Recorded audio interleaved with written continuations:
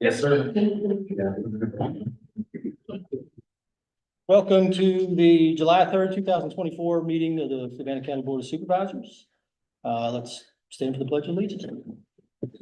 I pledge allegiance to the flag of the United States of America and to the republic for which it stands, one nation, under God, indivisible, with liberty and justice for all.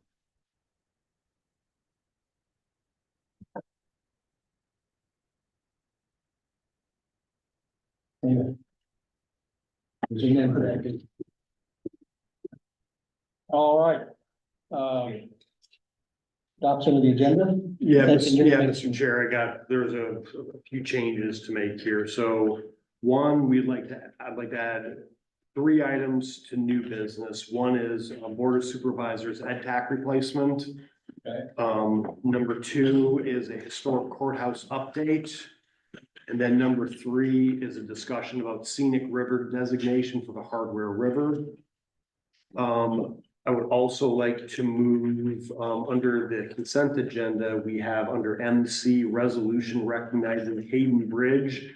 If we can move that item up as the first action item for the board, and if Mr. Bridge shows up, then we can present Mr. Bridge with the plaque. And then the last change is under item A, position upgrades for the Commissioner of Revenue's office. Table those, and I know the board wants to have a discussion on those further. So we're tabling that to when? Table it, I think probably until after the board comes out of closed session. Okay. What are we tabling? Sorry, I missed that. Tabling A, Commissioner, positions of the Commissioner of Revenue. Okay.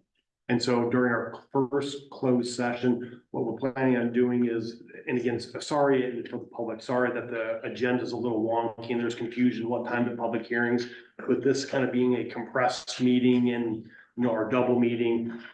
Our public hearings are always at 7 p.m. So even though the agenda says reconvene at 6 and it shows the public hearings, we are not going to hold the public hearings until 7, and that certainly keeps us in compliance with what was advertised in the paper as well. So just for future reference, and I had made a post about public hearings at 6. I corrected it and everything. But I saw on the website it was 5 and 6. So just for clarification, I talked to Mr. Fairchild earlier today for new guys going forward. First of all, it's the July, there's only 1 meeting. Are we doing 2? Is it essentially 2 meetings in one? Yeah, but basically this is, if it was like before we changed the meeting times, this would be 2 meetings in one. We have a 5 p.m. regular meeting, and then we would have the 7 p.m. Second meeting of the month, but we do those with the public hearings. So now because we moved the second meeting up until 6 o'clock, it just made the agenda and the timing, it just made it a little wonky looking and probably a little confusing for the public. But again, public hearings, they're advertised in all the papers at 7 p.m. They are not to be held until 7 p.m. Looks like we got the word out. All right, anybody want to make a motion? I make a motion, we adopt the agenda with the amendments. Second. Motion made by Mr. Goode, second by Mr. O'Brien, all in favor? Aye. Aye. Aye. Not opposed, chair votes aye, 5-0. All right, move on to administrator's report. Yep, Mr. Chair, members of the board, just got a few things to report. So happy early birthday to Mr. Goode. He's got a couple weeks to go, but he's got one coming down the road here. So happy early birthday, since we won't have a meeting before then. I reminded him just 10 minutes ago, he's no longer in his 20s. Oh, T-shirt over. A couple announcements. I'd like to introduce Sydney Brookman, again, social services. She started as a family services specialist 1. She started June 24th. Glad to have her on board. And Tasha Trent also started with social services as a benefit program specialist 1. She started July 1st. Welcome Heather Vernon as the human resources generalist for human resources. She started on July 2nd.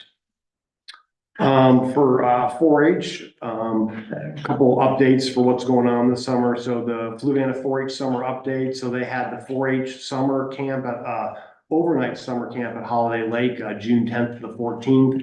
They had 114 attendees from Fluvanna. They also had 6 adult volunteers, 15 teen volunteers, and 2 staff members, and over 2,000 hours of volunteer service given to the program. Also for 4-H Congress, the state competition for teens at Virginia Tech was held June 18th through the 21st. There were 6 delegates, McKinley Jones, the Blue Ribbon Animal Science presentation, and then Braden Jones, Northwest District Ambassador. And then for summer programs, they have lots of summer programs going on. They have a geocaching program, a drone day camp, STEM day camp, exploring robotics day camp, garden to grow, and then 4-H livestock show and sale at the county fair. So lots of great things that Miss Mayo and her team that they're doing for the community and for 4-H. And just some upcoming meetings we have Wednesday, August 7th, we have a 5 p.m. regular meeting. Wednesday, August 21st, we have a 6 p.m. regular meeting. And then Wednesday, September 4th, we have a 5 p.m. regular meeting. And be happy to answer any questions that the board has. Nothing? All right, we will move on to our first round of public comment. Anyone wishing to address the board should come to the podium and state your name and address. Please remember to keep your comments to 5 minutes and on topic, directed to the board. Also, if there's public hearing item, that's when you'll be able to speak to that. Anybody wishing to come? All right, seeing none, we will move on to, we have no appointments. No presentations?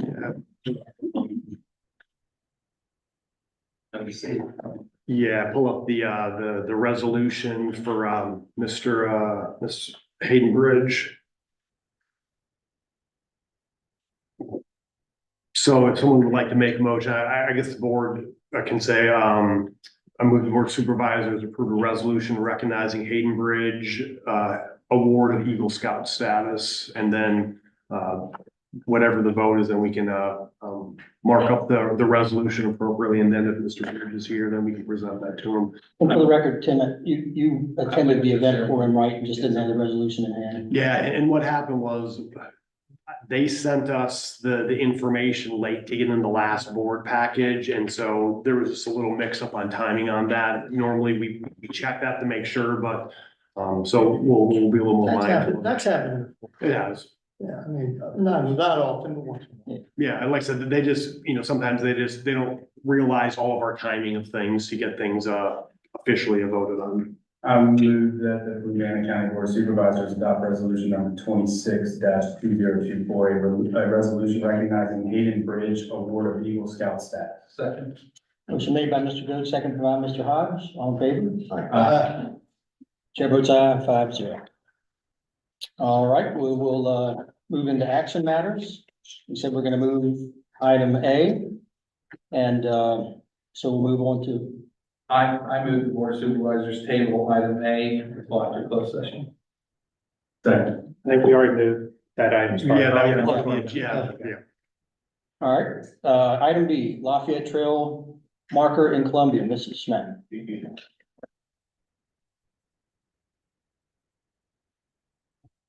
evening. So I have Kathleen Kilpatrick here with me. We're the chair of the EdTech VA 250 Fluvanna Committee. So just a little bit of background. So the General Assembly in 2020 established the Virginia American Revolution 250 Commission to commemorate the 250th anniversary of the American Revolution. In December of 2023, the Board of Supervisors tasked the EdTech Committee to serve as Fluvanna's representative. And of course, in January, the committee was formed. Kathleen Kilpatrick is the chair of that committee, and I'm gonna let her take over on the historical part of the presentation. Okay, no. So 2024 marks the 200th anniversary of Lafayette's so-called farewell visit to America. He visited in 2024, 2025, all of the then 24 states in the Union, giving speeches throughout, writing about things. and was really treated as the hero that he was. In fact, he's often referred to as the hero of two revolutions, ours and the French Revolution. I'm not sure I'll hold that against him, but we'll come back to that perhaps. He visited Fluvanna, which was an enormous honor. He was on his way to see his old friend and colleague Jefferson. And General Koch invited him, persuaded him to come through Fluvanna. They were friends, and he did do that. He traveled from Richmond to Goochland in a large company of men, a sort of committee of honor from Goochland. And he stopped first, as per Koch's hope and recommendation, in Columbia, which where he was met by a large contingent led by General Koch and Walter Timberlake, and fed what's been described as sort of an enormous meal at Mrs. Lee's Tavern, which is no longer stands in Columbia, but there was speech making and official greetings and toasts and things of that sort. And then he moved on to that afternoon to Wilmington, where again he was feted in great style and spent the night. So we are actually working on events. This was November 3rd at the two locations as part of commemorative activities. We realize this seems out of sequence with the revolution, but it gives us an opportunity to kind of really focus on those themes and bring excitement to the 250th by means of celebrating the great honor that was paid by General Lafayette in visiting here. And of course, he went on from there. I think and we are working closely with a number of community groups, including the Point Fork chapter of the DAR, the Fluvanna Historical Society in Columbia. In particular, we're working with Loretta Johnson Morgan and her Committee for Race and Diversity. We have wanted that event to really come up through the community, whereas the Wilmington event, for which we've already gotten permission to order a marker from the private owner who owns the land where it will stand right in front of the tavern where he stayed. So lots of partnership. Our approach here has been family fun and activities and education and celebration. Let's move on to the next slide. This gives you a sense of the layout, of course, of Columbia, and in red shows you where we hope to put the marker, and we'll certainly work with Aaron at the exact location. It needs to be safe. Of course, this is a county-owned lot, whereas the Wilmington is a private-owned lot. Next slide shows a blow-up. The dots in the yellow give you a sense of where we think we would like to have it, so it can be read from the road, but safe for pull-offs and things like that. And of course, we've worked with the community and they welcome that. Next slide. This would be part of the Lafayette Trail marker system throughout those 24 states. The Lafayette Trail Inc. is a nonprofit corporation in Maryland, and funds have been provided for this. So the 2x3 cast aluminum marker and the pole that it stands on, the mounting pole, are provided without cost. We do have to install it, and we would hope again to work with Mr. Spitzer on that, or folks in Public Works. We would be responsible for maintaining it going forward, landscaping, things like that. But we would imagine that would be nothing more than a bit of clearing and mulch and some stones or whatever is appropriate. And we strongly suspect the DAR ladies might assume some of that responsibility, at least in keeping it beautified and appropriately appointed. So we're seeking approval from the county as the property owner to go forward with this. This is a picture of the Lafayette Trail marker at Boyd Tavern, just across the line, in Albemarle. They all look like this. They're not, advertisements. They're factual and educational, and I think very attractive. And very, substantive in terms of maintenance needs and things like that. So, questions? You have a copy of a letter that we proposed. It's largely cribbed from what was sent to us by the Lafayette Trail Inc. They require that we provide a general location, including the longitude and latitude. And as property owners, of course, the county would need to approve moving forward, and the letter would need to be signed by a county official. Thank you. Any questions or comments? Thank you for all your hard work. Yeah, amen. Thank you. And just remember, so we got these properties through the FEMA grants that we got some time ago when some buildings were raised or demolished way back when. So we really can't do any type of building activities on them, but like a signage or anything like that would be acceptable. And, you know, we're certainly looking at some other ways to try and beautify the property a little bit. And this would be a, you know, kind of a jump start for that as well. So. Great. Absolutely. Absolutely. Thank you. I move the Board of Supervisors authorize the county administrator to send a letter of willingness to the Lafayette Trail Incorporated in order to secure a Lafayette Trail marker that will be erected on county-owned property in the former town of Fluvanna. Was done.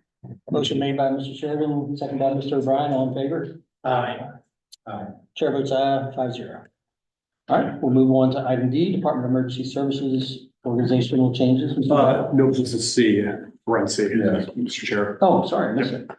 TJPDC Spring Regional Housing Summit, Mr. Bill. Yep, just be really quick. Again, the 2025 Regional Housing Summit will be focusing on solutions to the housing crisis. TJPDC is seeking financial sponsorship from the county to cover the cost of hosting the summit, including attracting high quality speakers, venue rentals, refreshments, promotional materials. TJPDC is specifically requesting $2,500 from the county, and then in the letter, they certainly have different sponsorship levels, 5,000, 2,500, 1,000, or any other amount that the board wants to provide. Back in 2019, when they did the Regional Housing Summit, the same letter of sponsorship came forward to the board at that point, and again, it was the same levels, and the board funded 1,000 for that effort in 2019. So like I said, happy to answer any questions. You said a second, so you said 1,000 in 2019. Did you say what was in 2023? It said there was a second one I held. was thinking you said we also did 1,023. Give me 1 second.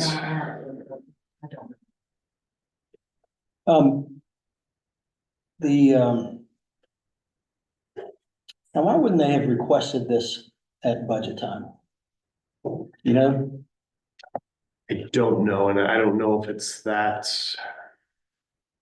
I mean, because from budget time, really, that is coming forward from kind of an operational standpoint for the TJPDC, whereas this is kind of a, I guess, call it a secondary program, not kind of really part of the regular business that they do, so to speak. And it's again, I don't have a good reason. That's the only reason I can, so, you know. In order to dispense with this rapidly, say we agree on a number and then either ask the county administrator or the planning department to factor this into their budget for next year. And then it becomes part of the budgeting process. It's no guarantee it'll happen next year. That's it. So, But you can put a marker there. Yeah. And it just rolls back if you don't use it.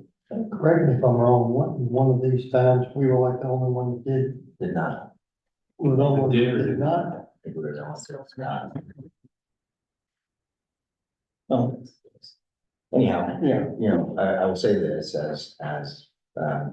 being involved with Go Virginia, which I just came off that board, and the SEDS program which is the Comprehensive Economic Development Strategy Session or whatever it is that they're gonna do. Housing was identified as a critical identifier in terms of making sure that we are economically strong and viable. So understanding housing program is very important. As a newly appointed chair for the TJPDC, I would of course make a motion to support at $5,000, but I understand that it may not be the vote for, so. But I would certainly ask you guys to. there's a motion. I could be on board with 2,500. I will amend my motion to 2,500. I'll second it. Unless there's a discussion. Oh, So I'll just say, what if it was 1,000 in the past, I'll have 2,500 now.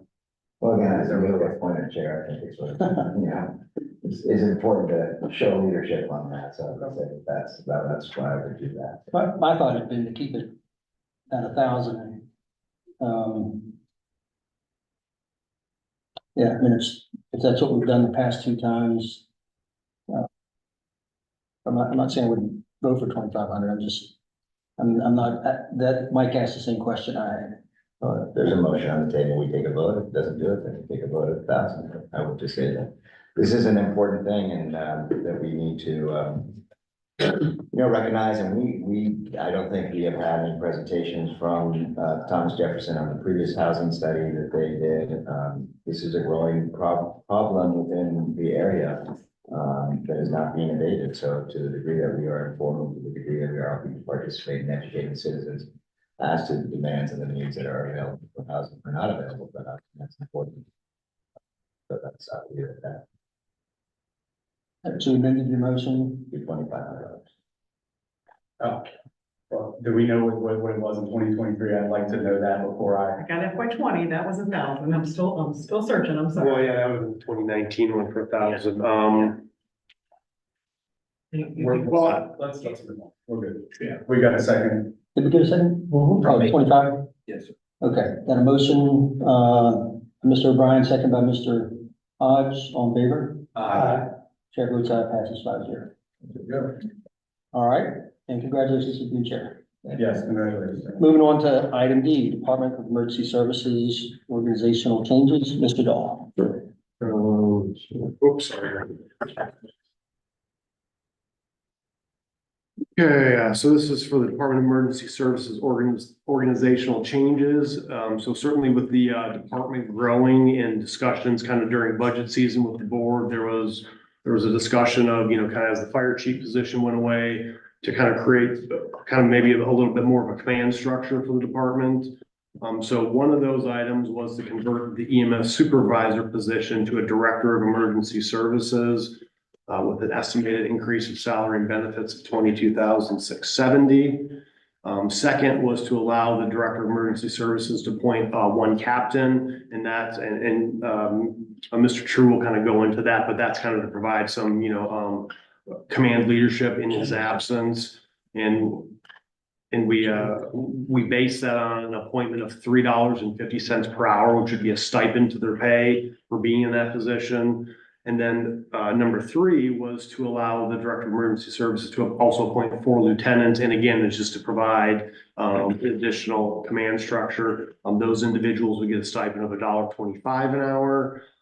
So the cost of number 2 for the captain's stipend with benefits would be estimated $9,069. And then for the 4 lieutenants would be $12,956.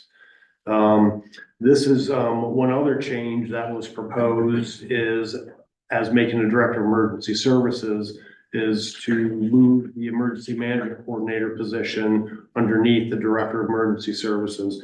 So as you see the org chart here, although we are showing, because if you remember, we have 4 shifts for our EMS providers. Now, because we're showing it in a lieutenant and a captain, remember, in station 1, we have 2 personnel, station 2, we have 2 personnel, station 3, we have 2 personnel. we're not saying that the lieutenant or captain would be an additional position. The lieutenant or the captain of each ship would be one of those 6 people that were on staff that day. So those are not additional positions. Again, as it stands right now, we have six individuals in the stations plus 1 person in a quick response vehicle. So that's kind of the structure as it stands right now. And then I will let Mr. True kind of talk about the chain of command roles. So the idea behind the captain's position is essentially going to be the type of an environment that the person would have lieutenants reporting directly to them, as well as to me, but the captain would be in a role of being more involved in an oversight. So should I take a vacation or have a sick day, there's somebody that's aware of the ongoing projects within the organization, that if something should need to be immediately addressed when I would be unreachable, then the captain in turn would have the information to be able to address any questions or concerns that may come up. That person would also be able to function and maintain in supervisory roles, be involved in the evaluation process of the personnel throughout the course of the year, training of the personnel throughout the course of the year, similar to a second type of person. And the lieutenant positions are 1 per shift to be more of a day-to-day oversight type of an environment.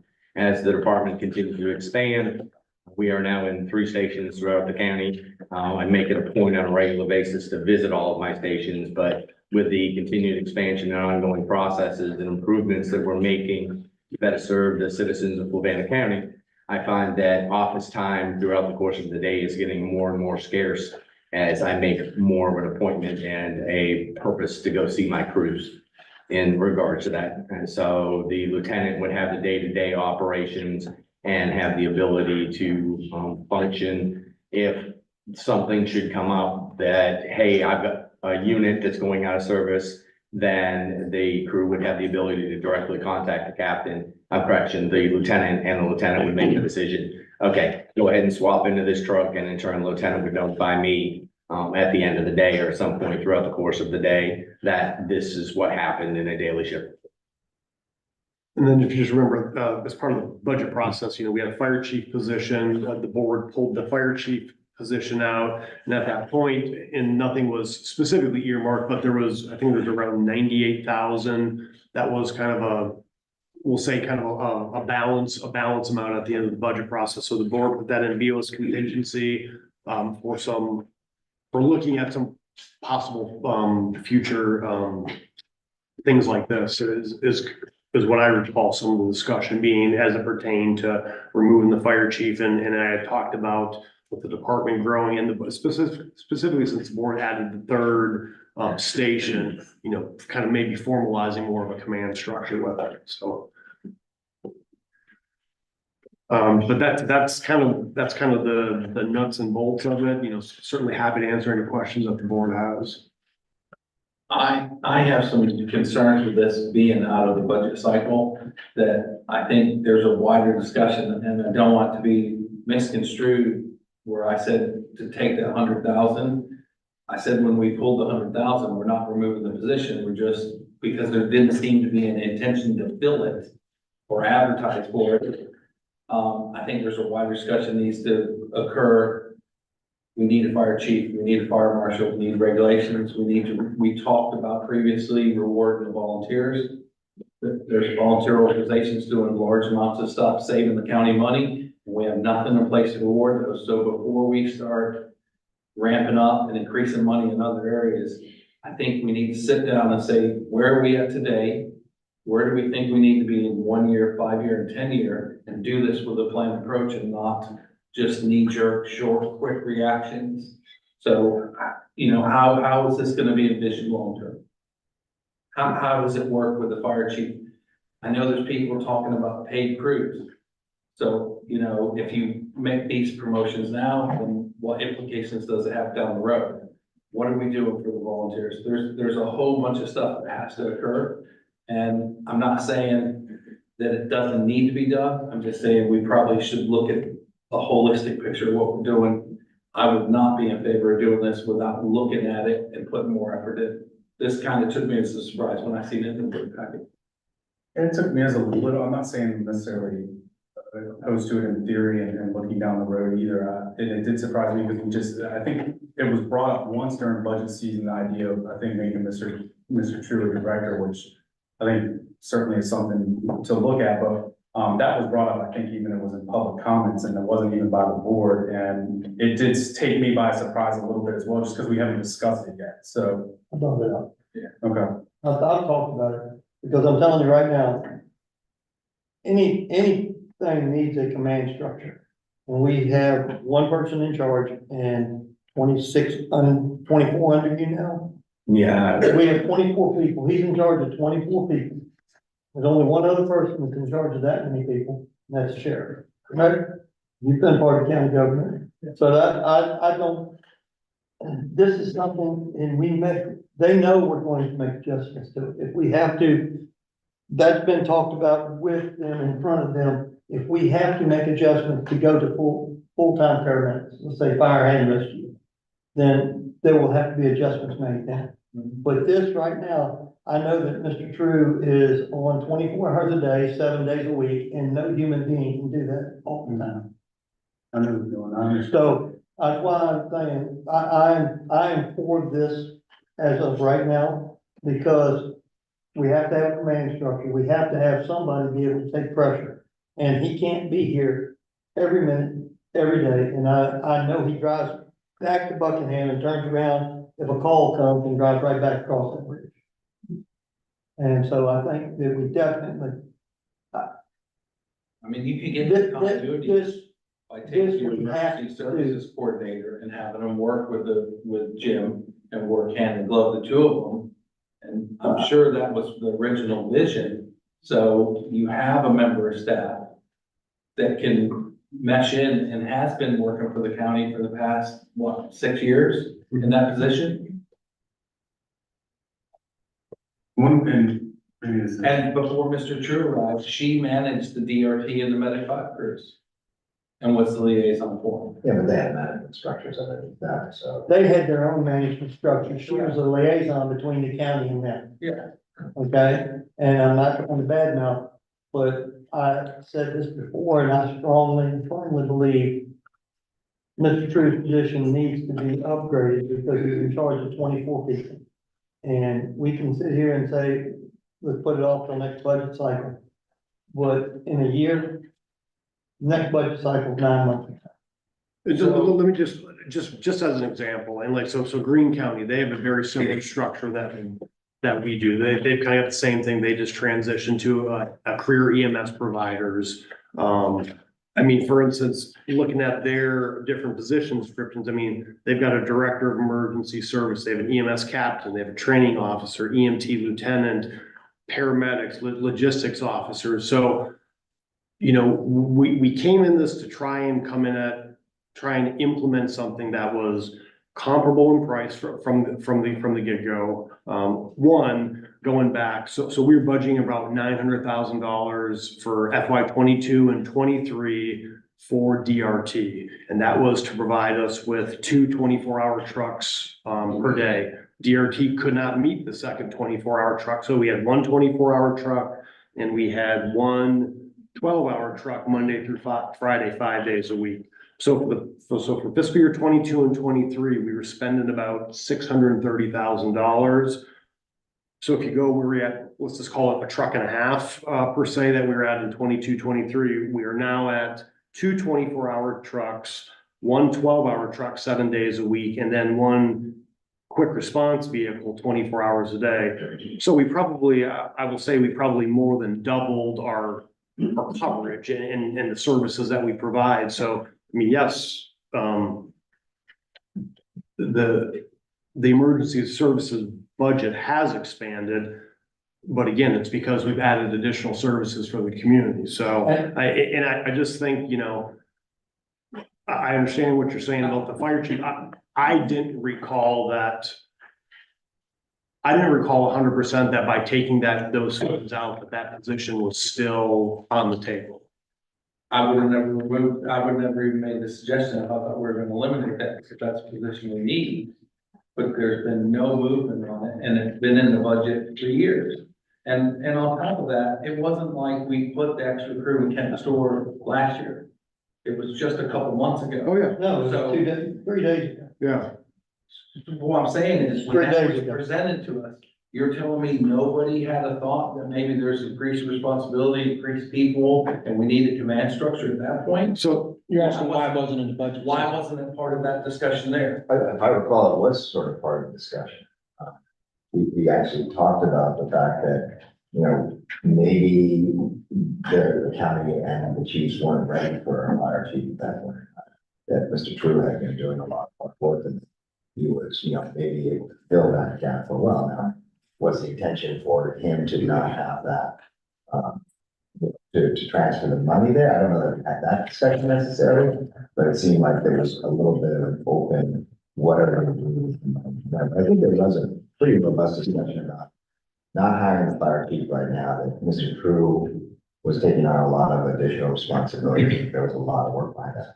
I would potentially say that, you know, if there's a lot of momentum happening right now and a lot of direction happening from this standpoint, and if in fact there's an overburdening of, you know, 1 or 2 particular resources on this, that doesn't save us the time to look ahead to hopefully mitigate and or minimize the movement towards a full paid staff at some point in time. You know, every year that we defer that is worth hundreds of thousands of dollars to the county. And part of the effort of this command structure is that it allows for more recruiting, it allows for more, you know, search for how to find creative solutions to solve that. I think that's a good thing in the long run for the county. Waiting another 9 months might defer that, so. And the one thing I will say, and you're right, we should have had command structure, we didn't, because we knew this was a process that we've been trying to work through and go through. But now, with 3 stations occupied during the daytime, and I can tell you right now, it's only been, well, I'm sorry, it's been 4 days, I think y'all moved in on the 30th. 35th. June.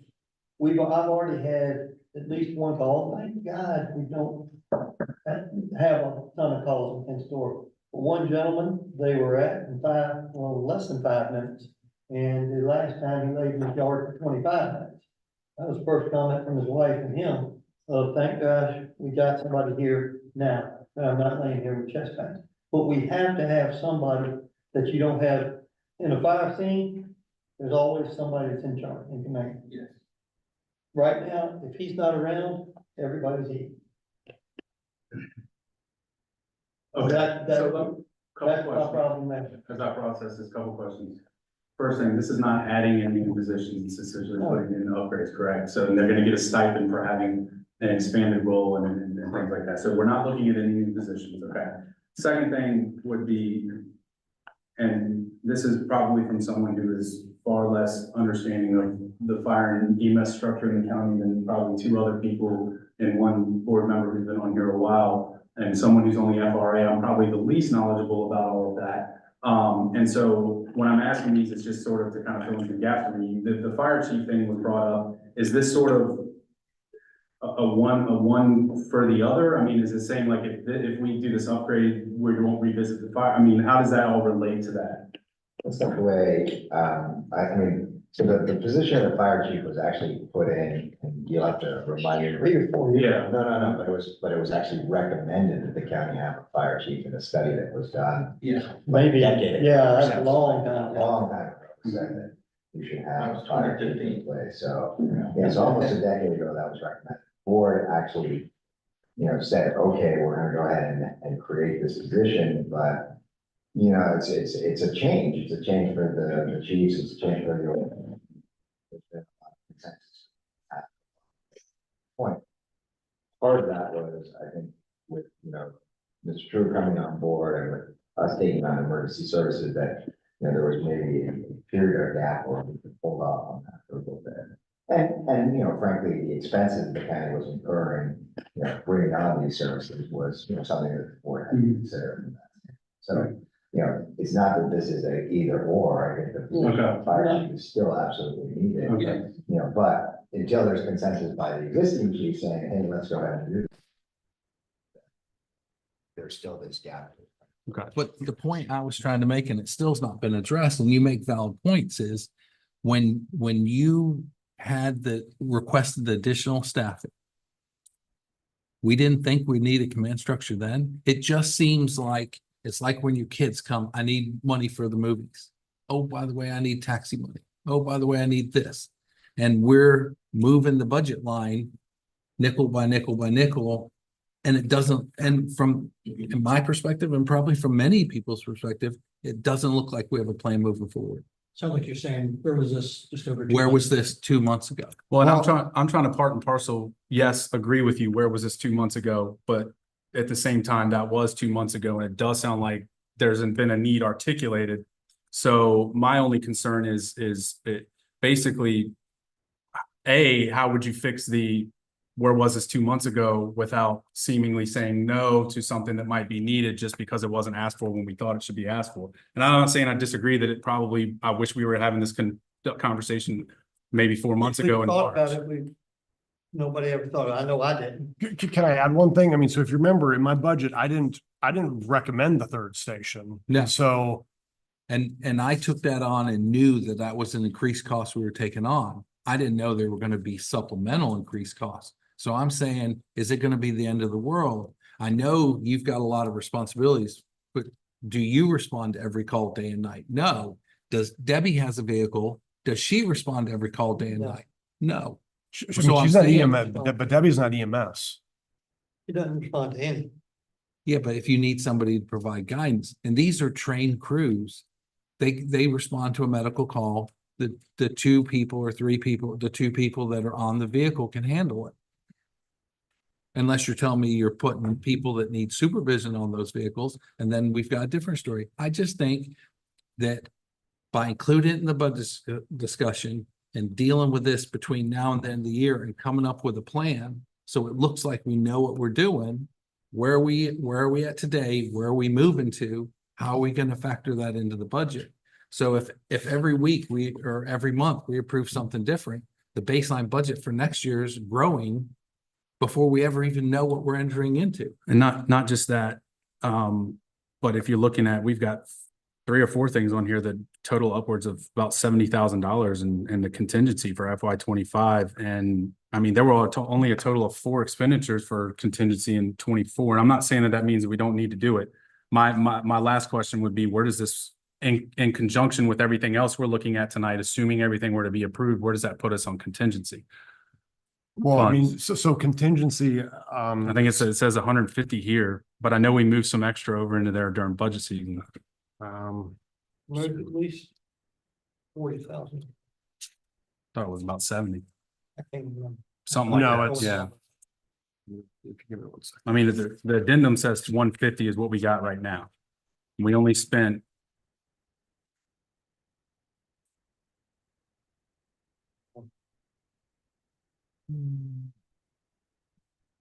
I mean, we're gonna probably, if everything we did tonight passed, we'd spend more in BOS contingency tonight than we did in fiscal year 24. Okay, so we don't have the fiscal year 25. It's in the, it looks like it's later into the packet. Go past, Yeah, I don't see, I'm looking in the packet. I don't, unless I'm missing it, I don't see fiscal it's year like the third to 25 last in page. here. It says Oh, FY there we go. I BOS see it. It's 93,000, no, I think left. 150, but it So- was 93 and 24. This is coming out of 25. Okay. This is not, I don't think this is correct because I think 150 was the baseline and at the end of the budget process, the board put $98,000, additional 98,000 into BOS contingency as the balance It's not piece. And so the 98's not added to So this that's one. plus the should 150 be- plus 98. It should be 150 plus the 98. So at the end of the budget process, there was some funding regarding the commissioner revenue and then that we put in, Possibly the treasurers, what's that? possibly the treasurers. Possibly the treasurers. And then there was just like a balance to balance the budget. And then the board said, well, instead of figuring out where to go, let's just put it in the BOS contingency. Because there was some discussion of potential position things that the board may want to consider. And so and I apologize, I think this should be close to like almost 250 in the FY 25 contingency. yes, in 24, we had whatever it said in there, 90-some thousand that was left. That goes back in the fund balance. So that's not available for this fiscal year. I looked at the old, I still, it doesn't change my thinking on this. I'm not in favor of it. I don't care if there's $1 million in the contingency. Spending without a plan is just not fiscally responsible. Well, I think I would ask the question is, you know, and I don't know the answer, this is not directed to you particularly. But if we were to come back at the beginning of the year, would we still be looking for the fire chief? That's a maybe, you know, depends on kind of what this consensus is among the existing. it depends on the day. Depends on the day, but we would still have it in our budget line. And then two, would we still be looking to put in this command structure and the appropriate, you know, remuneration for that at that point in time? If the answer to that is yes on both accounts, then we're really not changing the baseline because we're not increasing it at this point in time to use contingency to do that. Correct. So the risk there is, you know, that, you know, let's say Mr. True burns out, says, you know what, I've had enough. that's my concern. These guys are a bunch of nuts. I'm moving on and we lose that momentum. And maybe that momentum means that we end up hiring fire and rescue personnel faster than we had. And then we're talking about millions of dollars. That's a law of unintended We're not consequences. talking about hundreds of thousands of I dollars. mean, We're by the talking same about millions token, of we dollars. talked about rewarding the volunteers. And if the volunteers see this, you're increasing this and you still haven't addressed us. You talked about it. If Talk I, is cheap. Talk don't do anything. if, So- if I can, if I can just add one thing, I will say, because from a timing standpoint, you know, Mr. True's put some things in place to try and get some things going from a volunteer recognition standpoint. And again, I think without that being there, I don't know if that would be moving forward the way it is. And just to go back to the budget piece, as I said, I didn't put it in I didn't put the third station in my budget. If that would have been moving forward, or if that would have been my request, I probably would have had some, because I think he's had maybe 2 days off in the past year of implementing the EMS department. And it's just not sustainable with not having a command structure in place. And I've been running fire calls, rescue squad calls for a very long time. I have never seen people get along as well, and I don't want to jinx it, as it's done since he's become in charge of our rescue. But And it's not because I'm trying to just benefit him. That group has grown. If I'd have thought about it back then, I'd have said, you know what, it's just like every fire department. In every department that we have in our county government, we have a person that's been there the longest, and then we have somebody underneath of them. Just like when we had the ID department with 2 people, we had one who'd been there the longest, one underneath them. It just seems natural. Didn't think of it. That's my fault. No, it's not just, if I can insert. We don't run the day to day. That is not. And I understand what you're saying of that you didn't have in your budget and it kind of came about at the end, and that in itself could bring some gaps, you know, oh, shoot, I wish I'd have thought about that. I get that. But it's not up to a board member to think about that should be this, okay, that's gonna add the structure and staff and so on. I'm not good at pointing fingers at other people. Well, we got $100 million organization to run, and this is part of Tim's point is. This is a glitch. That it wasn't in the budget season in his perspective, and if it is a glitch, somebody's gonna say it. You just gotta fix what we do. Well, we had. I just did. My point is, I'm not pointing fingers. I'm saying what needs to be different next time. I think that's what Tim was saying. And I guess back to the point of next budget season or now, does it have to be all or nothing? I mean, we've several times over the last few months sent some people back to the drawing table and said, here, explain to me a little bit more so I have a better of understanding. And maybe it's that, and for me, probably wouldn't change my vote in a month. But it would, and maybe if someone asked me about it, allow me to explain it to someone a little bit better. You know, so again, I guess if there's that much concern, I would certainly be concerned about pushing this off to next, about 9 months, and Mr. Sheridan said 9 months, but realistically, he doesn't get that staff for 12. And if, well, none of it's staff. It's all stipend. That's what I mean. Money doesn't come until The July structure, 1 of next excuse year, me, huh? the structure, So I made another mistake. Thank you. the structure, I guess, because you can't have the structure without the position upgrades. And, so I mean, do we come back to it? I mean, I certainly probably, if it was all or nothing, I don't know that I could say I would be in favor of waiting a whole 12 months. I would be probably in favor of waiting a little bit to maybe understand, we didn't even have the flow chart in our packet. I don't know what the flow chart used to be. It sounds like it's just Mr. True and then nothing else. Has the Just FRA, Here, and then how many employees are there? That's what he's saying. yeah, I'm saying there is no, has the Yeah, and then there's FRA 24 right there. given any feedback on the structure? Yeah. And are they supportive of the structure that he has presented? I mean, the FRA, Mr. True's talked, has conversation with the FRA, but I know that this is a little separate from that. I understand that. yeah, the FRA doesn't necessarily direct how we run our departments. Yeah. Certainly if there was a fire, Well, so let me say this, it if doesn't there was a match. fire chief of all fire Yeah. chiefs, 100%, we would have had the FRA involved and had them part of that. But this is a structure under a county department, so, and Mr. True is having daily communications with all the chiefs and Interaction. fire and rescue. Interaction. Well, yes, Yeah, yes. well, and I guess I understand that they're separate. I just meant that, at some point not their duties, but they're going to be at the same place at the same time and interact and And it's kind have to of, work. you had said the chairman is a member of the FRA. And unless they change the bylaws, there's no board of supervisors member on the FRA. He goes as an individual to represent us, but it's not a voting member of the FRA. Right. I think the reason we have budgets is so that we try to plan the reasons we have contingency so that we If can we forget. adjust. And I think that, when we're talking about something that has momentum, and if that momentum isn't sustained, the impacts could be pretty costly and negative. That, that's why we have that contingency. So. I mean, I think you can achieve two things can be true at the same time. So, I mean, I look at Lake Monticello. They have captains and lieutenants and they don't get paid any extra because the bonus on 0 is 0. So why can't you appoint these people?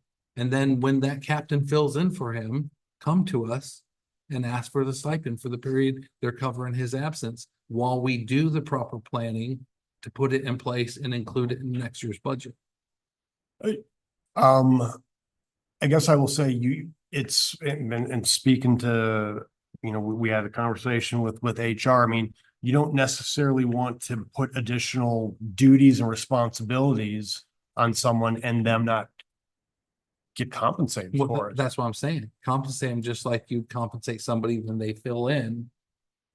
When your assistant public works director fills in as public works, when Mr. Overstreet filled in the absence of a planning director, that gives us the time to sit down and come up with a sensible plan to know what the bigger picture is, short-term, medium-term, and long-term. The only thing I'll say against that, and I totally agree, we need to come up with a long-term plan.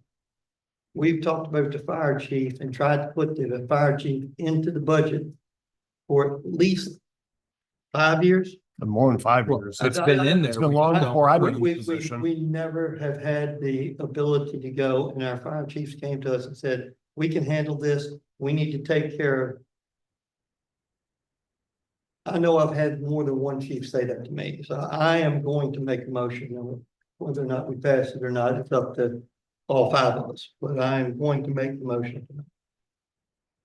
More discussion. I can wait until after you guys. Technically, we shouldn't have discussion until after we have a second. But Okay. He said he was waiting for a second. All right, well, I will move the Board of Supervisors approve the position upgrade of the EMS supervisor to a Director of Emergency Services for the Department of Emergency Services for FY25 at a cost of $22,670 for salary and benefits, with funding to come from the FY25 Board of Supervisors contingency budget, and further approve the Director of Emergency Services position description as presented.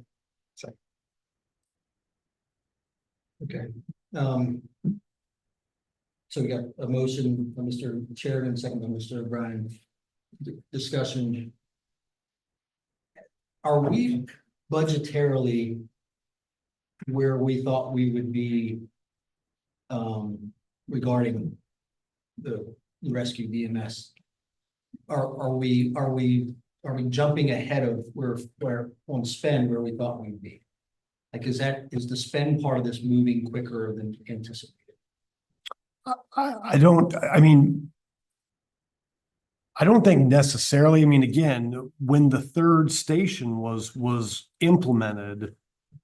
Again, when we originally brought the EMS structure to the board back in, gosh, 2-3 years ago at this point, when we started trying to implement it, we had options for a one station, 2 station, 3 station structure.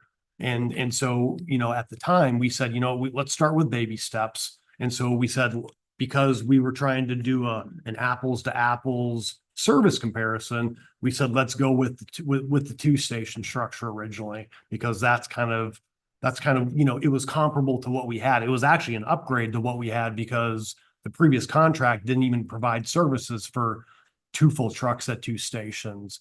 I mean, so adding the third station, it's not like that was never discussed or the cost for that were ever discussed. And so I think this board said, we find value in the need to add the third station. And so because of that, I just think the structure of the department, it needs some command under it since we've spread out like this. So, I mean. And I will tell you, the reason I wanted a third squad so badly, at least for that 12-hour period. You could pick an address anywhere right around here. And there are 3 different stations that could get here before one squad could get to Kenstall. Period. 3 could be here before one could make it to Kenstall. Did we go 5-0 for that, I believe, Chad Kenstall station? Well, I mean, Yeah, it was in the whole it was part of the budget. budget. Yeah, Yes. but I I might have voted Yeah, differently if I knew the costs were gonna balloon. And I look back through the previous year's costs, what we paid for Medic 5. I went far back as Medic 5 and DRT. And disregarding that third station, the 200,000-300,000 we put on there, we are still spending more for the 2 full trucks than we spent for 1.5.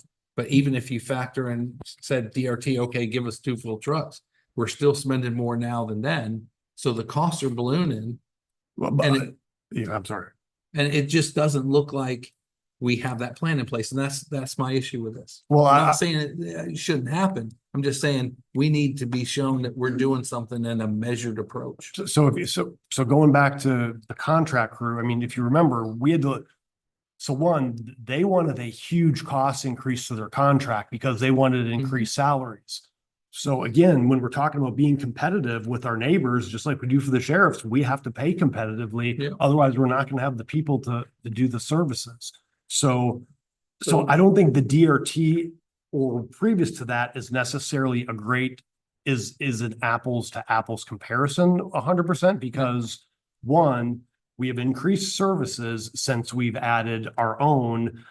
And if we would have stayed with, I guarantee you, I know that for certain, if we would have stayed with DRT, they would have had a huge increase in what they wanted in that contract, just for 2. And remember, they couldn't even provide staffing for 2. I mean, how long have we had our own squad? What's 2 that? years? How long have we had our own squad? You're talking about like the department? We rolled our first truck out on 7/16 of last year. Yeah, and then Okay, so it's been a year. we implemented, we had the second one fully staffed in September. Correct. Yes. And we have remained fully staffed since then. So over the past couple of days, you've been digging into some stuff and pulling data and so on. Do you think that a month from now, the first meeting of August would be enough time for you to pull stuff together and get some comfort level where you think of what you're looking for? I mean, it's how there's so many things that need to be looked at. And you even have chiefs now bending my ear. We need to have paid firefighters. So it's just, there's no logic behind what we're doing. There's no plan. And my original supposition was, if you added an extra station, surely when we added that, we knew we were taking on extra responsibility. Why wasn't it factored in that? That was 2 months ago. It Yeah, just seems, I mean, I guess I will say this because I didn't know it was being added and is part of in the midst of the budget process. And again, I didn't propose the third station. And so if the third station, if my proposal would have come forward with the Right. third station, I probably would have had some additional thoughts to the command, but that wasn't my proposal. but you know you're taking 16 staff and turning it to 24. But again, the bigger point is, okay, you have people bending your ear saying, okay, we probably have to have paid fire and rescue, paid fire, right? That's what you're saying. That's millions of dollars. Yes, It's not $22,000. yes. That's millions of dollars. If these efforts today help postpone that for another year or 2 years, isn't that worth it right there? We're trading 40 for a million. Yeah. That's almost, $2 million. I think the argument there, it's almost like a marketing budget. You invest money and, You know, I mean, I'm just saying, like, It's great the to longer look we at. can hold off on that, the more that we can build, the more that we can sustain the momentum, the better off that we are. But But- I mean, it goes back to, it's just, we knew what we did. We knew we were 50% increase a step. And no one thought maybe we need a command structure. well, Mr. True, why wasn't it asked for, if I might ask, during budget season? How come this wasn't, I don't remember, maybe you did, but I don't recall, just, no one's asked you that question yet. It was discussed. Okay. On our side of the table during the budget season. Okay. And the decision being made not to present the third station in the fiscal year budget. Is why the command staff was not requested. So you're saying the hierarchy was discussed originally when you discussed with Eric putting the third station in, but it wasn't discussed once the board approved it. Is that what you're saying? It wasn't discussed after the decision was made to not present the third station in the fiscal request. Yeah. My big concern too, Tim, would be that no structure at all could be just as potentially, I don't want to say harmful, but impede services. I mean, do you feel like that something like this will not just take pressure off yourself, but I mean, address some of the concerns over response times and things like that? I mean, are we lacking in that area because we don't have a structure with the EMS, or? I believe listening to my crews and their requests, and part of the command structure request is coming from my personnel, that we are at a point that having a command structure in place gives them what they described as security and the ability to know who to report to, rather than having to report to me on a 24/7 basis. To me, there's two negatives here. And so what do we do about it? One is, in my opinion, that we all, again, it's rust at the end, mistakes happen. I agree with you. This should have been, especially if it was discussed when you all first discussed it, whether it be part of the budget. It was known that there would be some structure that needs to be over. So it didn't come up. I feel like it should have. I brought it up during the budget process. I brought up that if we add this third station, there's going to be a need for a command structure. Oh, did you? Yes, I brought that up Okay. when the fire chief was removed and the board added the third station. I brought that up. I made those comments. We should have. To discuss. Once again, I will throw it right here. That's fine. No, I see it, and then I would say the board, had some responsibility. Yeah. I should have thought about it when I brought up getting that third. And I don't think we should point fingers at anybody. You're talking about a 400-page binder document that we're looking at, and it is our duty to look at that. But there's some things that when you're not staring at it on a piece of paper and it's brought up in discussion that, maybe when you're sitting there 4 months later, you don't recall every discussion of every 4-hour budget meeting that you sat in. Yeah, I think the glitch happened. Here we are, we're now faced with, we know that there does need to be structure. Yeah. And. And how much should, And that is the second negative. And so what do we do We've about it? Gone beyond discussion time. how much discussion time is there? It's usually like 5 minutes. 10 minutes total. I think we would say. I would just, if we're concerned about the structure, I don't think that necessarily is tied to motion one. I think we can, structure is more or less tied to the motion two, but I also don't know, and maybe fire rescue guys with more knowledge may disagree, but how much should I be getting in the weeds of telling Mr. True how he should set up his department if we've appropriated the money?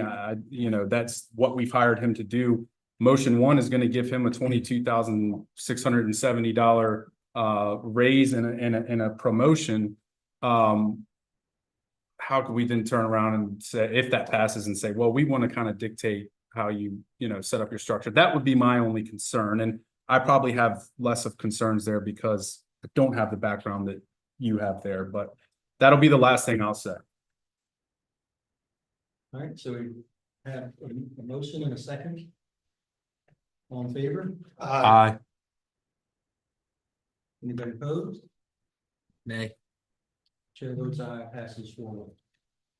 And I move the board, well, do we want to discuss this? Or- All right, I move the board of supervisors approve the creation of a command structure in the Department of Emergency Service for FY 25, creating an appointment for 1 captain and 4 lieutenants at a cost of $22,025 for stipends and benefits, with funding to come from the FY 25 Board of Supervisors contingency budget. The lieutenants will make $300 a month to be in command. That part of the motion. Is it very motion? It's actually less than that. I'm just doing math. We'll make the gallons. Gavelman. Not a motion by Mr. Sheridan, second by Mr. O'Brien. All in favor? Aye. Opposed? Voted aye. We did. He voted aye. Didn't see your lips move. I heard him. All right, chair votes aye, passes 5-0. Thank you, Mr. Trude.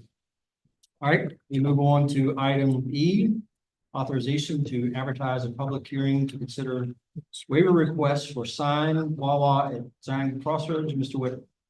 I think Mr. Fortune will get handling it. So yeah, I'll keep this fairly brief. I understand are familiar with the history of the planned Wawa store at Zion Crossroads. I'm not going to go through everything in this slide. You're familiar with some of this. I mean, the properties in question have been rezoned for the location of the Wawa store. What has happened as a consultant for the developer has submitted sign plans for the new store, which we are reviewing in our office. And there's one sign in particular, pylon sign A, which is actually in a couple slides down. It's a monument sign. And per the county code, it is a little larger than what the code allows. It's 51.65 square feet. And what the code allows is 40 square feet for a business monument sign. So this is just showing you the approximate location of the store at Zion Crossroads. And another one showing you the property in question. Now, this is from the submittal of the sign plans, and you see the one circled, sign A is the one that is in question right there. And if you'll go to the next slide, this is what the concept looks like. And you'll see on there, it's 51.65 square feet.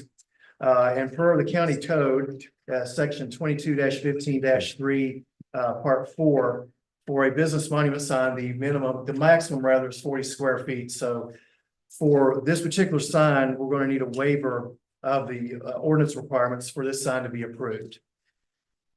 And you can go on to the next slide, Eric. And this is just more background, the consultant telling what I mentioned earlier, the consultant working with the developer. It's pylon sign A. And if you go to the next slide, Eric, we have a letter from the consultant just asking for a waiver.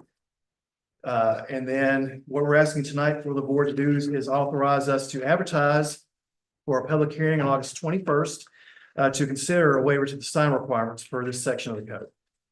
And I'll take any questions. Question? No thoughts? What makes it so big is having the gas prices on there. That eats up space. I mean, but they gotta have it. Yeah, I mean, just make sure they put it back far enough that it doesn't block line of sight from when they're pulling out, unlike the sign at the high school. You said you wanted this motion, you're gonna make it. Yeah, look, I'm on a roll, call me Buck. I move that the Board of Supervisors advertise a public hearing to consider amendments to the county code to enact section 2-1-7. Wrong one.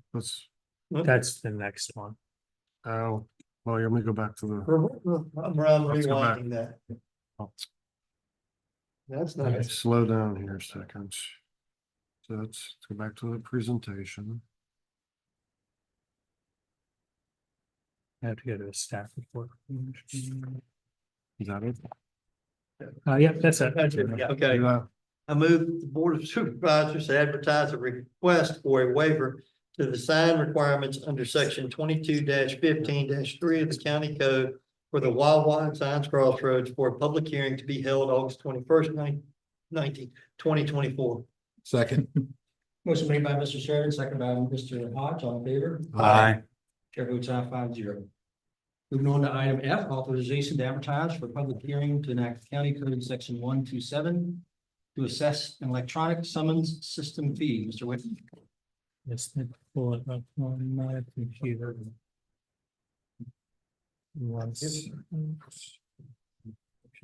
Good. So the sheriff's office came to me requesting an ordinance. Basically, many other localities have this authority to authorize an electronic summons fee. And so Virginia Code Section 17.1-279.1 does authorize this $5 fee, up to a $5 fee on any defendant who's charged by the sheriff's office with violating a statute or ordinance within the county. So the amendment, or actually be enacting this new county code section 2-1-7, would authorize the $5 fee, and the fee would be assessed as part of the cost in each criminal or traffic case in district and circuit court. The fee would be used to fund software, hardware, and associated equipment costs for the implementation and maintenance of an electronic summons system. And that's something the sheriff's office wants to start working on, is that new system. And if there's any questions about how that system works, sheriff's office is here to speak about it as well. They know more of the technical points of that. But the public hearing would be held August 21st. I do need to talk to the clerk of court, but I have the ordinance being effective September 1st, and hopefully that gives enough time.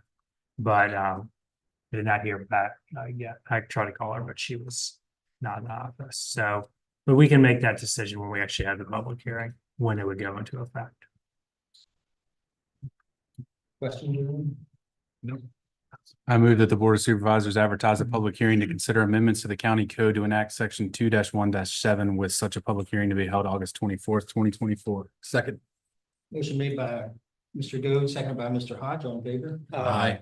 Chair votes aye 5-0. Moving on to item G, Fork Union Water Supply Project Supplemental Appropriation, Mr. Dahl. Yep, I'll try and go through this quickly. So again, if you remember, back in June 16, 2021, the board approved a rezoning for Dominion Energy for them to create a coal combustion landfill. And the county received proffers of $49.6 million for that. 47.1 of it is for Fork Union water supply improvements, 500,000 for public amenity, recreation, green space, and then 2 million for transportation improvements and basically road improvements at Bremo and West Bottom after all the work is done.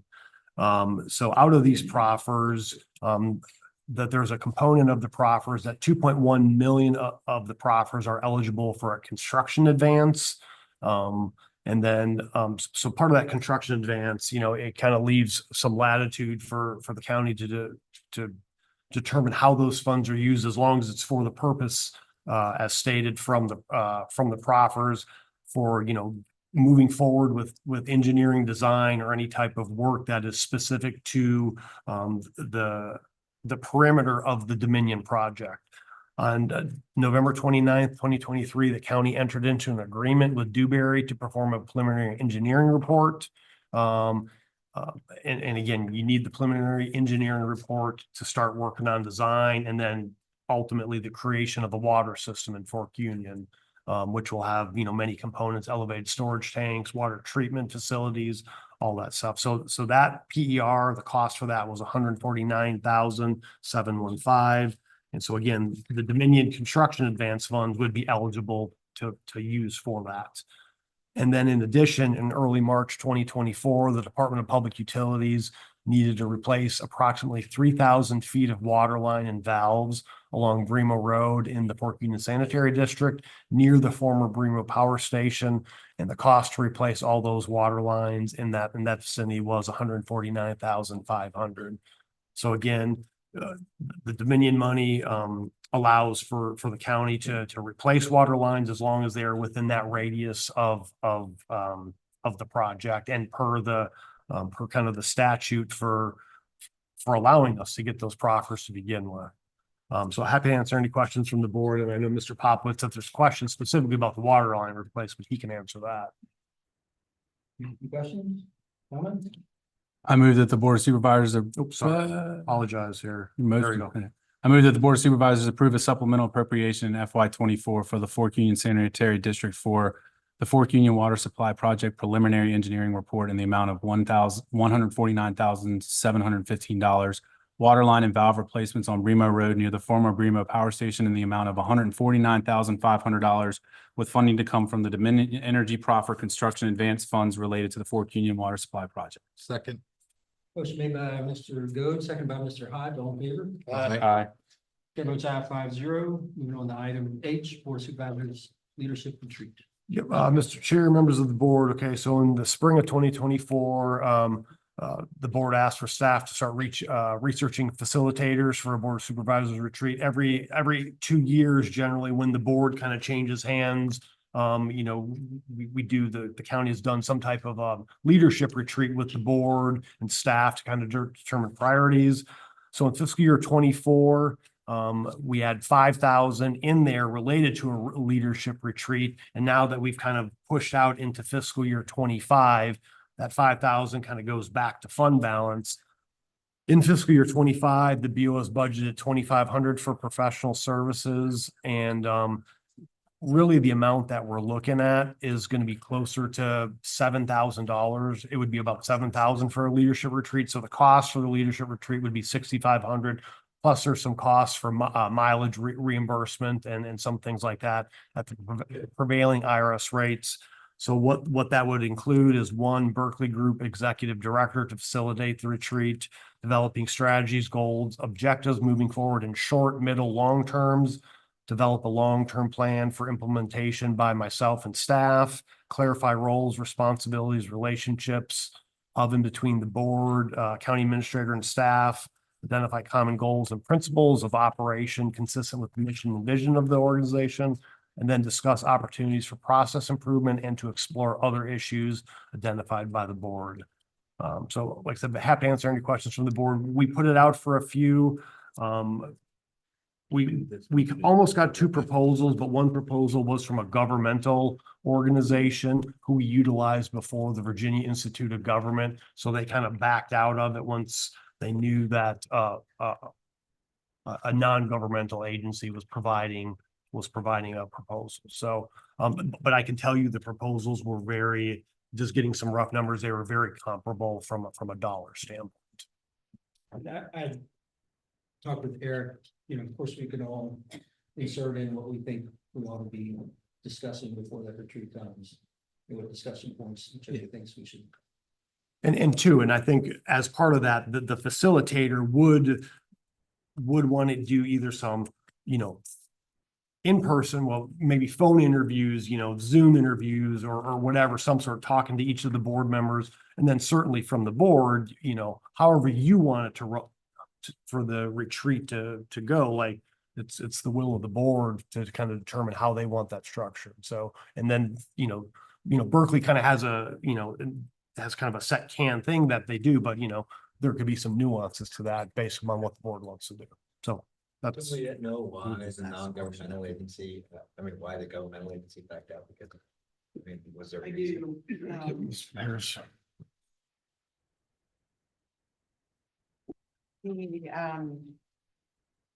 I guess he's just their consultant. When he learned that we had actually put it out for multiple proposals to come back, he asked, was one of those a non-governmental? And he had a strong feeling that the governmental agency, the Virginia Institute of Government, should not be competing with the private industry. And so he voluntarily withdrew his proposal. So They were very competitive. Yes. There was no, Governmental agencies could have proposed for us. he could have, yeah. No, I mean. Oh, how many? There are not too many There that aren't do too those. many, That we're closer familiar to with. Richmond, VCU might have had something they could have proposed. I don't know too many others that could Yeah. have. Most aren't private industry, but he volunteered to do that. But I will say, like I said, the cost was, I mean, very, very comparable. But just good to keep in mind. Yeah.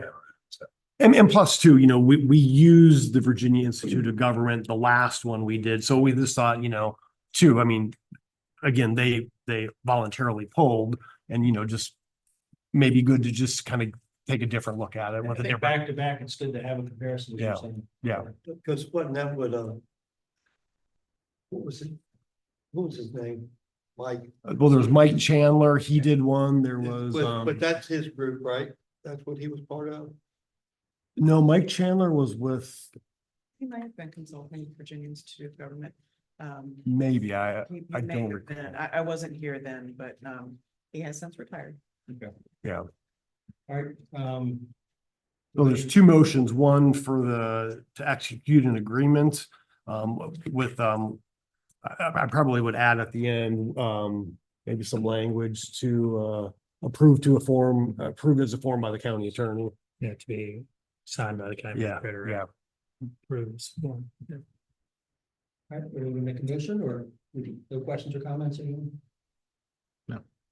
I move the Board of Supervisors authorize the county administrator to execute an agreement with the Berkeley Group for facilitator services for a Board of Supervisors leadership retreat to be held on a date to be determined. Second. I'm sorry, you second? Okay, motion made. If we could add the language about, As approved, as approved by the as approved and formed by the county county attorney. attorney and signed by the county administrator. As approved to form by the county attorney. Second. All right, motion made by Mr. O'Brien, seconded by Mr. Go, all in favor? Aye. I move the Board of Supervisors approve a budget transfer of a not to exceed amount of 4,500 from the fiscal year 25 BOS contingency to the Board of Supervisors budget. As approved by the county attorney and. You don't have to say that on We this don't one. need That just for one's, contract. yeah, it's just for contract. As Yeah. stated. Second. Motion made by Mr. Hodge, seconded by Mr. Go, all in favor? Aye. Chair votes aye, 5-0. Mr. Chair, point of order. In the previous resolution under item G, did that need to be fiscal year 25 or is fiscal year 24 correct? No, this is fiscal year 24 because we want the budget authority in the fiscal year that ended. So, because those expenditures happened in 24, so we want the budget authority in 24. Thank you. Mr. Chair, Real quick before we go, will you just explain for people arriving? Yes. You did earlier about the, Yes, so again, as the public is here, so this meeting here, the one meeting in July is a compressed meeting where we have basically the first meeting of the month and the second meeting of the month all kind of wrapped into one. Previously, our second meeting of the month always used to be at 7 p.m. and we always hold our public hearings at 7 p.m. And I know there may have been some confusion with the public that it says that, we had a 5 o'clock meeting and then a 6 o'clock meeting. And some people thought, well, is the public hearing at 6? Because that's, the agenda shows that. But just for the public's benefit, again, we always have public hearings at 7 p.m. and that's what the paper reads. And so we are in compliance with that. And so after this motion, we will be breaking for a quick closed session from 6:30 to 6:55. And then at 7 p.m., the board will come back and do all the public hearings at 7 p.m. thank you. Sorry, Kevin. so we're still going to close session. Yes. Mr. Chair, I move the Fluvanna County Board of Supervisors enter into a closed meeting pursuant to the provisions of Section 2.2-3711A1 of the Code of Virginia 1950 as amended for the purposes of discussing personnel employees of the Commissioner of the Revenue. Second. Motion made by Mr. O'Brien, seconded by Mr. Go, all in favor? Aye. Chair votes aye, 5-0. Thank you. We're going back here, right? Yeah, we're gonna go back to the jury. We're at the back now? Yeah. For this one, it will be. He's got a bad. What's that? Yeah. I think we're gonna go, there's just all public hearings, so no. Yeah.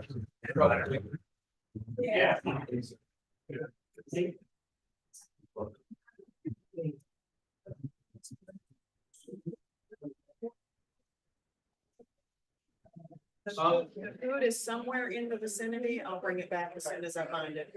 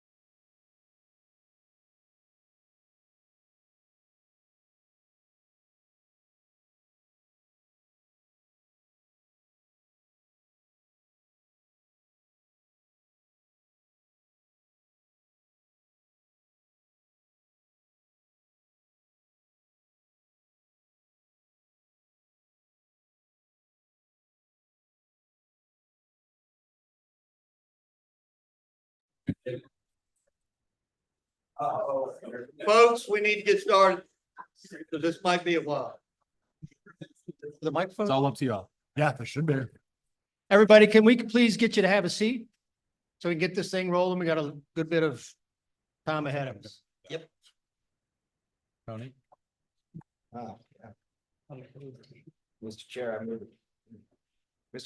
the closed meeting be adjourned and the Fluvanna County Board of Supervisors convene again in open session. Be it resolved, the Board of Supervisors does hereby certify to the best of each member's knowledge. One, only public business matters lawfully exempted from open meeting requirements under section 2.2-3711A1 of the Code of Virginia 1950 as amended. And two, only such public business matters as were identified in the motion by which the closed meeting was convened were heard, discussed, or considered in the meeting. Second. Motion made by Mr. O'Brien and seconded by Mr. Goode. All in favor? Aye. Oh, roll call. Roll call. Mr. Hodge, Aye. Mr. Goode. Aye. Mr. O'Brien. Aye. Mr. Sheridan. Chair votes aye. I move that we pull from the table item A, position upgrades for Commissioner of Revenue's Office, Mel Sheridan, Commissioner of Revenue. There we go. The motion is not actually required since it's part of the agenda. We moved item A down to after closed session. Okay. So since we already approved the adoption of the agenda, we could just leave it on item A. Okay. We good? Yeah. I move the Board of Supervisors approve the position upgrade of a full-time Deputy Commissioner of Revenue 2 to a full-time Deputy Commissioner of Revenue 3 in the Commissioner of Revenue's Office for fiscal year 25 at a cost of $5,156 for salary and benefits, with funding to come from the fiscal year 25 BOS contingency budget, and further approve the amended position description. Second. Oh, Thank you, Pete. sorry. No, give me. Mr. Hodge made a motion, seconded by Mr. Goode. All in favor? Aye. Chair votes aye, 5-0. We have four motions. You each do one. I move the Board of Supervisors approve the position upgrade of a full-time Deputy Commissioner of the Revenue 3 to a full-time Deputy Commissioner of Revenue 4 in the Commissioner of Revenue's Office for FY 25 at a cost of $5,692 for a salary and benefits, with funding to come from the FY 25 BOS contingency budget, and further approve the amended position description. Second. Motion made by Mr. Goode, seconded by Mr. Hodge. All in favor? Aye. Chair votes aye, 5-0. And then we got 3 and 4. I move the Board of Supervisors approve the position realignment I got you. for the full-time Deputy Commissioner of the Revenue 4 due to the compression in the Commissioner of the Revenue's Office for FY 25 at a cost of $5,153, with funding to come from the FY 25 BOS contingency budget, and further approve the amended position description. Second. Motion made by Mr. O'Brien, seconded by Mr. Goode. All in favor? Aye. Chair votes aye, 5-0. I move the Board of Supervisors approve the position upgrade of a full-time Chief Deputy Commissioner of the Revenue 1 to a full-time Chief Deputy Commissioner of the Revenue 2 in the Commissioner of the Revenue's Office for FY 25 at a cost of $3,720 for salary and benefits, with funding to come from the FY 25 BOS contingency budget, and further approve the amended position description. Second. We'll give it to Mr. Hodge. Motion made by Mr. Goode, seconded by Mr. Hodge. All in favor? Aye. Chair votes aye, 5-0. All Mr. right, we will move on to. Mr. Chair, I would like to move that we extend the meeting to 11 PM tonight. Second. Motion made by Mr. Hodge, second. The owl, I sorry. think the owl just How's did something on me. Second by Mr. Sheridan. All in favor? Aye. Chair votes aye, 5-0. All right, we will move on to item I.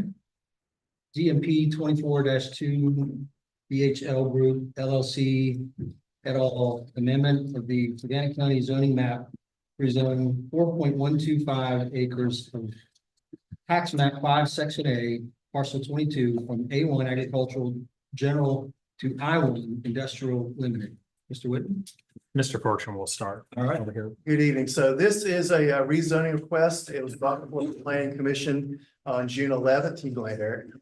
So what's going on here is a property, and you see the approximate location there, just west of Zion Crossroads.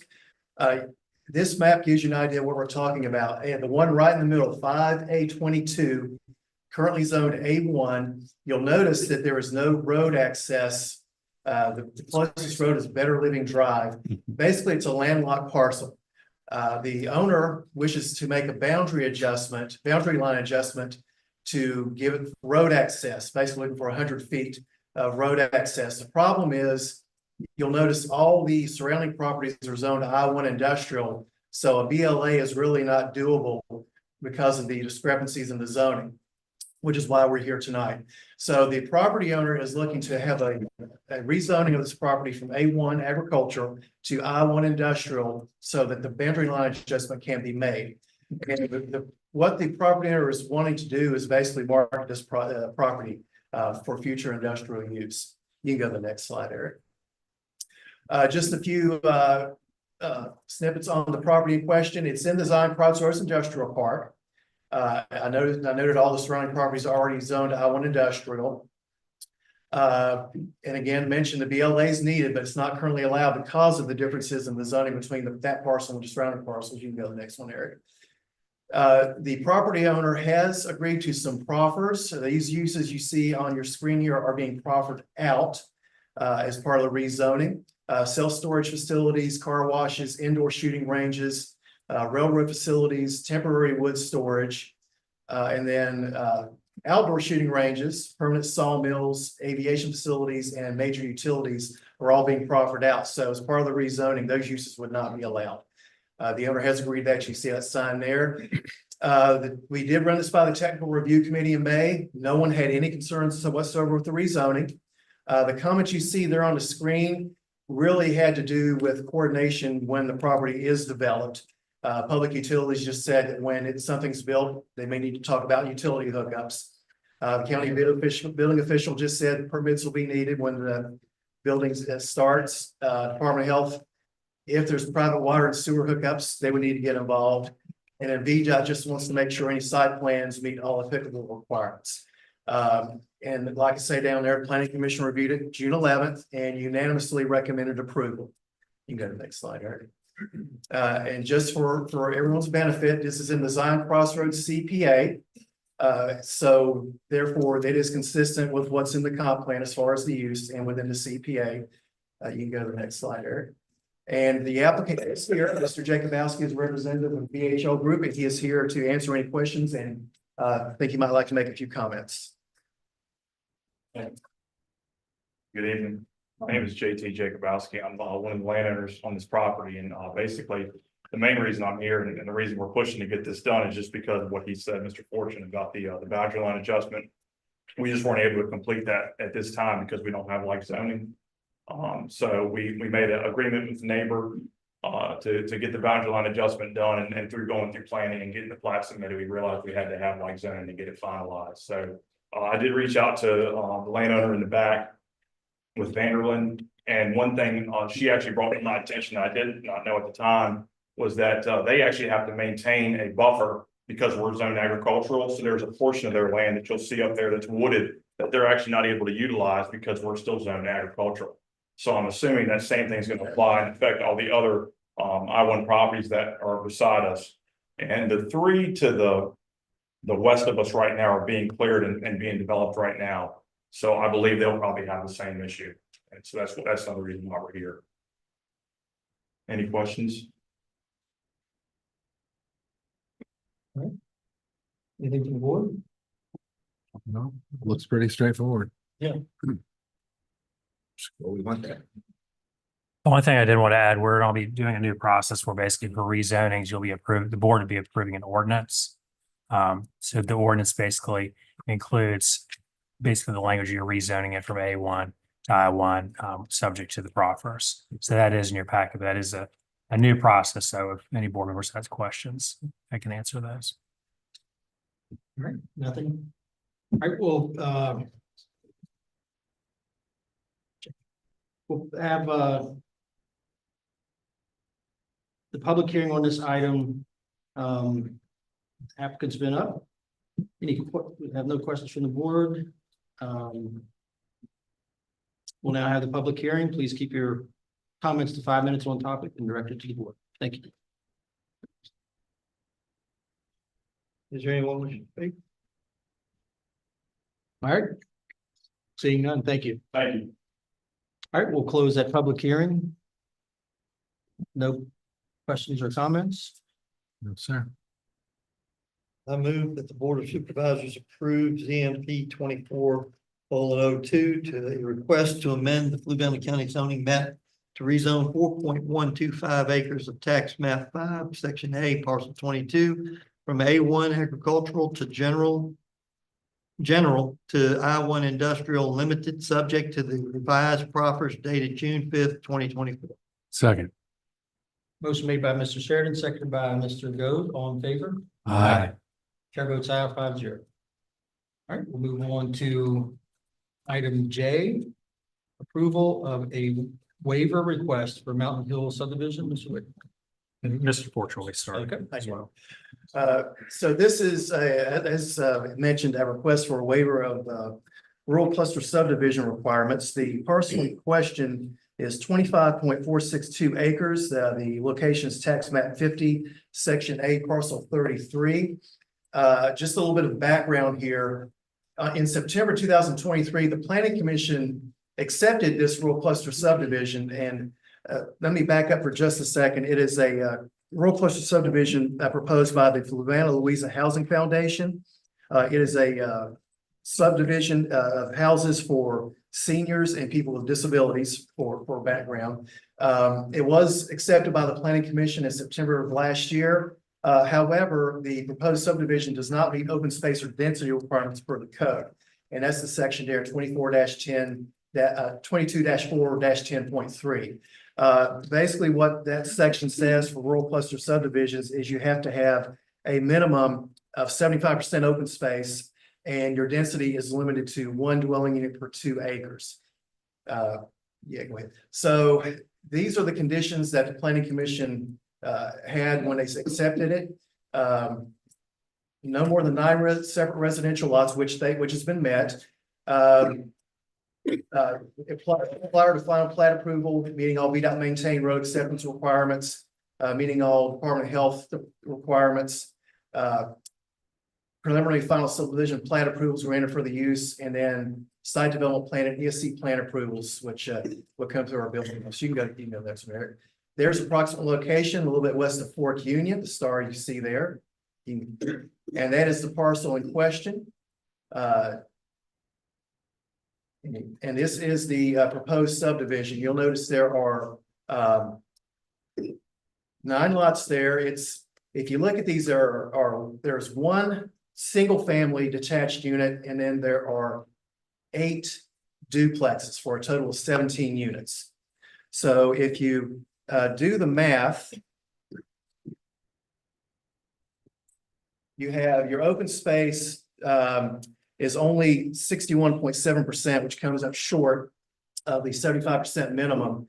And then the dwelling unit density is 17 units. You really, for this type size, you only should have 12.7.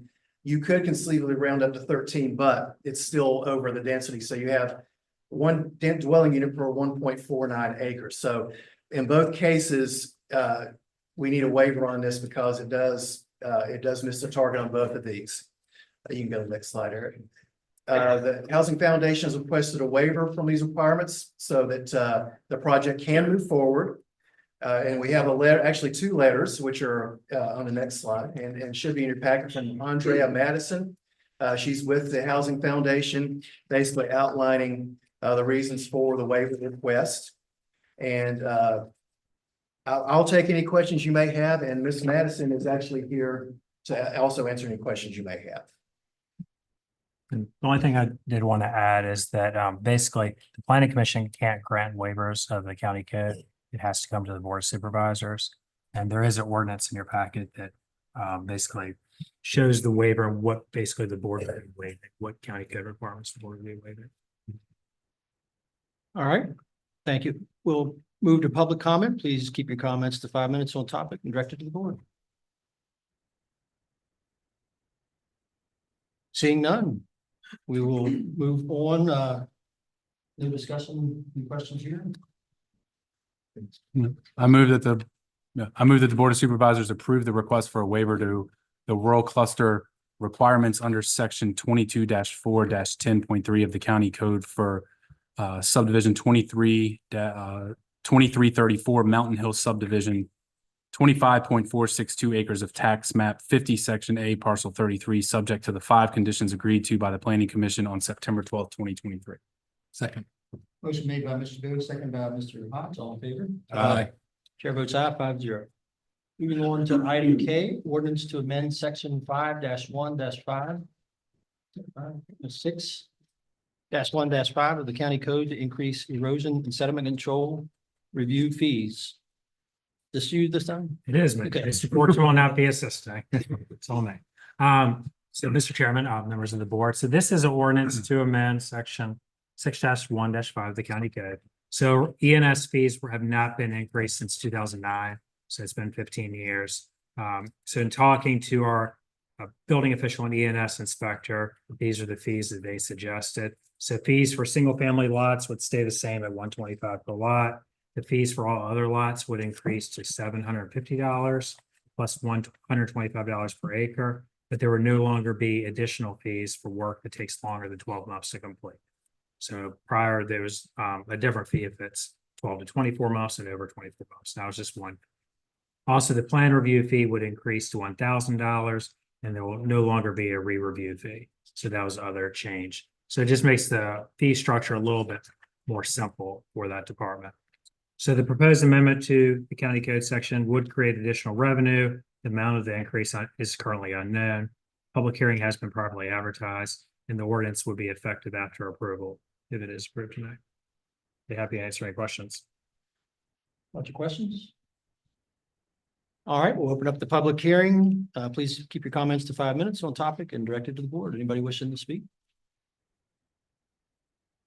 Seeing none, we'll close the public hearing and I move that the Board of Supervisors approve the amendments to the county code to amend section 6-1-5 to increase erosion and sediment control review fees. Second. motion made by Mr. O'Brien, second by Mr. Hodge. All in favor? Aye. Chair votes aye, 5-0.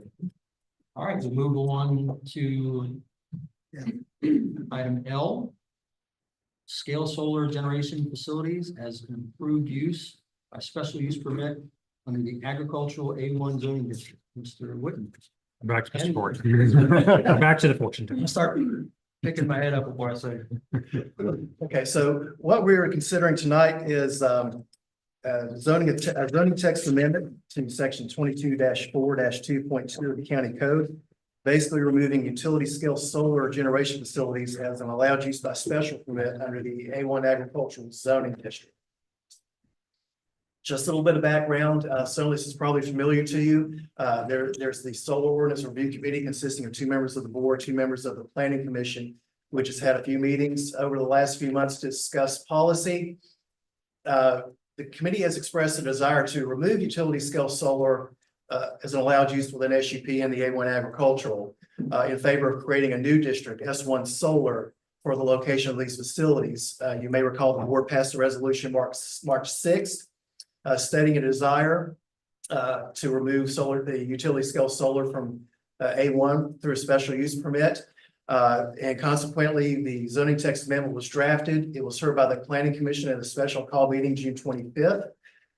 After discussion, I'll note that one member was absent, so the vote was 3-1 to recommend deferral of any action until July 9th, which is the next planning commission meeting. To allow the review committee more time to study supplemental regulations. Now, I will note that the committee did meet last night or yesterday evening to discuss recommendations. I mean, the work is still going on with the committee, but they did agree on some recommendations. And you see those there, basically taking utility scale solar out of A1 in favor of a new S1 solar district. Capping total land area in the county under panel to 3%, which based on Fluvanna County's land area will be about 5,500 acres, give or take, if I'm doing the math right. And then a maximum of 500 acres per project under panel. There is going to be another committee meeting within the next couple of weeks to discuss additional policy recommendations but that is where we are right now. So what's before you tonight is the zoning text amendment. You can go to the next slide, Eric. That's the resolution that was adopted on March 6th, just to jog everyone's memories. You can go to the next one. And this is the proposed change, the ordinance to amend 22-4-2.2 to remove utility scale solar as an allowed use by special use permit in A1. And I'll take any questions, Dan. I'll take any questions anybody might have. Questions, comments? So can you elaborate a little bit on why the decision was made to create an S1 district versus putting in industrial? Oh, okay, I'll just get you the last part of the question again. Instead About of limiting it to industrial, why is one district? So if memory serves, a prior meeting of the committee, there was talk about doing that. And there were concerns that if you can find it to industrial, it would result in spot zoning. I mean, correct me if that's wrong, but that's my recollection. So the different options the committee discussed were creating a new S1 district, creating an overlay district over the existing, A1 zoning, or it only being an industrial zoning. There was a spot zoning argument for industrial, and also the argument that they didn't want to see industrial zoning all over the county. So that's why the consensus of the committee, and then that was then taken to the planning commission, who made the recommendation to create a S1 district, where basically all the uses from A1 would be within that S1 district, but then you would still have the additional utility scale solar use as an additional use by special use permit. And then the committee is working on the supplemental regulations that will then be presented to the planning commission and the board. And it was your advice that basically said that spot zoning would apply in this particular. Well, spot zoning is a really hard argument to make. It's very rare that's argument's been successful in court. A lot of people like to throw that out kind of as a red herring, like spot zoning. It's just a bad term, but it's been rare that plaintiffs have been successful on that. So as long as you can show industrial zoning is within the vicinity, for instance, the county rezoned a parcel south of Lake Monticello to R3 zoning. There's not any R3 around it. R3 zoning is maybe a mile away, mile and a half, but it's not contiguous. So then it's really, if it did go to court, it's up to the court to say, okay, is that close enough to be considered not spot zoning? And also if the county can argue, basically it was reasonable, the decision, and the decision's fairly debatable, then it's pretty hard to overcome a decision of the Board of Supervisors for a rezoning. And so the disadvantage of, say, because it's either way, there's a zoning process that happens, a rezoning that's happening at that point in time. If it's rezoned into I1, then I1 uses would apply to the property unless it's downzoned. Should, let's say, that solar project not follow through. And Unless there's proffered out. Even though we proffered out a number of things right now, there's probably a number of industrial uses that might be forgotten to be proffered out, in essence. Is agricultural use allowed in I1? No, maybe some of the A1 uses may be allowed, but not all of the uses, no. And what would be, did we ever get any figures on, I know it was kind of like, hypothetically, if you had the S1 district and then the A1, and excuse me, if you had A1 and I1, the S1 district, as far as tax, land assessed value, did we get a estimate there? So I talked to the Commissioner of Revenue. He's reaching out to our third party appraiser, Brad Pearson with Pearson Appraisals, who does our reassessments, to see what it would be. It would be somewhere between the A1 and the I1. It really depends what part of the county. I mean, it's not to be a universal figure, but they can probably give an estimate where it would be that baseline or that rate per acre. Okay. And there's been other counties such as Dinwiddie and Surrey that have a solar district. So they can also look at counties like that. So that's where I think our third party appraisers also reach out to other localities to see how they handle this new solar emerging technology district, basically. Okay. And for the public, the board doesn't get to set that rate per se. That's right. Correct. It has to be fair market value. So our third party appraisal, the company, they determine what the fair market value is, because that has to hold up in court. So they look at basically, the location in the county, the uses that are allowed there, the topography, the wetlands. I mean, there's a number of factors to show what, it's supposed to be 100% of fair market value. So what that property should sell for is what they're basically determining. There are parts of the county where I-1 is zoned and the value is say 100,000, I know.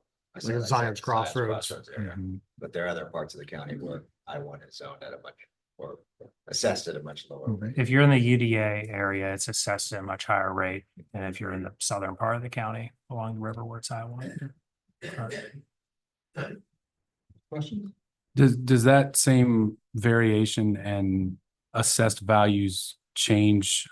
You mentioned, Mr. O'Brien, that changes in A1. Is that standard with other zoning districts as well as far as the assessed value? Yes. Okay. It's based on neighborhood. Okay. You know, you look at the entire Yeah. neighborhood. So neighborhood here, this is, R1's be value differently than a neighborhood here, this is R1. And I think there was also discussion with regard to even while we don't have control over what the Commissioner of Revenue does in terms of the assessment, obviously, he's got to do it with the fair market guidelines. We do have control within the siting agreement, to ask to sort of fill up that balance that we feel might not be appropriate. And as far as assessment goes, he doesn't do that. That's why the No, third party it's does third all party. that. Yes, third party does all of that. Going back to your point. So your point you were making was that if we change the zoning to I-1 of a piece of property, so that solar could go there, and the solar thing fell through. And in industrial uses, if I remember correctly, there's like hundreds of them. Yes. That they could put in there, because I remember going through that with down here, we were going through, trying to one by one, anyway, okay. So that opens up a Pandora's box that a lot of stuff could go. Whereas the S1 district, well, you'd have to proper everything. And I think one thing that we didn't bring up is that in these discussions, there's two parts to it. One is right now, whether or not we rezone into I-1 or not, but agricultural A1, make it I-1. That's one motion here. Separately, the solar committee is tasked with coming up with ordinances, based on whether it's a small, minor utility or major utility scale. Can you touch on that, please? You want to take that or you want me to take that? I can talk about a little bit. Basically, you have three different levels. You have the small scale, which is under 15 kilowatts. You have minor scale, which is 15 kilowatts to 2 megawatts. And you have utility scale, which is 2 megawatts and bigger.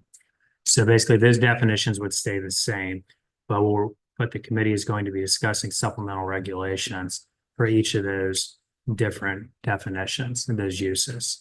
So the committee did look at other counties and looked at the supplemental, and then we're basically the committee, each meeting, we're all have probably 4 more meetings, we're on discuss different supplemental regulations to come back to the planning commission with a recommendation in August.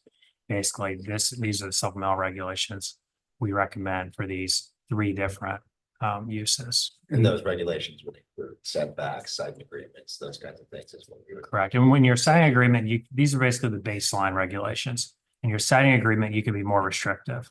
Like, let's say the consensus will we have a 300-foot setback.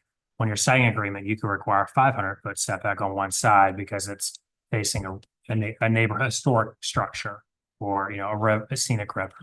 So you can be even more restrictive in your signing agreement, and then your conditions should be reflective of your signing agreement. So you want your conditions of the special use permit to be parallel to your signing agreement.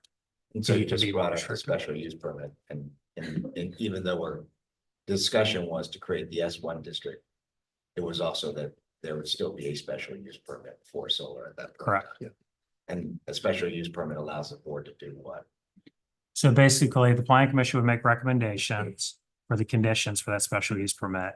And then the board would then approve or deny that special use permit with the conditions. The board can add additional conditions. And then basically that special use permit would transfer to future owners. Now, if the property is not used for that use for 2 years, then you lose that special use. And in a regular rezoning, we don't get to impose special use. We don't get to impose conditions. Correct. They're voluntary They're proffers. So voluntary proffers. conditions, as long as they're related to health, safety, welfare, the board can put those conditions on the special use permit. Where with proffers, that to be voluntarily proffered And then developer. for the enforcement of the use, if you would.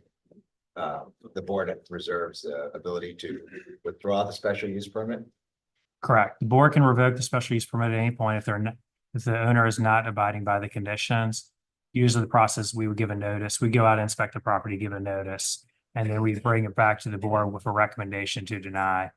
And the board can recommendation to revoke the special use permit, and the board can then vote to revoke special use permit. So let's say, we find that a solar developer comes in, citing agreement said they're gonna do it this way, this way, and this way, and they're gonna maintain it this way, this way, and this way. But we find out later on that they're not doing it. We have an enforcement mechanism because the threat there is that we can pull that and their whole investment is lost at that point in time. Is that correct? No supplemental regulations that you discussed, if there hypothetically, if there were the S1 zoning district, which would be utility scale, you could still have a minor or small scale project under 2 megawatts by special use permit in A1 without having to rezone to solar, correct? Correct. Okay, and the regulations, whether they were special use permit through utility scale But and, one clarification, small scale is by right. okay, Small scale is by right, minor scale is by special use. okay, okay. So that would be like Rooftop. rooftop solar versus and, panels okay. on the- And, okay, so any solar that would require a special use permit, whether, I guess, it confuses me because small and minor are analogous to me. I didn't create those definitions, but I have to look every time because it confuses me as well.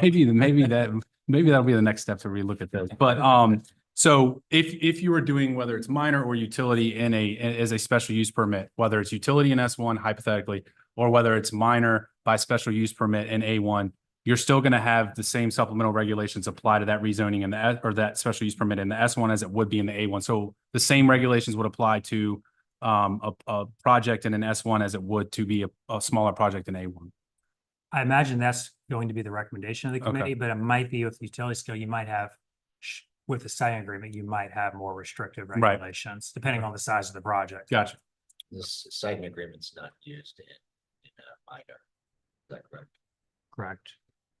Supervisors, one thing, I just got word that some people are having a kind of a difficult time here, and so maybe if you pulled, I think it might be maybe the wireless mics more so than anything. And don't sit. Is this better? Can everybody hear me? Okay, So, all right, I'll try to speak up. all right. So I think the last question that I have is, again, sort of for the public's knowledge, a megawatt requires roughly how much land? It's around 7 to 8 acres. It used to be 10 acres. It's kind of working its way down. Now it's 5 to 7 acres. I mean, really depends on the topography too, but So- I've heard between 5 and 8. With our previous ones, there were 50, they were 5 acres. Right, right. And as the technology improves, 5 megawatts. you can generate more from the same amount of land than you Correct. had before. And so right now, in the solar committee, they were discussing, industrial scale being 2 megawatts, but 2 megawatts could be as little as 14 or 10 acres potentially. So Correct, they're, depending on you the know, topography and the buffers. depending on the Correct. topography and the buffer. So, that puts it into the industrial scale. And maybe that's too little, too much, but that's the type of thing that the ordinance committee would be looking at, or the solar committee looking and reviewing the ordinances would be discussing and making recommendations on. Correct. So right now, the schedule that we're planning to is that the solar committee will make a recommendation in the August planning commission meeting. The planning commission would hold a public hearing at their September meeting on the S1 district of supplemental regulations.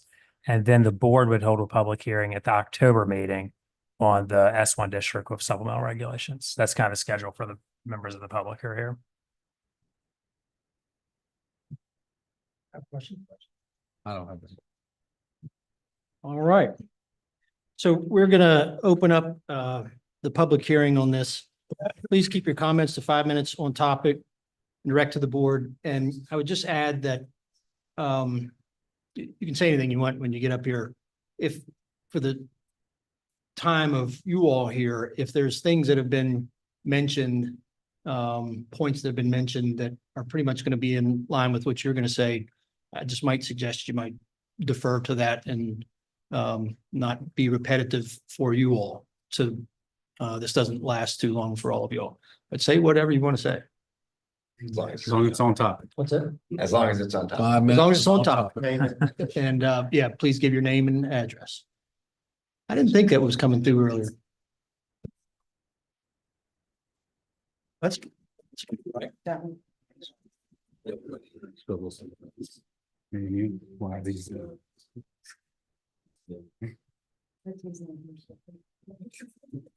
So that one is working though? If it's not working, take my. It's working. Yeah. Yeah. I can hear it, Ken. hello. Hello. There you go. That's the right, I heard. Now. Thanks, Captain Hurd. Good evening, board. My name is Joe Creasy and my address is 38 Jennings Drive. My family's ties to Fluvanna span generation. Our home place is in the Park Union District. I am president of the NAACP for Fluvanna County. I bring you a petition signed by over 80 Fluvanna residents. I sent it to the board. Yes, sir. We have a vision, we envision a solar powered future that invests in under-resourced communities, builds local sustainable wealth, and creates a healthier future for everyone. We ask you to support the rights of Fluvanna landowners and keep the special use permit option for utility scale solar in A1 land. Do not amend the zoning code. Do not once again deny our community economic opportunity. Instead of eliminating the special use permit, use the permitting process to guide solar development. Permits and siting agreements can set requirements to protect land and neighborhoods with rules on landscaping, buffering, erosion and sediment control, vegetation, and decommissioning. We do not support unrestricted solar development, but we ask you to use the tools for the local use. Fluvanna does not need to create more bureaucracy for creating a solar district. Review what our neighbors in Buckingham have done to guide solar development. Set guidelines to mitigate any potential negative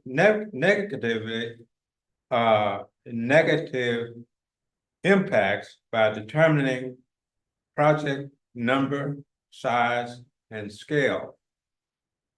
Rather than eliminating landowner rights to obtain a special use permit for using their own land, adopt regulations to guide solar development in our community. Family farms can be preserved, tax revenues can be realized, and the county can steer money to community through siting agreements that can benefit Fluvanna financially. Members of our community do not want Fluvanna to lose another opportunity due to short-sighted policies and actions by our local government. We have seen this happen too many times. Please do not deny Fluvanna owners and our community the opportunities that well-guided utility-scale solar projects present to Fluvanna County. Thank you. Thank you, sir. Anybody else? Yeah.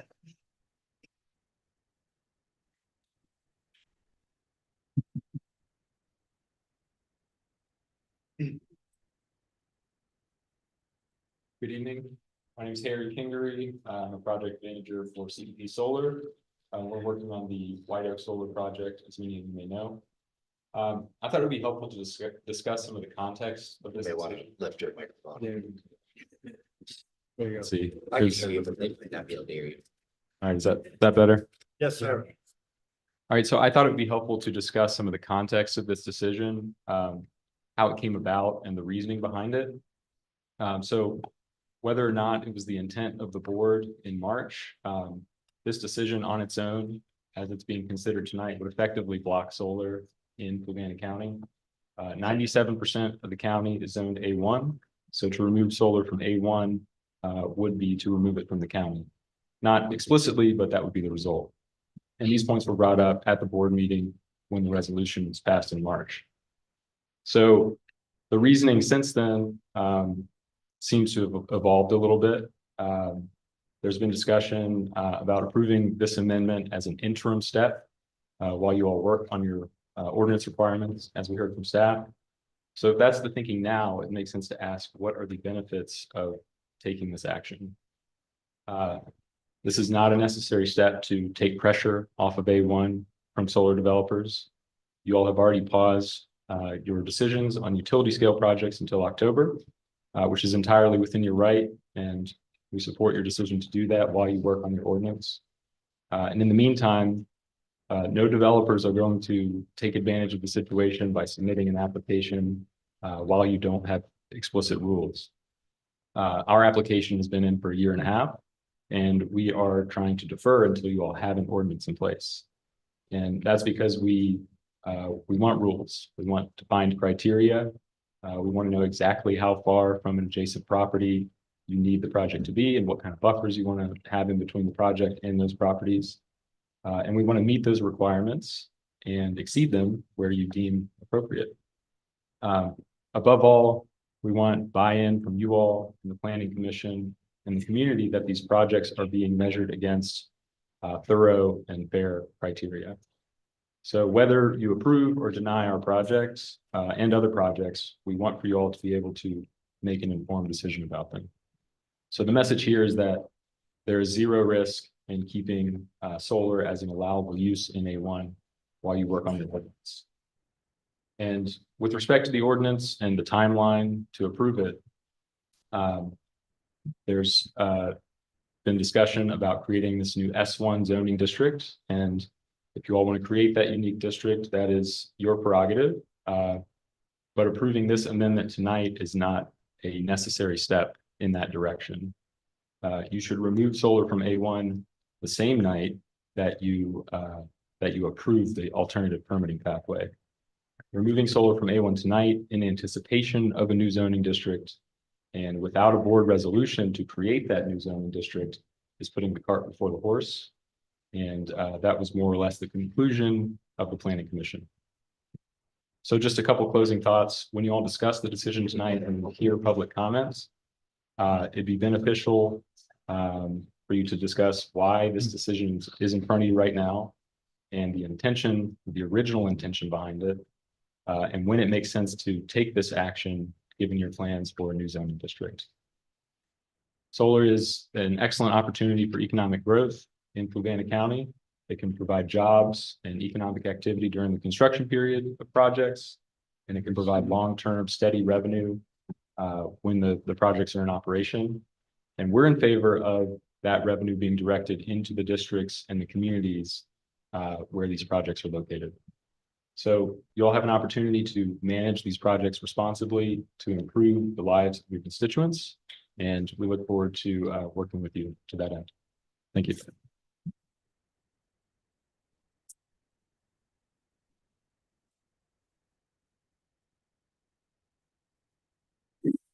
Jason Sweeney, 3456 James Madison.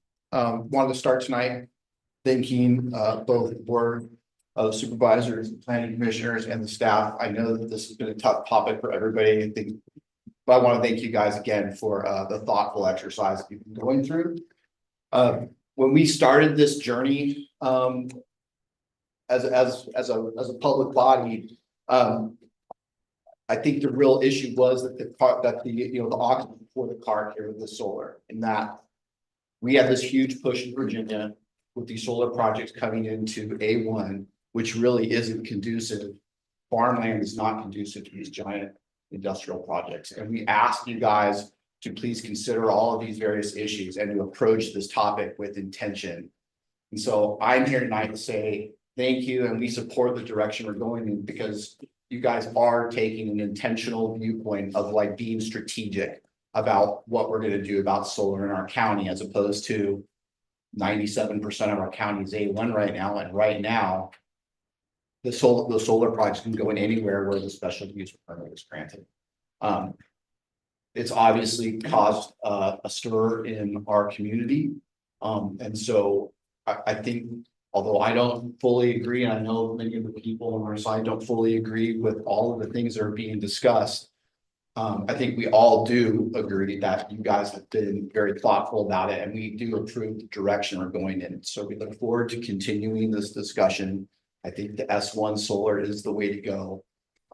So please do vote tonight to remove it from A1. And then I think both us and our friends from the solar group will be participating in the future discussions over the next couple of months to come up with reasonable and respectable regulations to deal with this topic, which is controversial, but is here before us. So thank you very much. Thank you. Anybody else?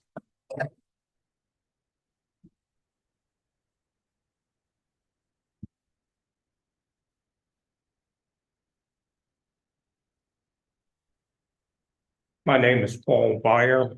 I live at 4873 James Madison Highway in Fort Union. I'm here both representing Farm Bureau, the organization of Farm Bureau, and then a few personal comments. I received a call yesterday evening, don't know whether it's true or not, but stated that someone had sent a letter to the Board of Supervisors stating that Farm Bureau was against solar installations. If you have received a letter like that, that is not something that Farm Bureau Board of Directors in Fort Union sent out. Another issue that agriculture looks at, if you change the zoning for solar installations, please consider some sort of an exit clause. Most of these solar facilities are said that they'll last 30 years, 35 years, 40 years. So if you take one of these agricultural areas, change the zoning, and then the solar is decommissioned, make it easy for the landowner to go back and regain the A1 status on it, so that they are not faced with the high taxes for what essentially becomes an A1 use. So those two items in regard to agricultural interests. Personally, this evening, I watched you guys deal with two industrial use from agricultural changes of land, subdivisions, or industrial. And speaking from experience, I'm 78 years old, so I've seen a lot of water over the dam. My wife was raised in Springfield, Virginia, at the time that there wasn't even rural delivery, and they had to drive to the post office to pick up their mail. Look at Springfield now. Look at Springfield. Think about the changes that have been made in uses of land yet this evening. I maybe shouldn't reveal this, but you might call me a damn Yankee. I was born west of Norristown, Pennsylvania. I was born on a small dairy farm. I can remember as a kid riding a bicycle country roads to visit other dairy farms. I've been back to that area now, and it is not growing crops, it's growing houses. And all the country roads that I rode a bicycle down are now cut. Heavy traffic movement. And I can't help but believe that that is moving toward Fluvanna County. Having driven through Zion's Crossroads, I spent some time in the Army at Fort Dix, New Jersey, Vietnam era. And I'd drive down through Zion's Crossroads and there was nothing there except a diner and a small grocery store. I never would have believed that Zion's Crossroads would look like it has now.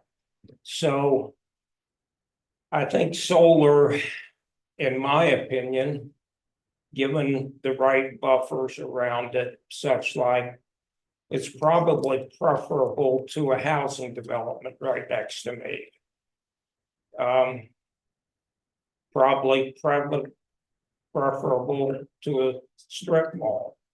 Probably preferable to a big store like Lowe's or Home Depot and in mega stores. So I'm not against solar. This is personal viewpoint because I think in a form it is open space where subdivisions and stores are not open space. Solar is. I'm sorry, Solar it didn't go very loud, but the alarm went off within 5 minutes. Sorry about that. Sorry. Thank you. Yeah, if you can hand signal me or something. Yeah.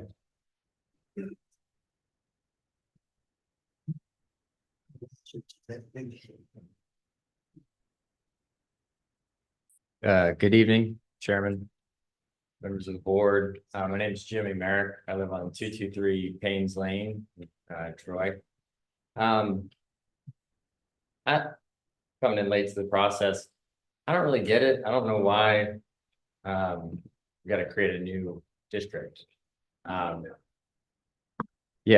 don't know why we have to create a new district for this. It seems cumbersome and confusing to me. Most counties all over the Commonwealth, you can, you have A1 and you have the special use permit process, just like what we have here.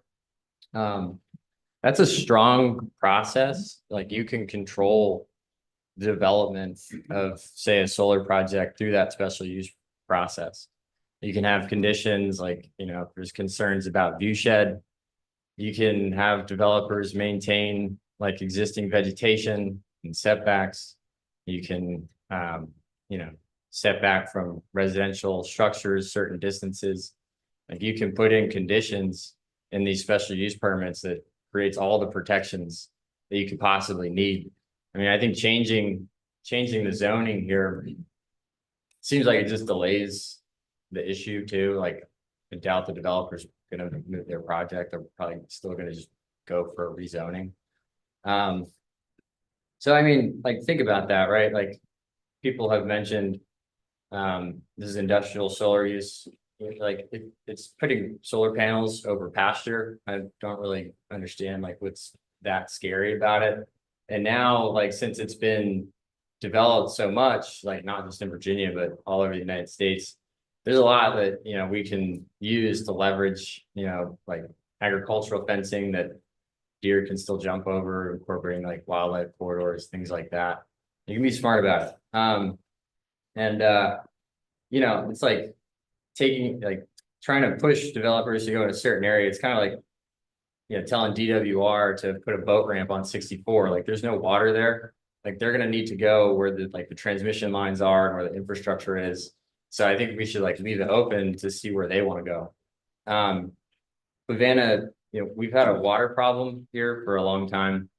We missed out on the metropolis that is Zion Crossroads because we didn't have water infrastructure. So like companies say, do you have water? Do you have sewer? We say no, and then just go to another county.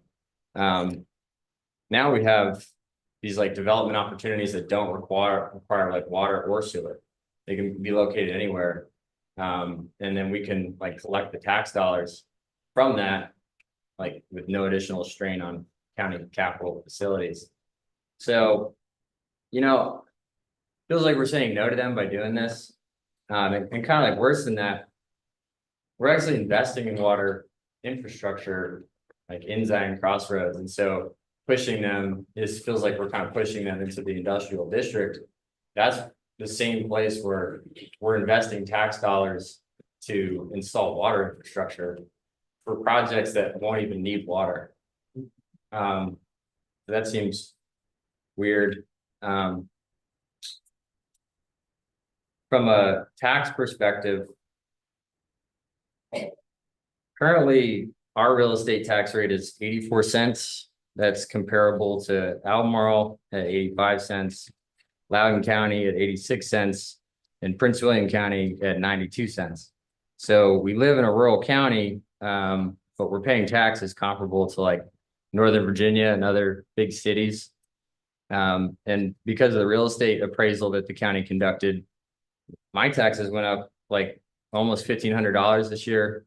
And that's more than my monthly mortgage payment. So it's like the equivalent of basically like a 13th month of payments that I had to make. Louisa, Mecklenburg, Buckingham, they're all embracing this clean economy.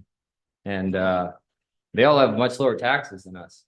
They've approved hundreds of megawatts of solar, and like with each one, if they have a 100 megawatt project, they're going to get $15 to $20 million in revenue.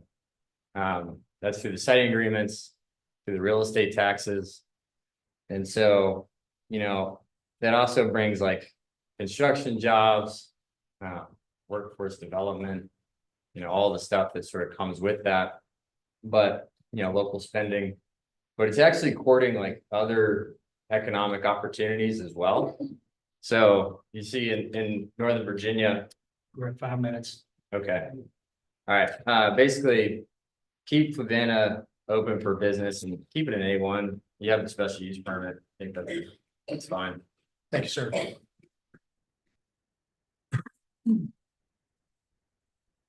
Good day, gentlemen. I just want to state that Energy Right, Pine Gate Renewables. Your name and address, sorry. Mario Kuhar, 3247 West River Road. Sorry about that. All right, once again, Energy Right, Pine Gate Renewables, and CEP Solar representative stated solar industrial plants will reduce electricity costs and are generate affordable and emission-free electricity. Energy Right representative presented a levelized cost of electricity chart that showed that generating electricity from solar and wind power is lower than traditional fossil fuels like coal and natural gas, as well as nuclear energy. This is misleading. Electrical and power engineers recognize full cost of electricity and energy returns are the true metrics and better sources than levelized cost of energy for evaluating electricity costs. Full cost of electricity provides a more comprehensive picture of electricity generation costs compared to LCOE. Levelized cost of electricity does not consider all costs. For instance, solar intermittency and low energy density requires either a backup or storage, which adds to systems cost. Levelized cost of electricity is an adequate metric to compare intermittent forms of energy generations with reliable 24/7 dispatchable ones.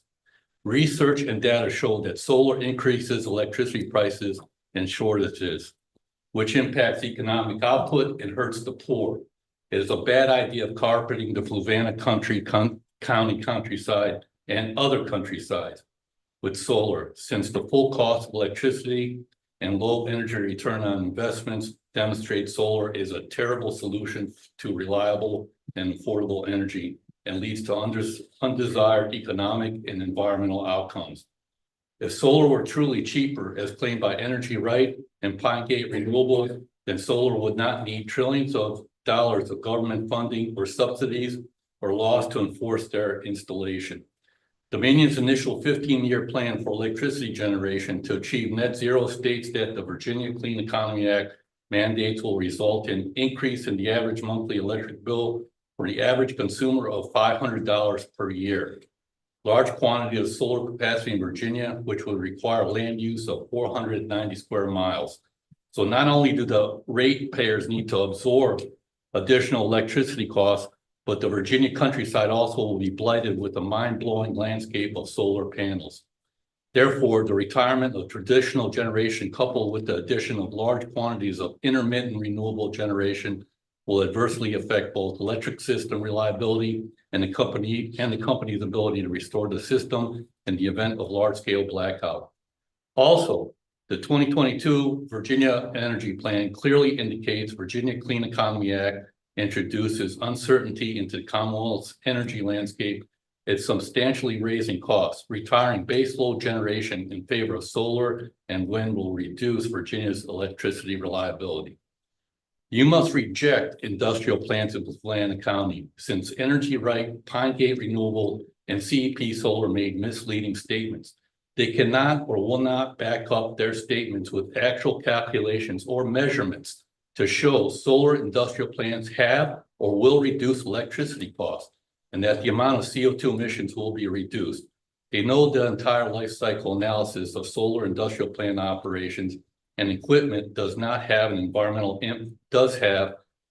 impact and is carbon intensive. Solar will do nothing for controlling climate. It is obvious solar industrial farms without backup energy or stored electricity energy are pointless. They only make the energy system more complex, less efficient, and more costly, and are environmentally destructive. Be patient and smart. Globally, we are seeing that countries are scrapping the net zero initiative because they see renewables as a delusional growing problem. Energy prices are skyrocketing, and they need more government subsidies, which are very limited, expiring, or no longer available. If a zero CO2 emission power grid is the objective, the rational option would be to build more reliable nuclear power plants, which are carbon-free electricity. Also maintain and add natural gas power plants, which will continue to reduce overall emissions, play a critical role in maintaining the grid reliability, and foster energy security. Matt Ridley's statement is spot on. Net zero is proving very effective at rewarding the few at the expense of the many. Those who finance, plan, build, and sell these decarbonized products and services, which includes lots of Chinese firms, are making out like bandits. As are those. We're at 5 minutes, All sorry. right, and preach about them. Thank you. Thank you. And if you have any questions, I'll be more than happy to answer them, including theirs, because I work in this business and I see it. Thank you. And they're misleading this information. Thank you. Good evening, Mr. Chair and members of the board. My name is Josephus Almond. I live at 42 Partridgeberry Lane in Troy. Moved here last year. Here in my personal capacity, but I do work at the Southern Environmental Law Center. My name is Josephus Almond. I live at 42 Partridgeberry Lane in Troy. Moved here about last year. I'm here in my personal capacity, but I do work at the Southern Environmental Law Center. My day job is litigating cases at the State Corporation Commission. I can tell you that the State Corporation Commission does view the levelized cost of energy as an adequate measure of system costs. That's what they use in their IRPs. That's what they use in the utilities renewable portfolio standard plans when they present different portfolios of resources. I will note it's not just the three organizations that were named that are sort of noting the low cost of this. I was at the Joint Planning Commission and Board of Supervisors meeting, and Mr. O'Brien asked Dominion whether or not they would be investing so heavily in solar without the Clean Economy Act. And they replied that their models show with and without the Clean Economy Act, roughly the same amount of solar development, because right now it is the lowest cost generation facility out there. I began my career as an environmental justice fellow, and that involved fighting against polluting projects. We just heard that natural gas is a good replacement, reliable source of power. The only reason that natural gas is cheap is because it is not forced to account for the externalities that it imposes on the surrounding communities. We opposed the Lambert compressor station down in Pittsylvania County, which was the third compressor station planned in a predominantly Black community that would have further lowered life expectancy there, increased cancer rates, increased rates of asthma and other respiratory illnesses. That's the impact of the industry that we're moving away from. And so I see solar development as progress. I'd like to associate my comments with Mr. Creasy from the NAACP earlier. I think that the board has all the tools it needs with the special use permit to ensure that these projects are developed responsibly to address residents' concerns. And more importantly, we're moving away from a system of energy that pollutes the surrounding communities and harms their health to something that does not have negative health impacts. And with the siding agreement dollars, with the revenue share, I see a real opportunity here for communities that have been disadvantaged and exploited by past energy generation to really participate in this and have these projects have conditions attached to them that provide additional investment in their communities. So would urge caution in going down this route. Thank you. Thank you.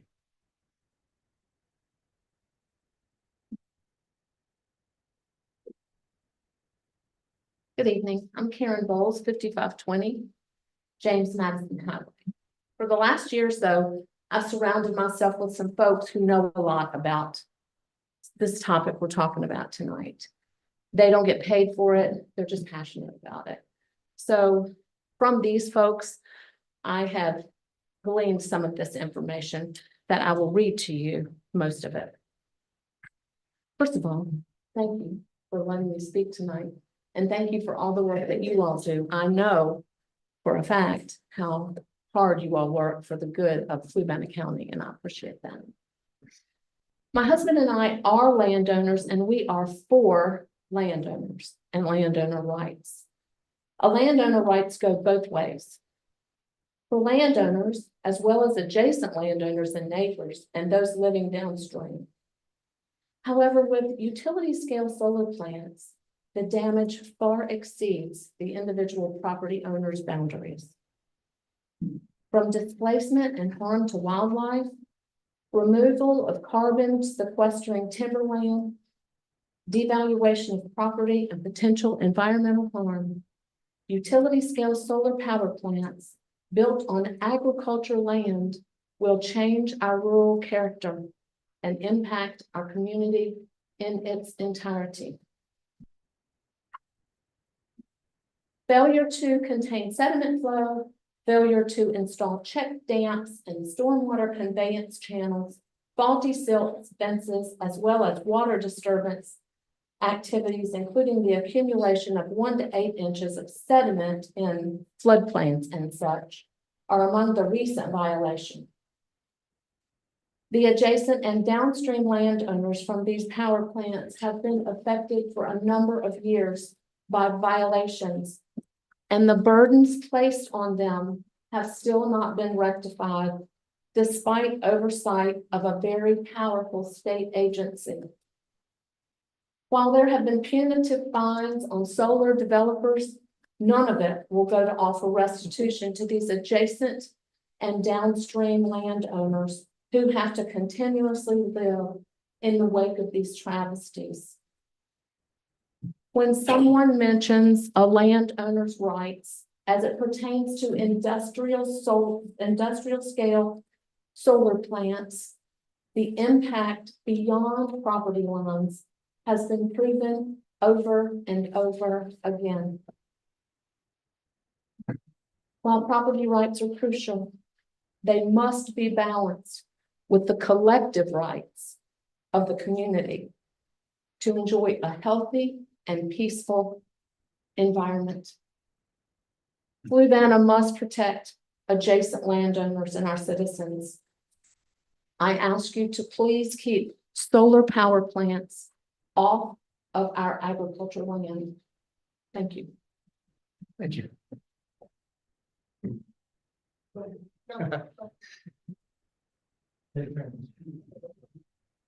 Gentlemen, ladies and gentlemen, good evening. My name is Clyde Royston. I live at 534 Rockfish Run Road. I think what I've heard here tonight validates the need for this county to set out clear regulations, land use plan for solar. And I think That's what's been lost tonight. As land use planning, as you all know, is a very complex issue that requires things to be set out very clearly. That's probably the only thing that the CEP representative said that I agree with. And I think what we're seeing is tremendous controversy, tremendous diversity in the county over the future of the county and how this is done.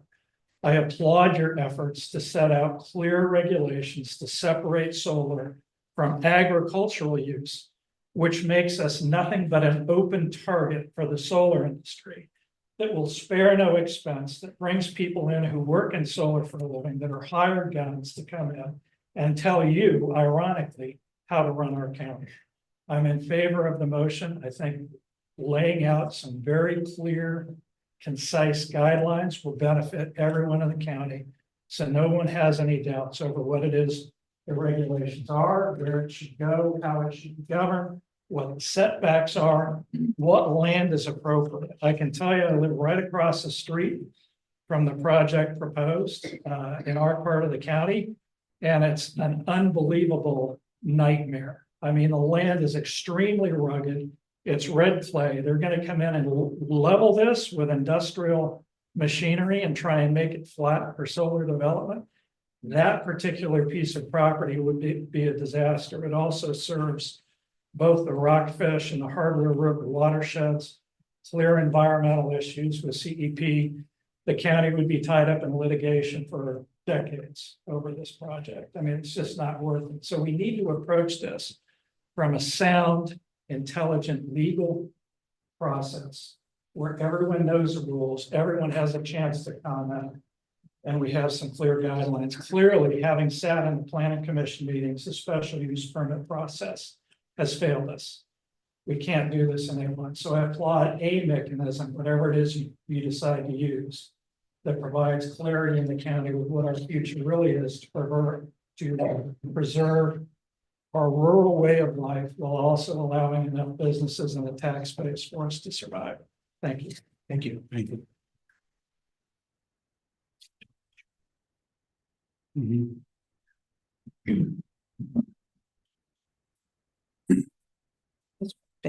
Hi, my name is Martha McAloon. I'm from 56 Pine Lane in Fork Union, Virginia. I'm a healthcare provider. I've been a healthcare provider for between 30 and 40 years. I also have a toxicology certification. I've done toxicology for 17 years. And I can tell you, we are in for a world of hurt. It will be soft. You will not notice it until it is widespread. What do you think that happened with asbestos? Did we think asbestos was good for us when we put it in the ceilings and the floors and the carpet and the walls and everything else? No. But as years go on, you will find that these chemicals that are so toxic that we have to change laws. We have to change the way we're handling them. We have to change how the process is going. Do you think there's a health risk there? There's a huge health risk, and it's quiet. It's subtle. It's something you won't see because we're already seeing those risks from COVID. We're already seeing those risks from flu B. We never had flu B in the summer, but we have flu B now. We have all kinds of things that are happening to us. We're stressing our medical field to the max, and people's health are suffering. And this is what's going to happen. Let's just take caladium. I could talk about all these different chemicals, but caladium is one of the major chemicals in the process of these solar fields. And the generation of the breaking down of caladium is a major project. It will affect your lungs. It'll give you like a pneumonia type symptom. Well, what else gives you like a pneumonia like symptom? We're already seeing a tremendous amount of pneumonia type symptoms now in our environment. So this will be another type of pneumonia type symptom that goes on. Lots of pain, lots of extradate, lots of inability to breathe. That's one of the issues. And then we're going to have GI symptoms that mess up your stomach, mess up your flora, mess up everything. And then we're going to have kidney. And then we're going to have liver. And then most of all, cancer.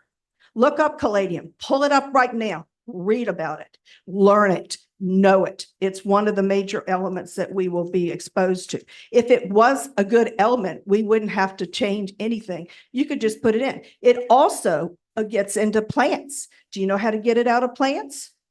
Their food process all around where caladium is, whether it's, exposed to the water system, in the air, anything else. And a lot of these chemicals will break down to hydrochloric acid, not fluoric acid, hydrochloric acid. That's the same acid that's in your stomach that digests your food. And if water hits it, it turns it into that. That makes it so, so toxic to work with. Nobody talks about this. Nobody talks about your health. It's going to take years of the denigration of individual people for them to really realize it. I got it. Sorry. That's good. Am I 5 minutes? No, ma'am. Sorry. I just like to look at my crowds. Yeah. Well, I'm talking to you too, but they need to understand what I'm saying. We're a team here. We're not individuals. And I just want you to realize what we're doing. I mean, monocrystalline and polycrystalline panels, they can burn your skin, and they will burn your skin, and they turn to hydrochloric acid. It's just, I could go on for hours, but I just want you to realize this has got a subtle problem. We already have other problems in our environment now, and we're adding another problem on top of it that is going to impinge on each and every one of you. You're not going to be able to control it because you won't realize it's happening to you until you're way down the road, or maybe you've already died. Maybe it's going to be your children that are going to be finding this out. And this is something to think about that we haven't thought about that is huge. Okay, thank you. Thank you.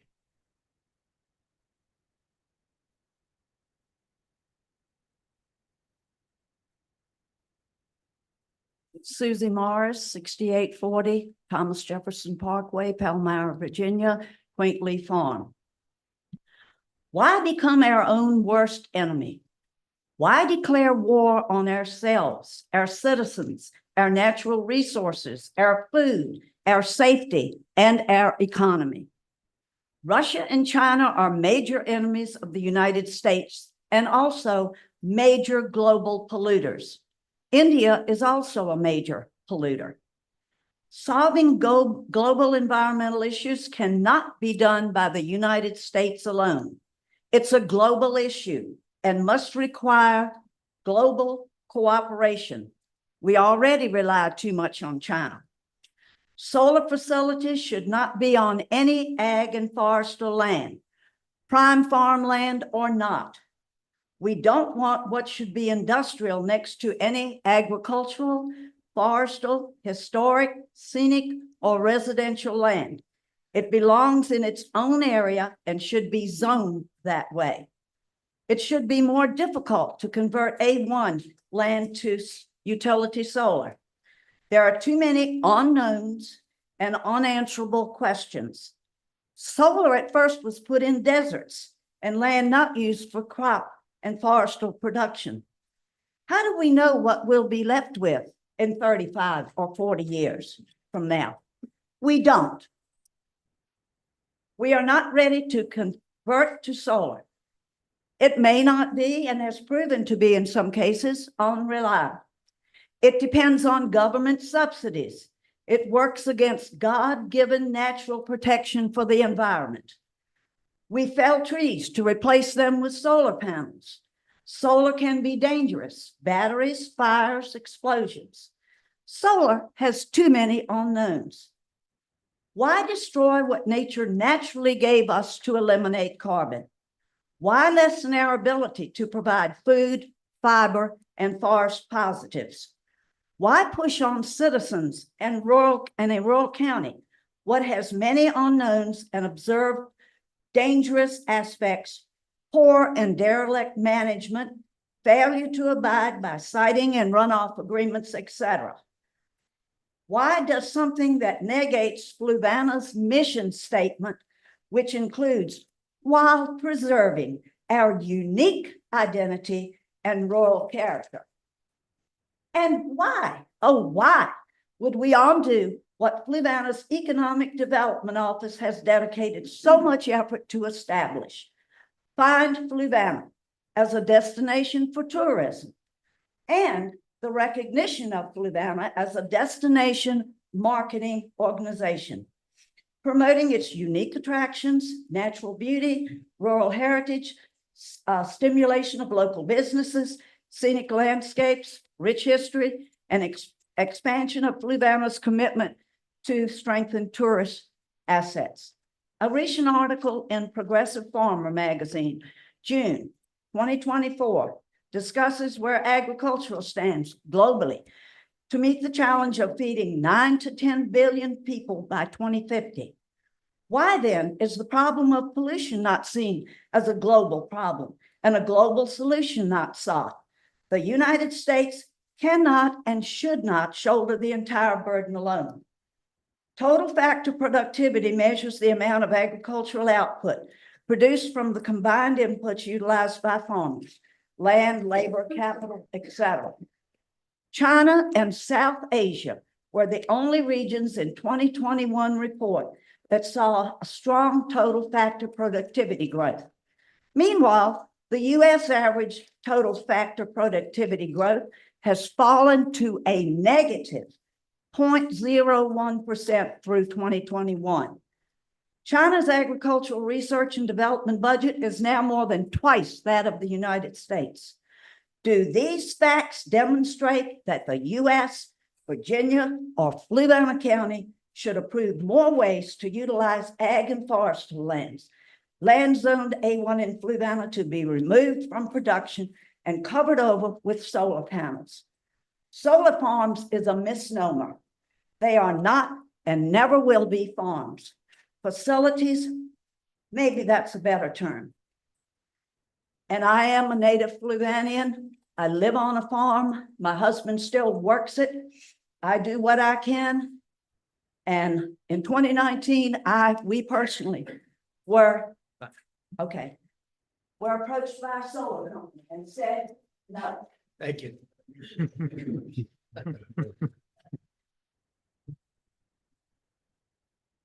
Hi, my name is Kat Campbell, James Madison Highway, Fork Union. Thank y'all for everything you've been doing to really spend time to look into this matter and not just make a quick decision either way. So appreciate that. One thing I thought might help is simplifying what y'all have already worked really hard to do, is that A1 in Virginia, by definition, is the agricultural district is intended to preserve areas for traditional agricultural activities and to provide for their continuation, as well as to preserve areas of rural character. And then the definition of agriculture is the science or practice of farming, including cultivation of the soil for growing of crops and the rearing of animals to provide food, wool, and other products. So you guys making a separate zone for solar is perfect, because solar does not belong where we are growing things and where we are having crops and livestock and things. So I think I'm very much in favor of what y'all are doing. I want to preserve the agricultural land, and it doesn't make sense to put something that is not agricultural on agricultural land. So y'all have done a great job in seeing that, defining that, and now making it very easy to say, if you want solar, then it goes in this type of zone. If you're in agricultural, you still are doing the agricultural things. So I think y'all have done a great job. I am very much in favor of S1 zoning. Keep agricultural things on A1 land and put solar on S1. So well done. Thank y'all. Thank you.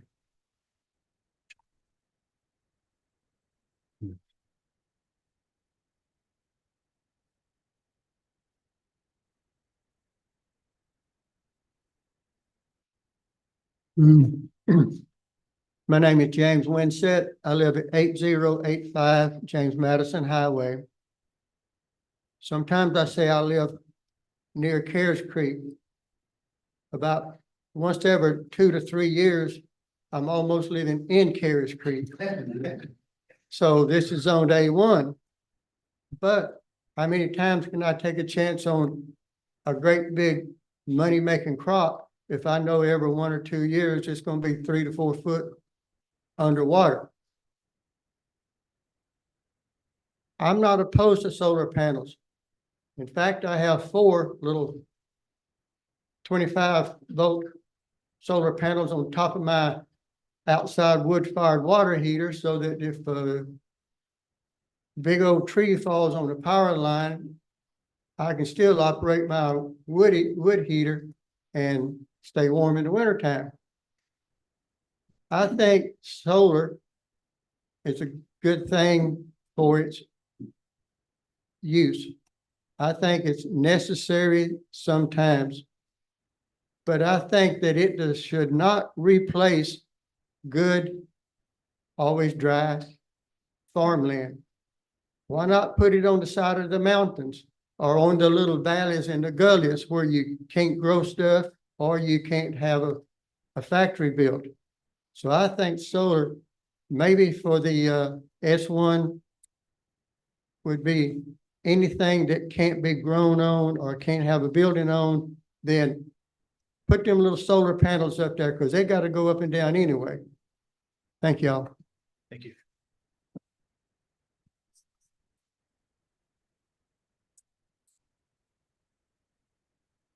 Hi, my name is Donna DeGuano and I live at 148 Crepe Myrtle Drive. And over the last summer, I was involved in the comprehensive plan. And this all came out during the comprehensive plan. And I was very happy to start doing research, thanks to Miss Morris, who was the first person to come up and talk about how there was no way to decommission these panels. I happened to read the Essex report. If you guys haven't read the Essex report, defer this and read it. Chris read it. He did a great synopsis on Nextdoor about it. Essex County, Virginia, did a major study about what's happening on the solar fields that they have. It is leaching into the Chesapeake as we speak. This is not safe technology, zero risk, as he said, the gentleman from the solar company. It's not. The gentleman who thinks he's going to get his family farm back after years of denigrating the soil, this technology creates brownfields. You're going to get dead land back that you're going to have to recondition to make the soil good again, if you can. Think Love Canal, dioxin. Those people still can't get into their old places. It is a dead zone. So you're getting a government push for this great technology, all clean, not. They're talking about buffers. Are you going to be able to buffer your groundwater when it leaches into your groundwater, your neighbor's groundwater? So you're poisoning the wells of the people around you? Read the Essex report, the county that sits not that far from us. If you haven't read it, you didn't do your homework. You're not saving the people of Fluvanna. You have finite amount of farmland. Start taking chunks out. And what do you end up with? Not farmland, not places that you're going to grow food on. And you're poisoning. I don't care what they say about tree buffers. You're going to buffer what? Oh, and speaking of buffers, what happened to the buffer up on whatever was it, near 15 going up towards Zion? I always get the route numbers wrong. Yeah, they cleared the trees, right? No trees. They were supposed to keep a buffer. So these companies come in, cut down the trees. Oops, we made a mistake. Oh, we'll put up a berm. And then they plant these tiny little trees to like say they did something. And this happens all over the place. And the board, well, maybe we'll find them, whatever. No, nothing happens. So all of this is you have to do your homework. You're going to be polluting people's wells. The lady that was talking about, there was an article when a field of solar panels had a hailstorm, broke all that stuff leached into the ground. So the gentleman, again, that thinks he's going to get his farm back, he gets nothing back. He gets dead soil. And yet he thinks he's getting a good deal. You guys need to do your homework and you need to study that Essex report. Chris did, and I'm glad he read it because he learned that, I hope, that this is not safe, zero risk technology. So let me leave you with this. The Romans, when they wanted to conquer the fields, what did they do? They went in and salted the land, right? Dead land. That's what you guys are going to end up voting for. So not on usable prime farmland that grows things. You're gonna strip this land and all you're gonna get in the end is what? By the way, everybody's carrying around a cell phone now. Do you remember how big cell phones were when they came out? Do you remember what a calculator looked for? Now, your phone has a calculator in it and you're carrying your phone in your pocket. You're gonna go out, strip this land, make dead zones, and then the next technology comes along. You're already behind the curve on this technology. Do your homework. Go back and read the Essex report before you take a vote.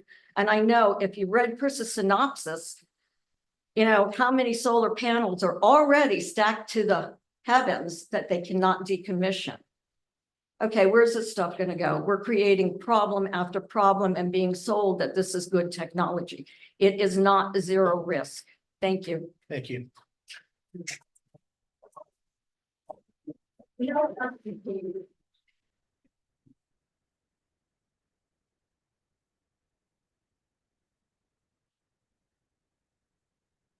Good evening. My name is Nadine Armstrong. I think everybody knows me pretty much by now. And I live at 2979 Bremo Road, Bremo Bluff, Virginia. I am a native of Fluvanna County, been here most of my life, and I've done quite a bit of traveling in my lifetime too. I must say, I am very pleased that I came here tonight. I am surprised at some of what I've heard, and it's amazing to know that the citizens really have the feelings they do about this county.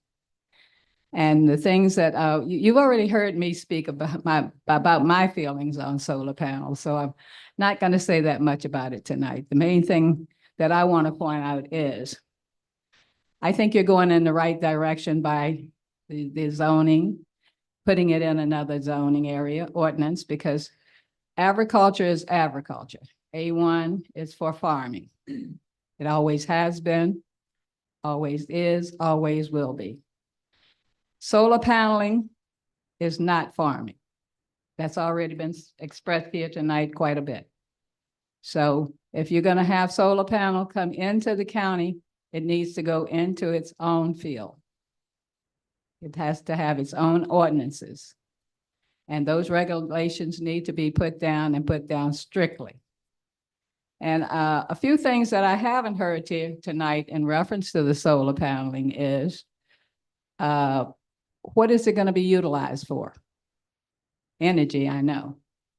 But is that energy going to be used right here in Fluvanna County? It's going to be used for the county? I haven't heard anyone say anything about where it's going to be utilized.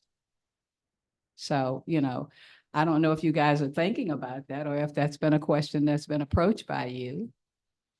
I've heard a lot about the revenue that it's going to bring to the county. Okay. So it's going to bring a lot of revenue to the county.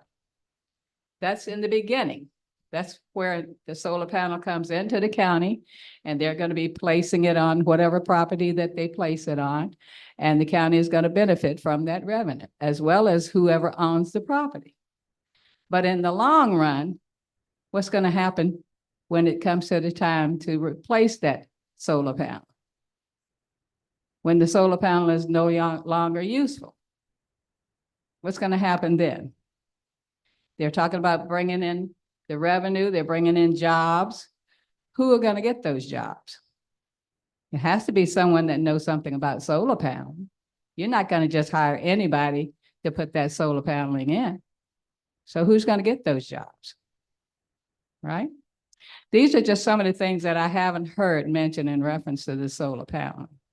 So please think on these other things as well, because all of these things have to be looked at when you're talking about solar panel. But the main thing you guys, I think, are concentrating on tonight is the zoning ordinances. And like I said, agriculture is agriculture, A1. Zoning needs to have its own ordinances and its own title. S1 should be placed in there. And if they're going to have solar paneling, it should be placed under that title. And like I said, I am very, very pleased with what I've heard tonight. And I've heard some very great presentations. So thank you for letting me come up and say this little comments that I have to make. And you guys have a nice night. Thank you as Thank you well. again.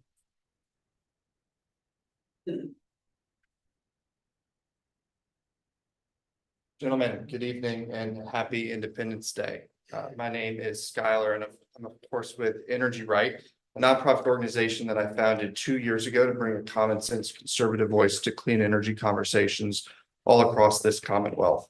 It's been a privilege to work with you all for almost a year and a half now on this important topic facing Fluvanna folks. Of course, we're here tonight talking about the removal of solar as a permissible use in A1 for the creation of a solar district or an S1. Now, you all know that we as an organization oppose this, mostly because it accomplishes very, very little that a special permit itself cannot do. Let's be clear, this isn't going to change the parcels that solar projects are proposed on. It's just going to create an extra bureaucratic step to rezone those parcels to an S1 district. This is a big government move. It increases bureaucracy and it doesn't serve anyone well. As the Farm Bureau stated at their presentation to you all the last work session, this could have detrimental effects to farm owners in the long term, requiring them to rezone to a more intensive use. And once these projects are successfully decommissioned, it leaves that property in an S1 use that probably would be taxed at a high level, so high that probably will not allow for agriculture to take place on that land. Many counties have taken an opposite approach, taking the approach to just use SUPs in the A1 districts. Mr. Whitten can attest to this, that only a couple counties require a industrial zoning or a technology zone for these projects. Our neighbor, Goochland County, decided to do the exact opposite of what you're thinking about doing tonight, requiring that projects be sited in the A1 district so that they're not nearby residential districts or not nearby industrial districts. That's in their ordinance. They require it to go into A1. However, we of course realize that there are likely the votes on the board tonight for this to pass. Over the past day or so, you all have received 13 letters from your own constituents asking you not to take this move and require a removal from the A1 district.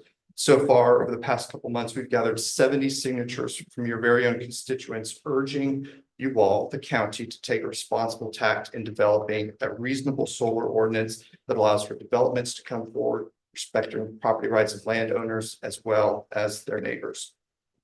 We're encouraged very much by the discussions taking place at the Solar Committee. I've enjoyed listening in, hearing you all bits and pieces of various ordinances together. We're really encouraged by this process. We're going to rededicate ourselves to educating as many community members on this important topic as we possibly can with good, factual, true information.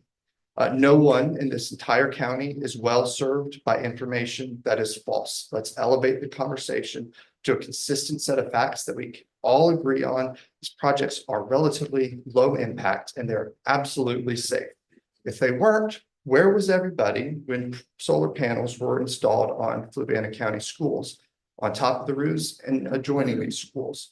If we think that they're safe enough for our children to live, play, and learn under and next to, I think they're safe enough to be shielded behind a vegetative buffer, completely invisible to neighbors, quietly producing tax revenue to the benefit of Fluvanna County residents. So thank you all. Appreciate your time and dedication.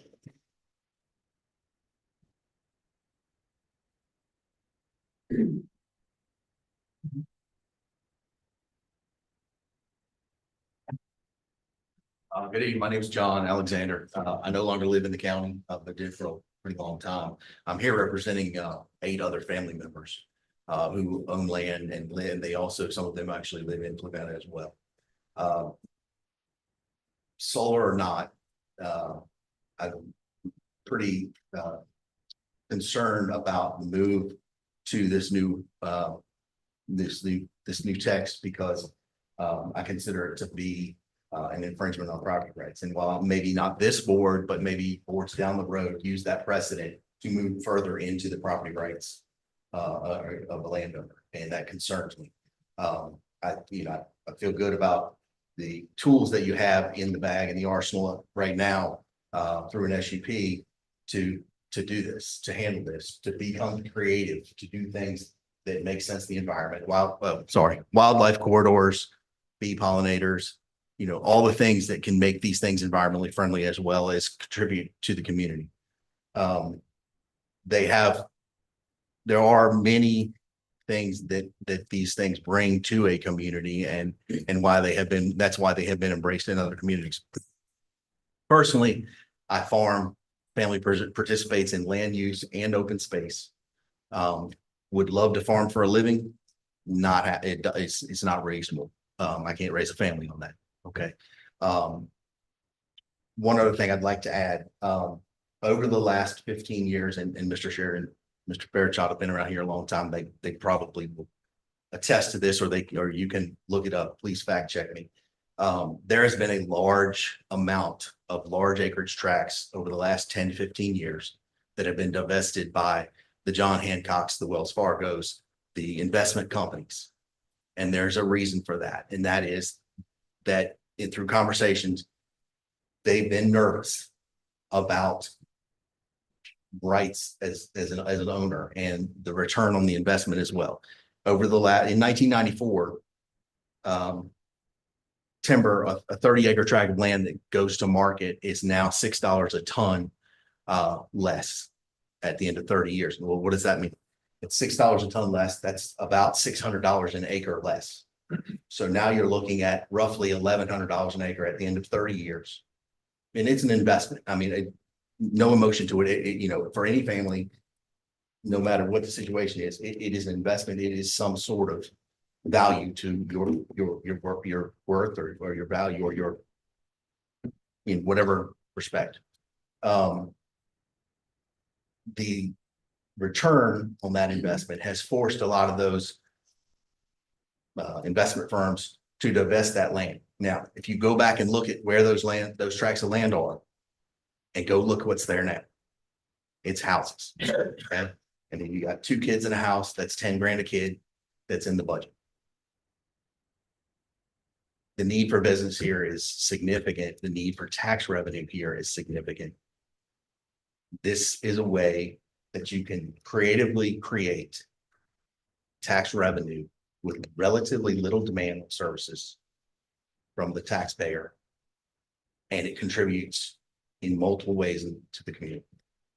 I agree. I understand there's some people who don't like solar. They don't like to look at it. You can like it or not like it, but the facts are facts. And I think I just strongly would ask you to consider not implementing this because I believe you have the tools, like I said, in the bag to handle this, to protect things, protect stream buffers. I think those things are there already. And I think that is going to be viewed, the text amendment is going to be viewed by some people as an infringement that is only going to lead to further infringement and cause people to pull the trigger or divest the ones that are left to look at the circumstances and divest their land. And that's going to end up with more houses. So again, encourage you to just think about that. Thank you. Thank you.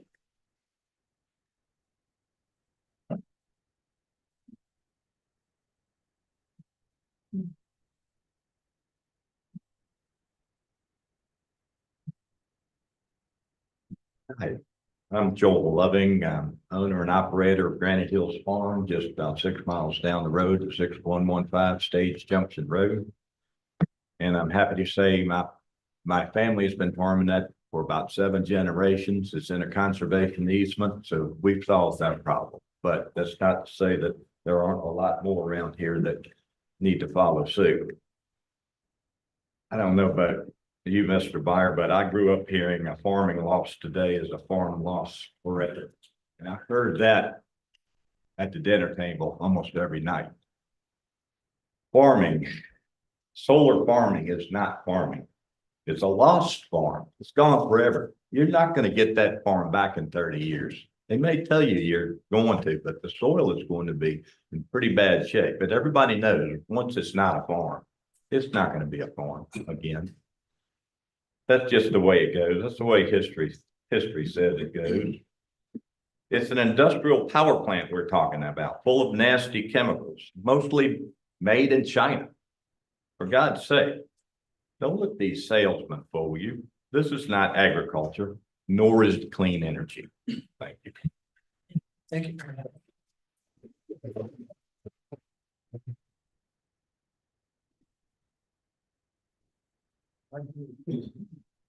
Good evening. My name is Amanda Sweeney, 3456 James Madison Highway. I am the founder and primary beekeeper at Edgewood Apiaries. My team and I greatly appreciate the work that has been done by the Board of Supervisors and the Planning Commission over the last several months as you have very thoughtfully approached this topic. While I am native to Powhatan, my family and I have lived here for 3 years, and over that 3-year time period, we have heavily invested in agribusiness in this community. We love it here. We love what we are building. A vote in favor of the language tonight, removing solar from A1, is a vote for our family. It is a vote for my team's continued success in building agribusiness here in Fluvanna. It is also a vote for the Find Fluvanna program and to continue building agriculture-based tourism in our community.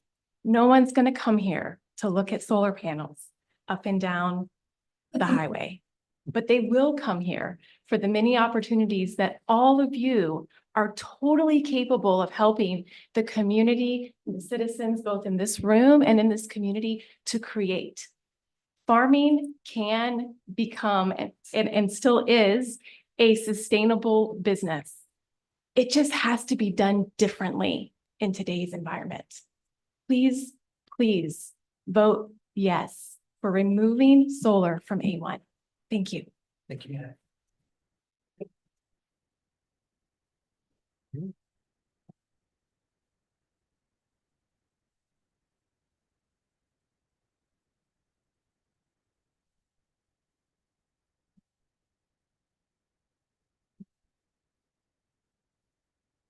And Roger Bowles, and I live in Fork Union, 5520 James Madison Highway.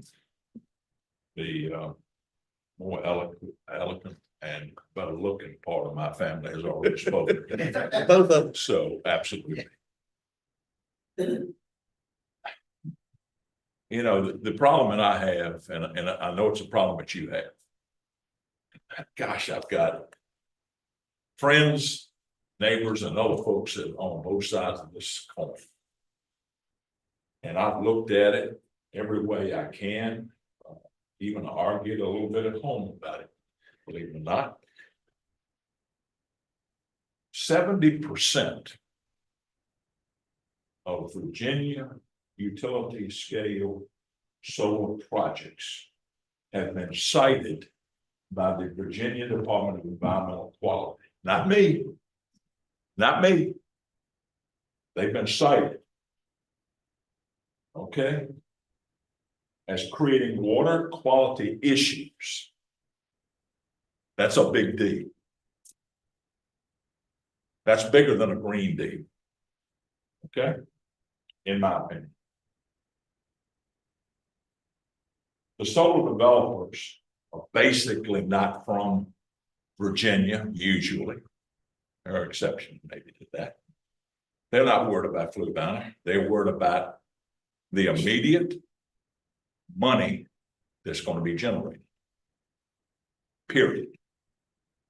They're not worried about what's going to happen in Fluvanna County when 15 years down the road. And I'm not going to be here to worry about that maybe, or 20 years. Okay. Now, with those two things said, I want to jump to this. I want to talk to landowners a little bit, but I'm going to assume that board members are landowners. Okay. You do have property rights, and I respect that wholeheartedly. Because I don't want someone that really telling me that I can't put 30 Angus cows on my farm. Okay. You, as a landowner, Mr. Board Member, you're taking the money now, along with the LLCs that are getting the government help. They take your money. I get it. I understand it. The problem that I have is the sightings that have already been made. And what we believe, and it's still new, we believe that the panels are made of and what problem that can create down the road. Mr. Landowner, board member, are you willing to take on that liability and leave that liability to your heirs? Because I believe that the bonds that are talked about, because I have to be in the insurance business, will not cover the decommissioning and what's going to happen somewhere down the road, Mr. Landowner. So is the landowner willing to pass on that to his heirs, because they're not going to be able to get it, and the LLCs are not going to be able to get enough bonds to cover the problem they're going to have? Now, finally, board as a board, you are elected to protect your county taxpayers, right? You're elected to do that. You might not be elected, might not be on the board then. But when the rubber meets the road, when the landowners that are taking the money now and the LLCs that are taking the money now are long gone, the taxpayers of Fluvanna County are going to be left with the ticket. And that's to be spread over everybody. That's my concern. Thank you. Thank you.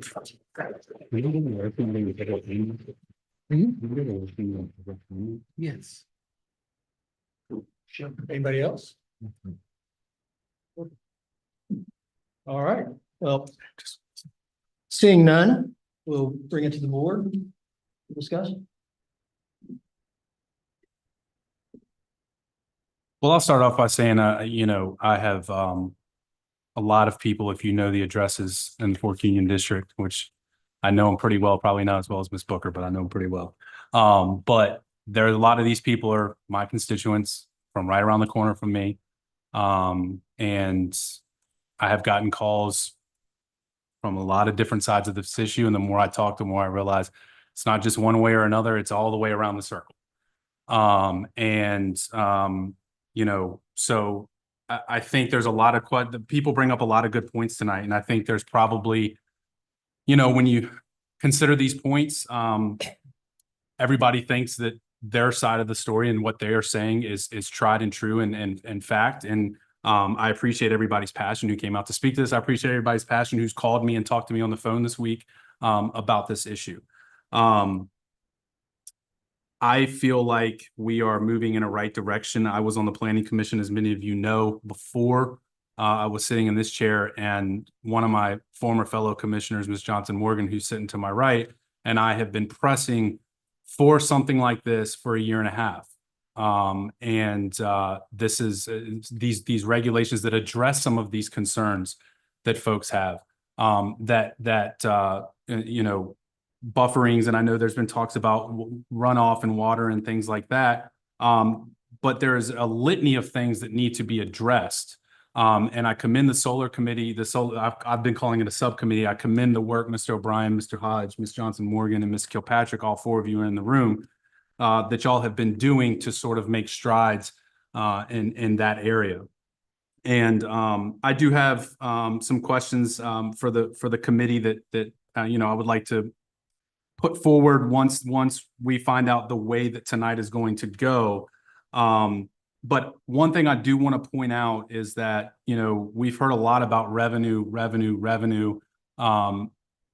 My thought is that, and I've thought about this and something I shared with a lot of people on the phone.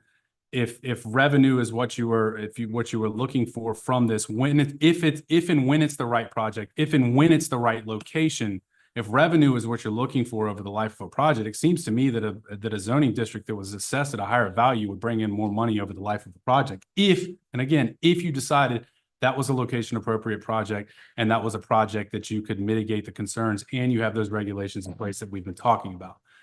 So I'll leave it to other folks to sort of chime in there, but those are my initial thoughts. I'll go next. It doesn't matter. I agree with what Mr. Bowles said at one time when he talked about, I've had friends come up and talk on both sides, longtime friends, and Mr. Goode, I've known most of the people that spoke tonight for a very long time. Some of the things that I think we've got to look at are limiting the amount of land, the gross amount of land. And I know that on the thing, it said 3%. In my original thoughts, it was 2%. I think we start at 2% and then we go, okay, if we get to 2% and we got room for a little bit more, then we could expand that. But 2% was kind of what I had stuck in my head. When y'all talk about the things that y'all are going to be doing, absolutely an exit clause. If somebody puts their land into a solar facility, I'll agree with you on that one, Ms. Morris. I don't call it a solar farm, it's a facility. If somebody does that, when it's taken out and decommissioned, it needs to go back to A1. And, you know, then they can apply for land use. I mean, they might have to put up with too much. I know I bought a piece of land, nothing on it. I had to leave it in regular taxes for a year before I put it into land use. Siting agreements. One of the things my brother-in-law came in here and spoke with us at one time, he wasn't trying to be pro-solar. He wanted to come to us and talk to us about a lot of the things that he's experienced that we all have fears about. One of the things he talked about, or wanted to talk about, didn't get to, was in siting agreements, you require local contractors to be used as much as possible to stimulate the local economy. That was one of the things that he thought was really good. He talked about sediment ponds. I think somebody came in here and talked to us at one point in time and they said only one sediment pond. I can't remember it all off the top of my head, but even one of the experts that came and spoke said they found out one sediment pond wasn't enough. He was talking about how they were using 5 to 6 times the amount of sediment ponds that were recommended. Adjacent landowners. You know, can we put something in our siting agreements if we do this, or when we do this, or whatever, that says, you know, if something happens downstream, and I think one of the experts told us that they're supposed to be covered. But maybe we can put some type of language in our siting agreements that says, if a problem develops downstream, guess what? Not too many different places to point the finger here, buddy. One other, Mr. Bowles' comments. 3 years, every 3 years, one of the guys talked about doing it every 5, but I think if we did this, every 3 years, they have to go back and relook at their bonds. Because nothing, well, except for timber, costs less than it did 30 years ago. So that's something every 3 years we look at the decommissioning bond. Said 2%. And the last thing, one of my thought processes was if we did this and the siting agreements, the money that we get up front, to me, to benefit everyone, and I know we talked about leaving it in the district that it's in, but I think one of the best things that we could do is put it into a school construction fund. We know we're gonna have to build schools. We know we're gonna have to do CIP projects with schools. If we're gonna do this, let's do something that benefits everyone like that. You know, because right now we know what it's like. One of the reasons our tax rate, they brought it up 84 cents. It's because we pay 20, I don't want to give the wrong number, 25, 24 cents towards paying for the school that we built. And we've had to do that for, you know, you take that 22 cents off, use 22, take that 22 cents off. Now all of a sudden we're back down where we belong. So we need to prepare down the road for school construction or fire and rescue vehicles. We know that those big budget things are coming. Do we set this back and try to do that? And I mean, they're my thoughts. And one last thing, and I brought this up before and I'll say it again. It came so close this past year in the Senate, or then in Richmond, to them passing it. And one of my constituents wrote me an email today. And I didn't share that one with y'all. I probably should have. Don't let the state come in and you do eminent domain. Make sure we have our house in order, that we keep that from happening. That they come in here and say, hey, you had your opportunity to come up with some good regulations. You didn't. we're gonna tell you, this is how much it's gonna go. And we don't want that to happen. So I'll get off my soapbox now. Well, I can honestly say I've had the privilege of working with the right honorable gentleman for Fluvanna on the solar committee. And while we entered it possibly on different sides of the coin, there's been tons of compromise and very good discussion. And as I sat here tonight and listened to both sides, revenue was one of the things that come up. And I sat and I had a quick look, and the average price per kilowatt hour in the US for electricity is 16.68 cents.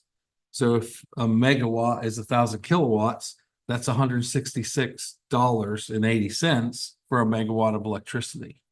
And in the solar places, that's generated every hour. When you multiply that out on your 1 megawatt solar farm, it's gonna generate $1,461,168. Then I started thinking about the Buckingham site. They've got a huge site down there, and we talk about siting agreements and proffers.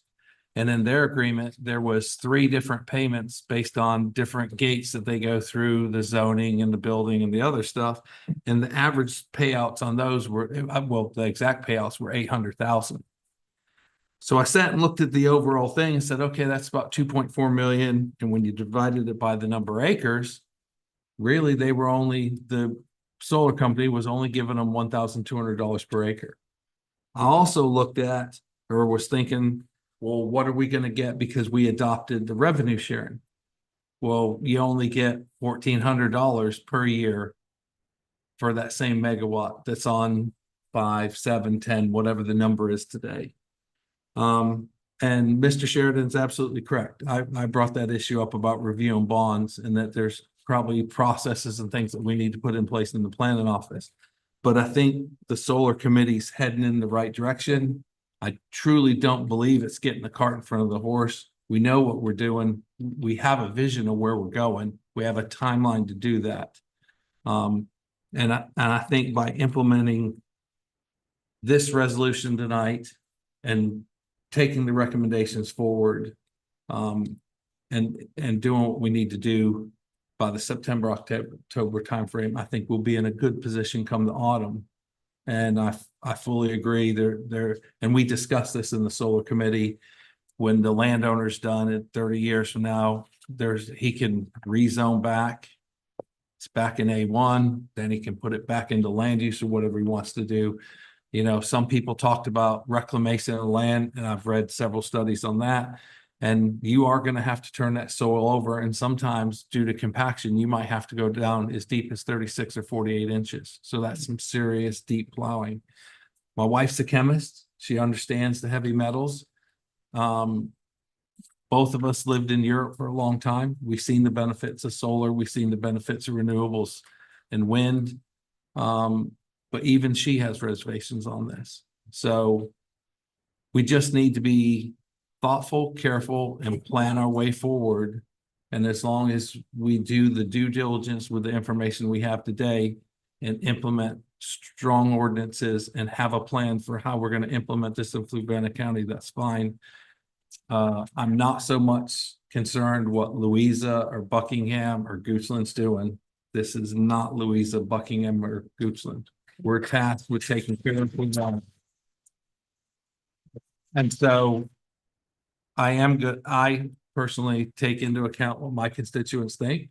I talk to people in the community, and I talk to other members on the board here. So those are my thoughts, and I hope we do move forward in a sensible way.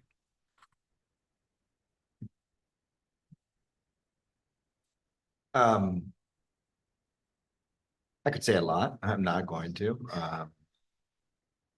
I'm a big believer in personal property rights. And, one of the things that struck me when the Farm Bureau came and spoke to us was that not every farm has a farmer.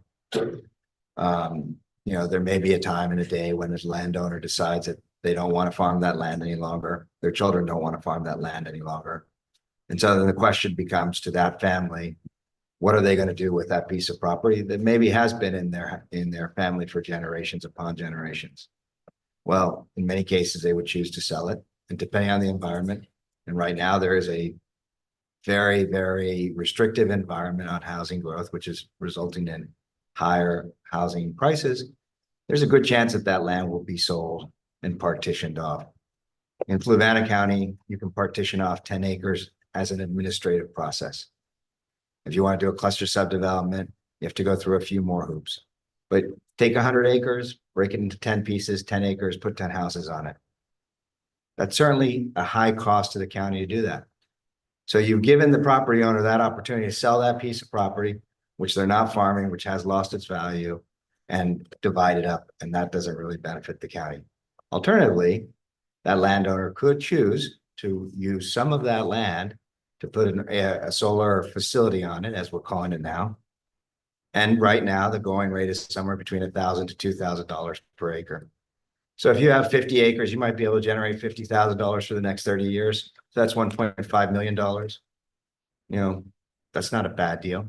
If we have the right siting agreements and we have the right ordinances in place requiring that the solar panels be reclaimed and recycled in a certified recycled facility, then that's okay. You know, that'll happen. We'll make that happen. We'll put that inside the bonds.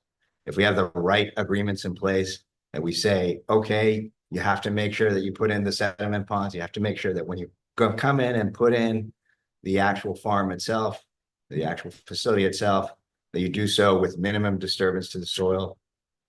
We had Dominion come to speak to us. They said that they actually take a more restrictive approach than most counties require because they recognize that, you know, to the degree that they are doing their best to preserve and maintain and making it easier for the property to return to its original value, if that's what they want to do, that they can do so.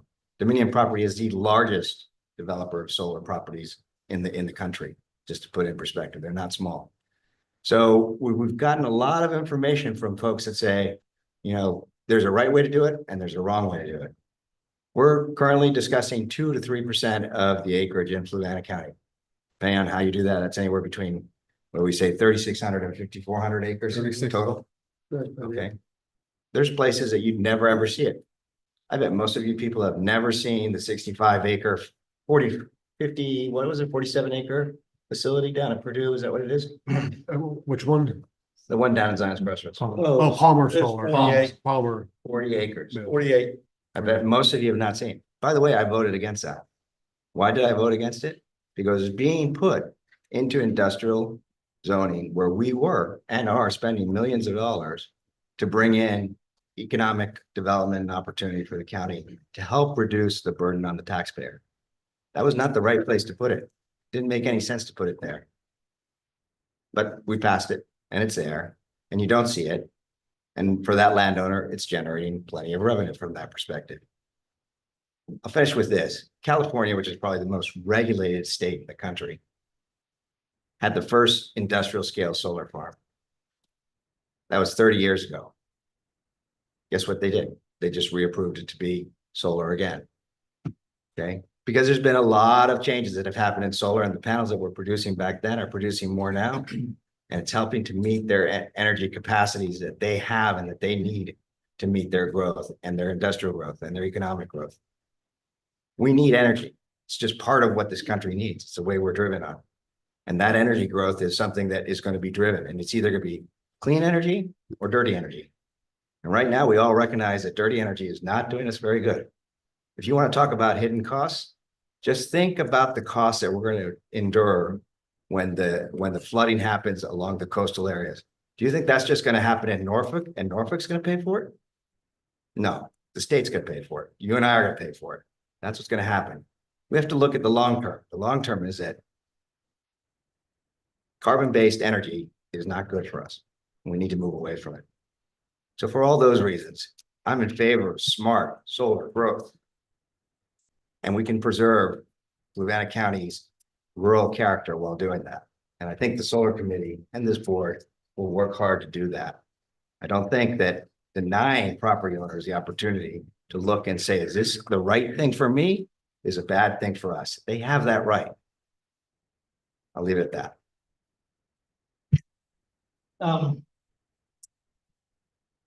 So kind of to start, where this started was, or at least this year with this board, was me bringing up what Appomattox had done with A1. And as far as mention of that, it seems the goal has changed. As the person who brought it up, I can tell you my goal hasn't changed at all. What I stated, I believe, was that there's so many unknowns and some of them aren't good. And it's starting to come out more and more what those unknowns are. And I said that I felt we needed to have a pause through this change with A1 so we can learn. I sell air filter service for a living. I don't do solar. There's so much I don't know. There's the people, the staff that works here, they don't do solar. There's so much they don't know. What we do know is there are more and more issues happening. I think it's Energix just got fined for 7 by DEQ. I think it's 7 different properties in the state of Virginia. And from my understanding, they were very notable fines. And part of their case back to DEQ was, wait a minute, we were fined this amount historically. How are you suddenly finding us this? And DEQ said, you're exactly right. We fined you all that. And what are you still doing? So now we're going to make it burn a little bit more. There's just so much out there that we don't know, that we're not aware of.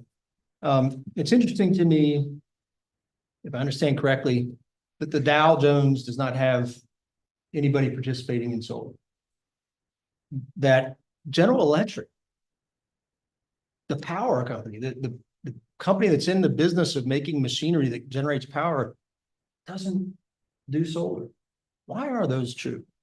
Are there things that they know that they should be concerned about? I don't know, but it's certainly worth being curious about. In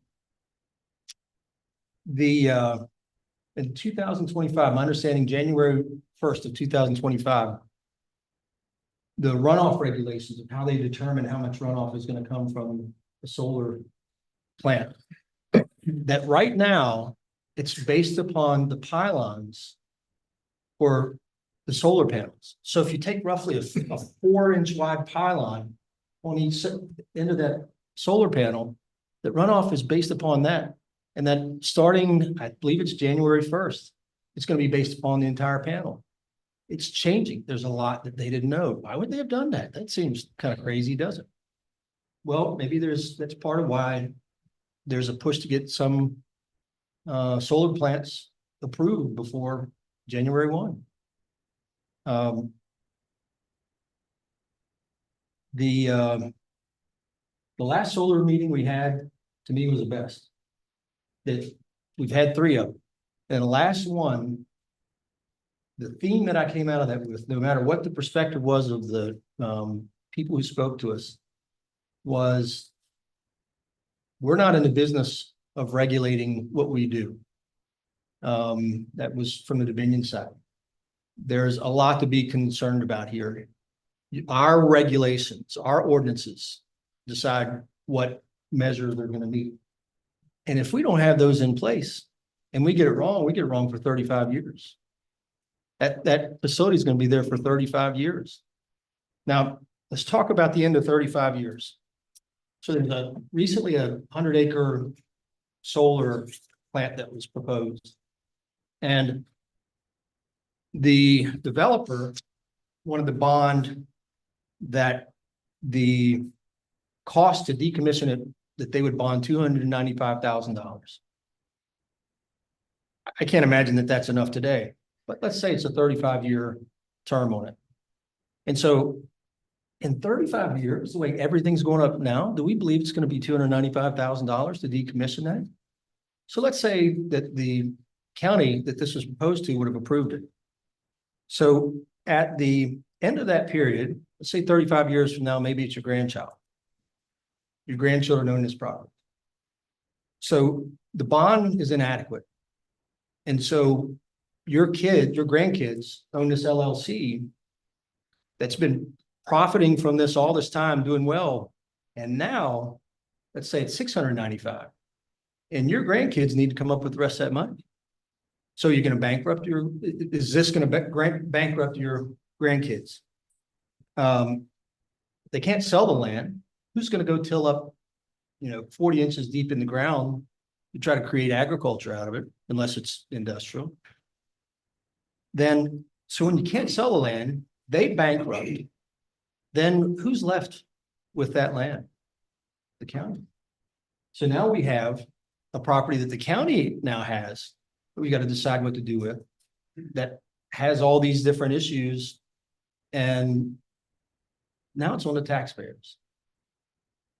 Speaking of on the taxpayers, of course, I believe in property rights, but just over here in Louisa, a 1,600 acre solar plant, a Dominion solar plant that has had so many erosion issues. Talk about property rights of those who live around us. So many erosion issues that 2 board members, not knowing the other one, said it to me in Louisa, have called it a catastrophe. People miles down the creeks where this water goes, it's affecting their property. There's a CEP employee that is the CEP was mentioned tonight as that is applied to us, who lives downstream of that and told me, yep, that's the bad part of this. That's it's affecting me and I'm in the business. So what we do does affect everybody. And we have zoning already. But why should solar not be subjected to zoning? We don't let you just build a Ford motor plant anywhere you want in Fluvanna County. You own the property, but you don't have the rights to do that. I mean, all the impact that would have on the neighbors, I don't have the right to do that. So my point is to take a pause, figure out what we don't know before doing it notably wrong. This is not anti-solar. I see a lot of the benefits of it. And I want the economic development and the growth from it. But I want to make sure we do it right. And as of yet, that just hasn't been, we're not those people yet. So I would like to have this pause so we can learn, so we can figure out what the right ordinances are. And if and when the time is right, we've done it methodically instead of haphazard. So I will vote for this, banning it May 1 tonight. And to your point about regulations, I mean, I know Dominion seemed that when they presented a few months ago at the joint work session, they sort of presented themselves as one of the most restrictive developers on themselves, self-imposed restrictions on themselves. But I specifically asked them, I said, well, I mean, is this something that, you require? Because Dominion comes in and buys a lot of these things that other developers build. So they're not just building them themselves, they're also purchasing them and probably purchasing them from folks who have proposed projects in the county. At some point, we'll purchase them from them that may not hold themselves to those same standards. And do we know that Dominions are enough? I don't necessarily see or have witnessed a race to the top for these companies to regulate themselves. And I think some of the things that you shared are evidence of that, to regulate themselves, because, I mean, at the end of the day, it does hit them in the pocket a little bit. And quite frankly, I'm a small government guy, but I'm also understand that the absence of government can be just as dangerous as, tyranny itself. And you've got to find that balance. And taking a more slow, cautious approach to this, while I think we have our due diligence, we have nothing right now. And I think it's our due diligence as government elected officials to come in and say, this is what we're going to do now in the absence of anything. I mean, we don't have, again, I'll say it again, I was talking to someone on the phone the other day, and it's absolutely nothing that regulates this other than, yes, it can be negotiated through a siting agreement or a special use permit. But we have no set of standards that would even start or jog that discussion. I shared this analogy with someone on the phone the other day. Coca-Cola used to put cocaine in their Coke, but the government came in and realized that was a bad idea and said, you can't put cocaine in your Coke anymore. And so they don't put cocaine in their Coke anymore, And so I think regulations have this sort of big government, small government type thing, but I think sometimes, I mean, they're there to protect people. And by that same token, if you have those in place, then people who are going about it and doing things the right way and not infringing on someone else's, whether it's their property values or downstream concerns or things like that, if they're doing these things in the right way, these can be mitigated, if all not but eliminated. And then we can have responsible projects in the right place that do generate the revenue that we want. And I'll say this to the thing about the solar district again. We talked about generating revenue again for a location appropriate project. When we get presented with, if and when we get presented with one of those, if we're going to talk about the 2% cap, which I agree with you on, I think 3 is probably a little heavy to start off on. I am 100% for talking about that cap. But if we're going to find location appropriate projects that can generate revenue, why wouldn't we have that zone in a district that generates more tax revenue than something that doesn't generate as much tax revenue? Last thing I'll say, and this has kind of come up a little bit, we have said, taking a look, a slow, sort of methodical approach to this. If we get into the point where we've established this district and we've established these regulations and we're starting to consider projects, I don't think we bite off more than we can chew at one time in assessing these projects, because we may do one and go back to the drawing board and say, okay, we did this well, but we didn't do this well. I don't think it's something that we need to completely attack once we have this and say, we're going to do all of these things at all of this one time, because we can keep the subcommittee intact and say, what did we do well with this one? What did we not do well with this one? And not think we're human beings, we're imperfect. We're not going to go to the drawing table and get it right for the first time that we do it. So I think we need to have that latitude to correct our mistakes before we move on and continue doing things. Voting for this as it stands right is a flat out denial of solar throughout the county. Just to be clear. It's a by right use in I-1. It's a by right use in I-1, which brings in the worst possible situation, which is that you're now going to have people trying to come in and say, okay, if we want to do solar farm, we'll go through the process of putting in through I-1. We'll do that. County may approve it, may not approve it. That's up to them. All right. But they've got to go through that administrative step to go through all that, only to have us do that, which makes no sense at all, because we may end up with I-1 where we don't want it, in an I-1 use, which we don't have the ability to proffer out. This is not a good motion to approve right now. It would be one thing to say, I move that the Board of Supervisors approve an amendment to remove utility scale solar facilities and use allowed by special use permit from A1 into S1. That would be perfectly acceptable. But to say, we're just not going to do it because we haven't even defined S1, that's just a roadmap to simply say, well, whenever we get around to defining S1 is when we do this. It sounds like y'all have made some adequate progress in talking. Well, we have made adequate progress, but this is not the motion to do that. We are making that progress. And right now, even in making that progress, we now have a motion that basically we say no to, with no guarantee that Board of Supervisors will come back and say, oh yeah, we created this S1 district, but now you want to vote no against that S1 district. Doesn't make any sense. I'll just say this much about it, and I got a question I'm gonna ask at the end. He brought up the Zions Crossroads project that we did, the solar project. Governor came out, it was top-notch thing, whatever, as when it opened. I ride by that now when I go. I thought, but yeah. Yeah, you know, South Boston I Road. think about the revenue that's raised, and I've said this the entire time. It's not a tremendous revenue maker except for siting agreements. That's where it's the only real revenue comes from, and it's in siting. Thank you for reminding me about that too. We didn't make any revenue. No, I mean, well, that. Is that zoned I-1?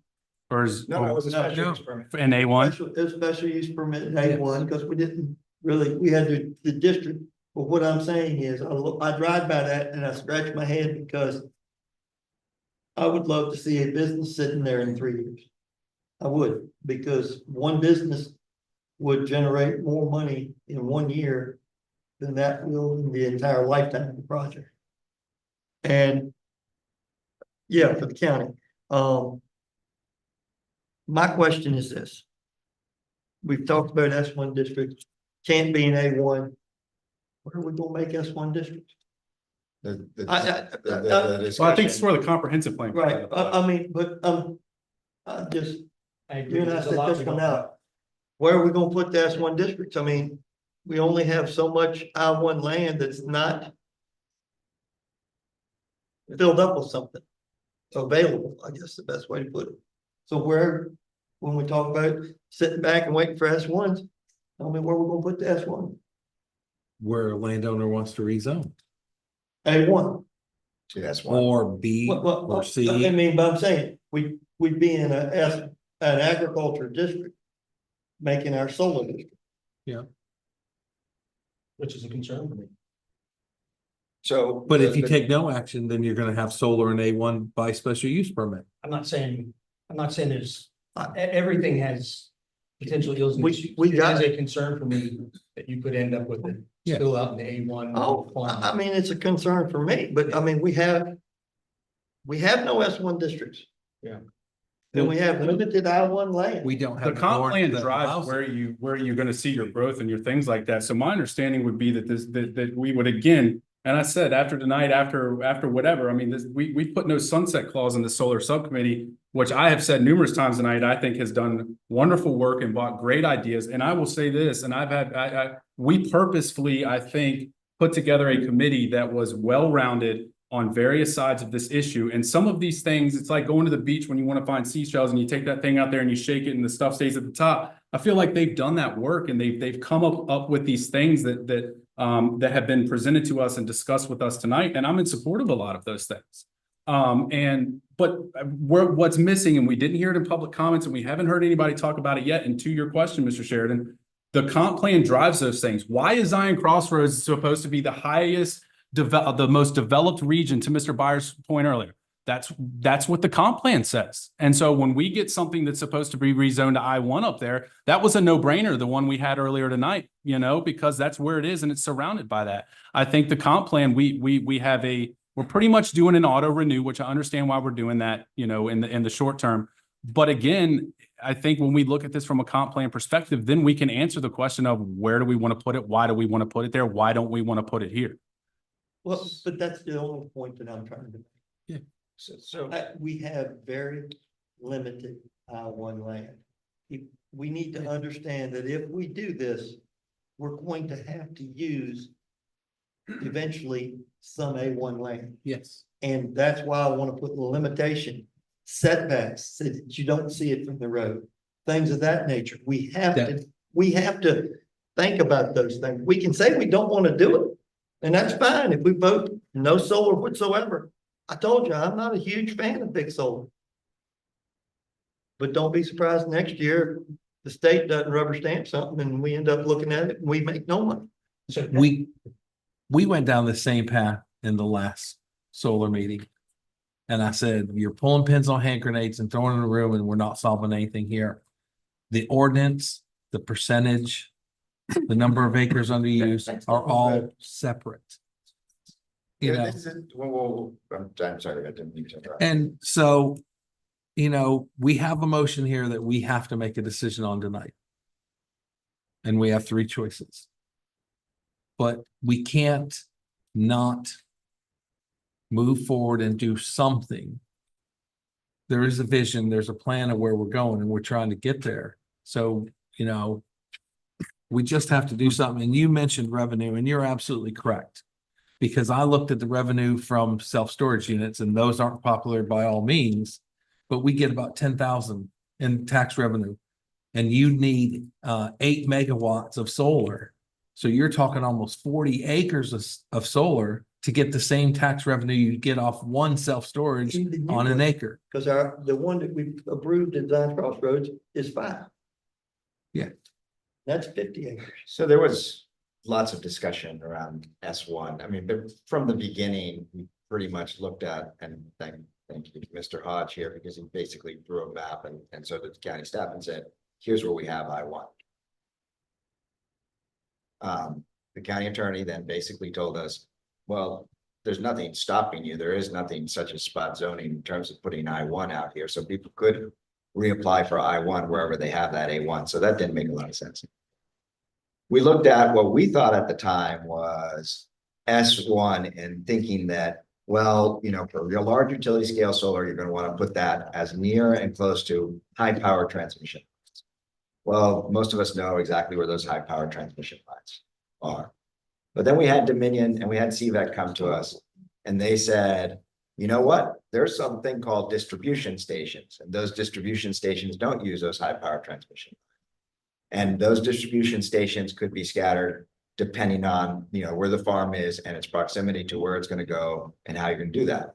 So in our discussions, you know, trying to limit what an S1 district looks like was difficult. Trying to maximize the revenue that you would get out of an S1 district so that you had higher taxation value was the appealing process, the appealing part of that process.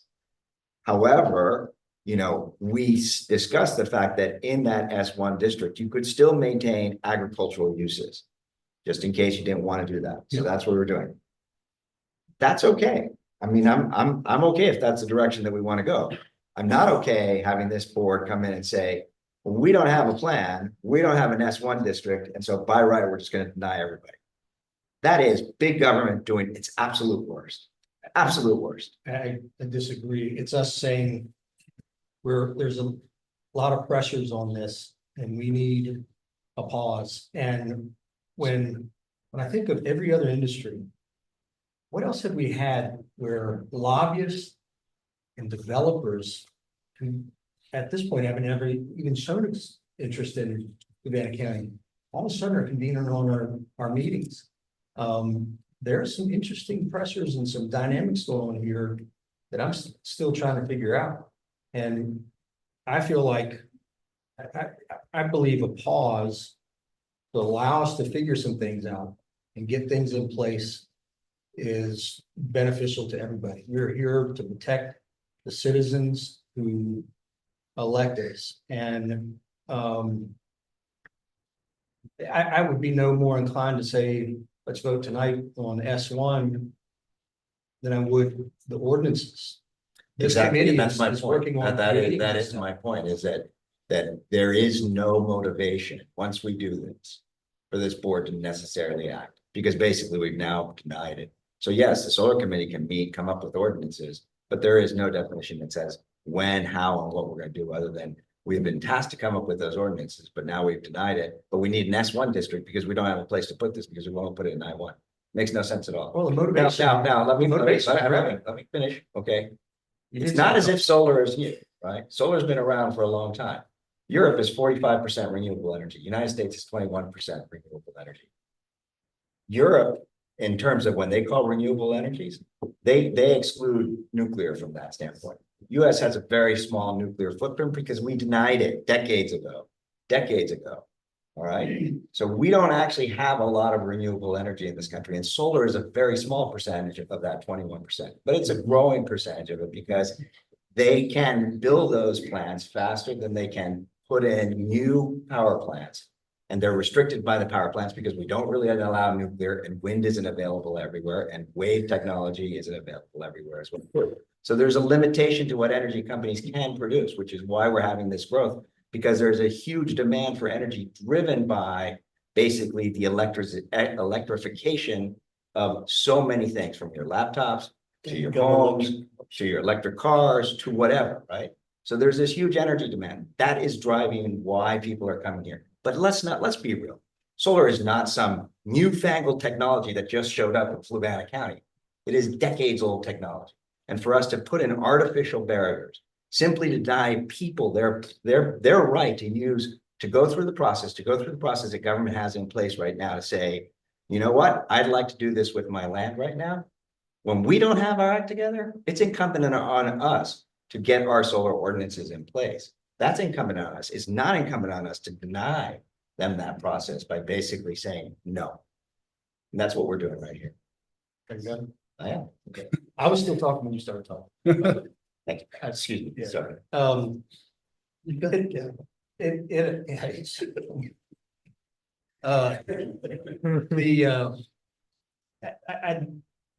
I'm just, there is motivation to move forward and figure these things out. It is a revenue positive situation for the county and landowners. I don't know that anybody on this board, on the planning commission, wherever is saying, let's say we're never gonna have it. Let's just figure out how to read the positives for everybody. That's all I'm saying. Well, here's a question for you, going back to what he said. I'm sorry, you done. Yes. I'm sorry, I've talked way more than I try to sometimes. But, if we did what Tony was talking about, went from A1 to S1. We don't have S1. There's nowhere for them to put it until we make the S1. So that gives us all the time that we need to come back and figure out where S1's going to be. I don't know that that's. We can't make a motion to go in a district that we don't exist, if it doesn't exist. I mean, that doesn't make any sense. I don't know enough I yet thought you about. said No, to go from A1. No, to I said S1. if it read that, if we actually, if the planning commission had said, That's what I'm here's the saying. recommendations for S1, they didn't come back and say, here are the recommendations for S1. Right? In fact, there was a motion to just put it in I1 and we didn't do that. I'm sorry, there was a motion to put it in S1 and there wasn't a second to that motion because we kind of put the cart in front of the horse, which is to say, let's go ahead and change the zoning before we figured out our ordinances. We need to figure out our ordinances, not change the zoning. That's what we need to do. And we shouldn't be touching the zoning at this point. If we don't know where we want to put an S1, why in the world would we even entertain a special use permit right now? If we don't know where we would want to put something in a hypothetical S1, if we haven't considered that and have those conversations, why would we consider a project right now via special use permit if we don't know this is the direction we want to go with the county? Special use permit gives you the ability to say, is this the right place to put it in or not? Right? But if we don't know where we want to put S1, we haven't done that yet. Exactly, because putting in an S1 depends on the size of the project. If you're doing a minor scale project, that doesn't belong near high transmission lines. Now you're trying to force a lot of solar farms potentially into a very small area. You're also denying citizens that are outside of that area the opportunity to benefit from a potential opportunity for themselves. So you're limiting the area by putting it in there. It just depends on the type of farm that you're putting in place or the type of facility that you're putting in place. If you're doing a major, well, there's a big difference between, a 2 gigawatt versus a 5 gigawatt. And the 5 gigawatt may or may not need to be next to high power transmission lines. Again, it depends on the situation, the location. We looked at saying, here's what we think the solar district should look like. And we came back and said, that probably doesn't really make a lot of sense. We had people say, that doesn't make a lot of sense, right? It doesn't make a lot of sense. What does make sense is the ability for the board to sit down, review, as is the right of a property owner, and say, I think I have this opportunity. They're coming to me, they're offering me this money. I'm going to sell this land and it's either going to become houses or I'm going to keep this land and it's going to stay in a solar farm till we figure out what we want to do with it later on. We have that opportunity right now. We're denying them that opportunity. We're saying no, because we haven't figured out what our ordinances are. Mr. Chair, at your pleasure, can I ask the parliamentary question? Would it be acceptable to make this motion here and then have a subsequent motion similar to the March motion to remand the examination of an S1 district to the solar committee and the planning commission to be reviewed and brought forward at the same time as the ordinance? So right now, the motion that was made in March was to establish supplemental regulations. Yep. So you're saying a new motion to establish the S1 district. Correct. And that would be brought back at the same time as we bring the ordinances. I mean, it's related to the item at hand, so that should be fine. So are you trying to show that there's some initiative on our end to put the wedge in place to say the solar committee and the planning commission needs to take action to bring us something other than industrial to put solar in? I think they can defer if you want to do that. Or you could approve this and know that's coming at the same time. Or just if you defer this, then we can come back with something. That Let's just let you know that's not where I'm at. I think this is an effective. Most. They're giving us the protections we need until we know more. And to the point about property rights, I think if we get to something, we're going to get something in front of us that says this is it. We're looking at saying, hey, if you've got this and you need that, I've heard Ms. Kilpatrick talk about the small farmer several times, and she's brought up that right now, Fluvanna County is 2 megawatts defines utility scale solar. That's 14 acres at the least, 20 acres at the most. Yeah. maybe there's some opportunity to have a discussion again with the committee about looking at, can we slightly expand that a little bit so that this small farmer that needs to do this and is looking to do this in a responsible manner, doesn't have to, can still stay in the A1 as a minor scale project. I think there's some latitude for that there, and latitude for the discussion there. But I mean, I think that's definitely something to consider. If we go down the route that you suggested, right, and you still approve this, there's no guarantee that the S1 gets approved. No, and then So again, I'm just saying, you're taking it right away without any protections for the citizens down the road. So we just saying haven't, that there's no. we haven't completely banned it because we'd have to remove it from I1 also. We also could change the definition of utility scale It with seems to this in me, and place. again, this was when this was brought up, I said, doesn't make any sense to go ahead and say, we need to figure out the rezoning before we figure out the ordinances. We should have figured out the ordinances before we figured out the rezoning. It was just done backwards, you know? So, I mean, Mr. Chairman, I pulled opinions. up the resolution that was passed in March. And so basically it said the board proposes an amendment to enact basically changes to the supplemental regulations for small scale, minor scale, utility scale solar generation facilities. So you could have a similar resolution, because basically to change the zoning code, either the planning commission or the board of supervisors and applicant has to say, you know, we want to propose this change to the zoning code. So one of those bodies has to present a resolution saying, we want to add this S1 district.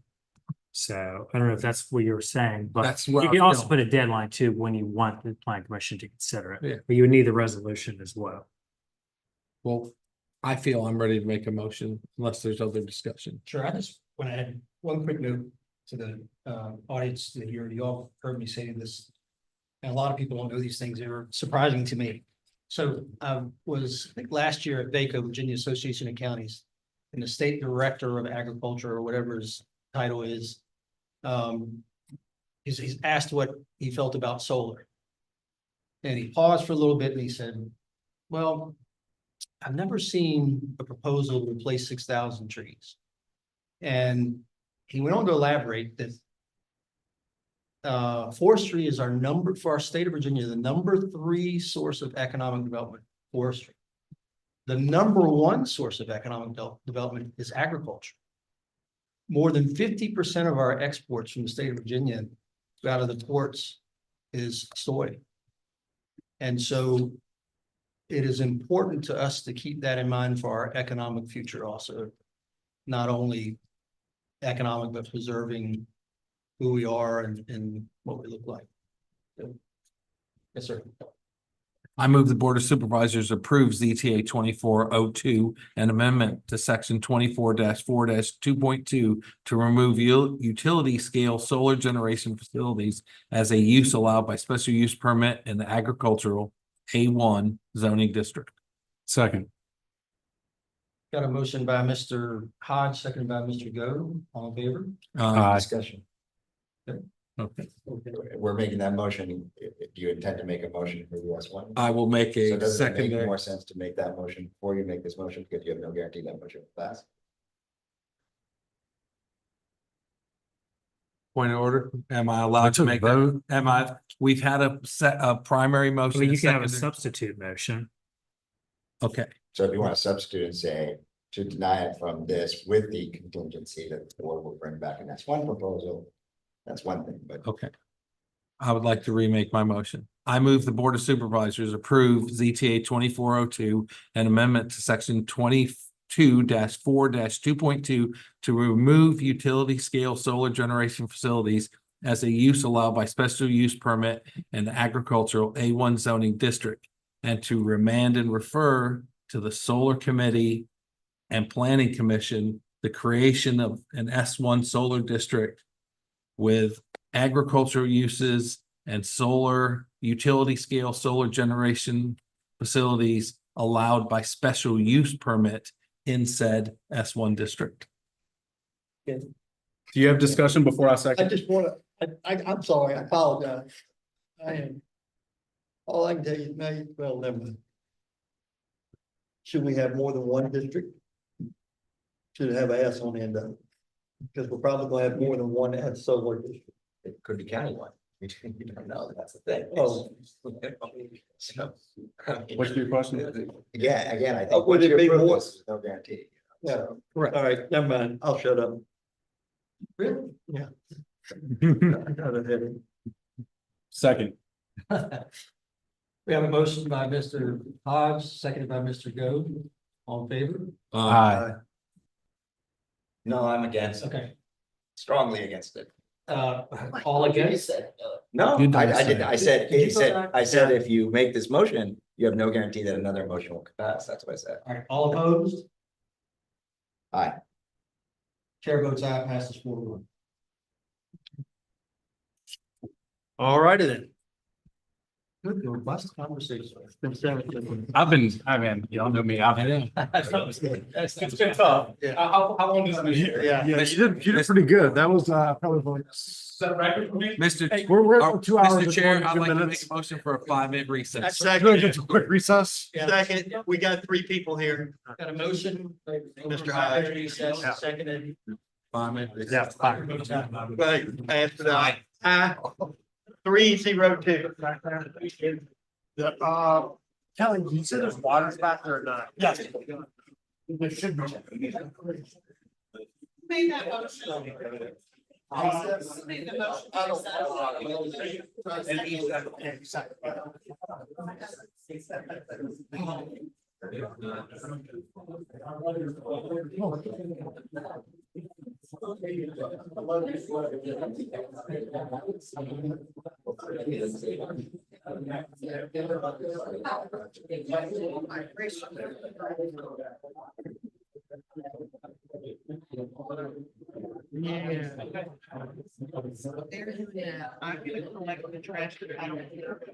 Yeah, yeah.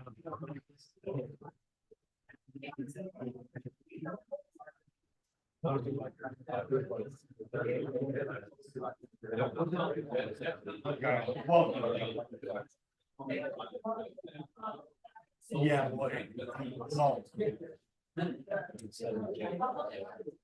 Well, the one, I think the one thing we. So the ones we get. So we're gonna go. Somebody I think starts. But she ended up trying to.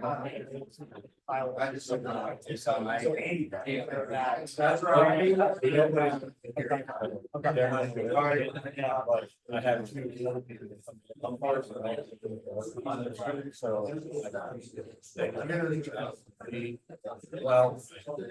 Well, I have reach out. Let me figure out who to have reach out to, and they can come in, they can come over, they can call that. Well, if it's just IT, if it's just IT, just Monday morning, or what time, what's our 8:30? I don't know. That's the only thing is I don't have Monday morning. Yeah.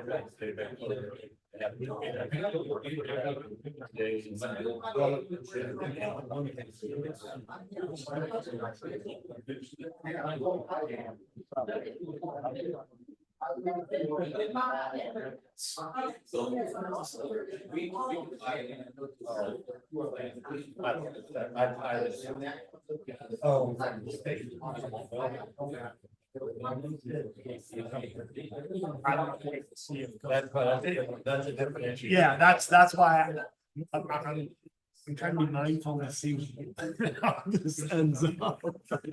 Yeah, no, I get it. I'm trying to think a little. Yeah. Somebody's here.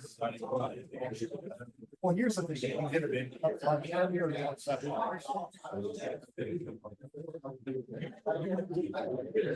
where do you go?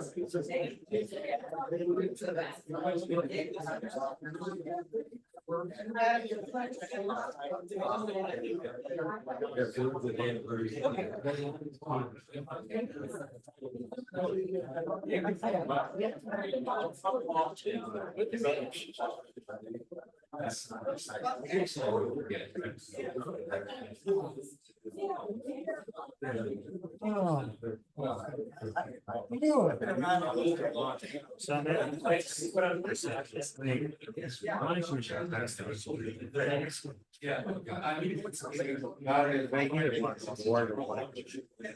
one thing I've noticed is, so what happens, let's say we deferred all the regulations to the second week of October, so the board really can't have. a public hearing for 3 months. And that's right, now the other. So really. Like that, because I think we just said, we won't have anything. You know, I'm saying C2 will have to. That's right. I mean, yes. So we don't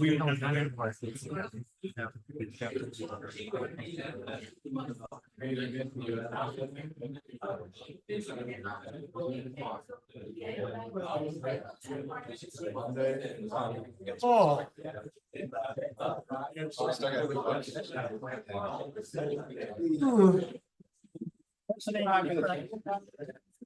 Yes, we're at 5 minutes right now. Tommy.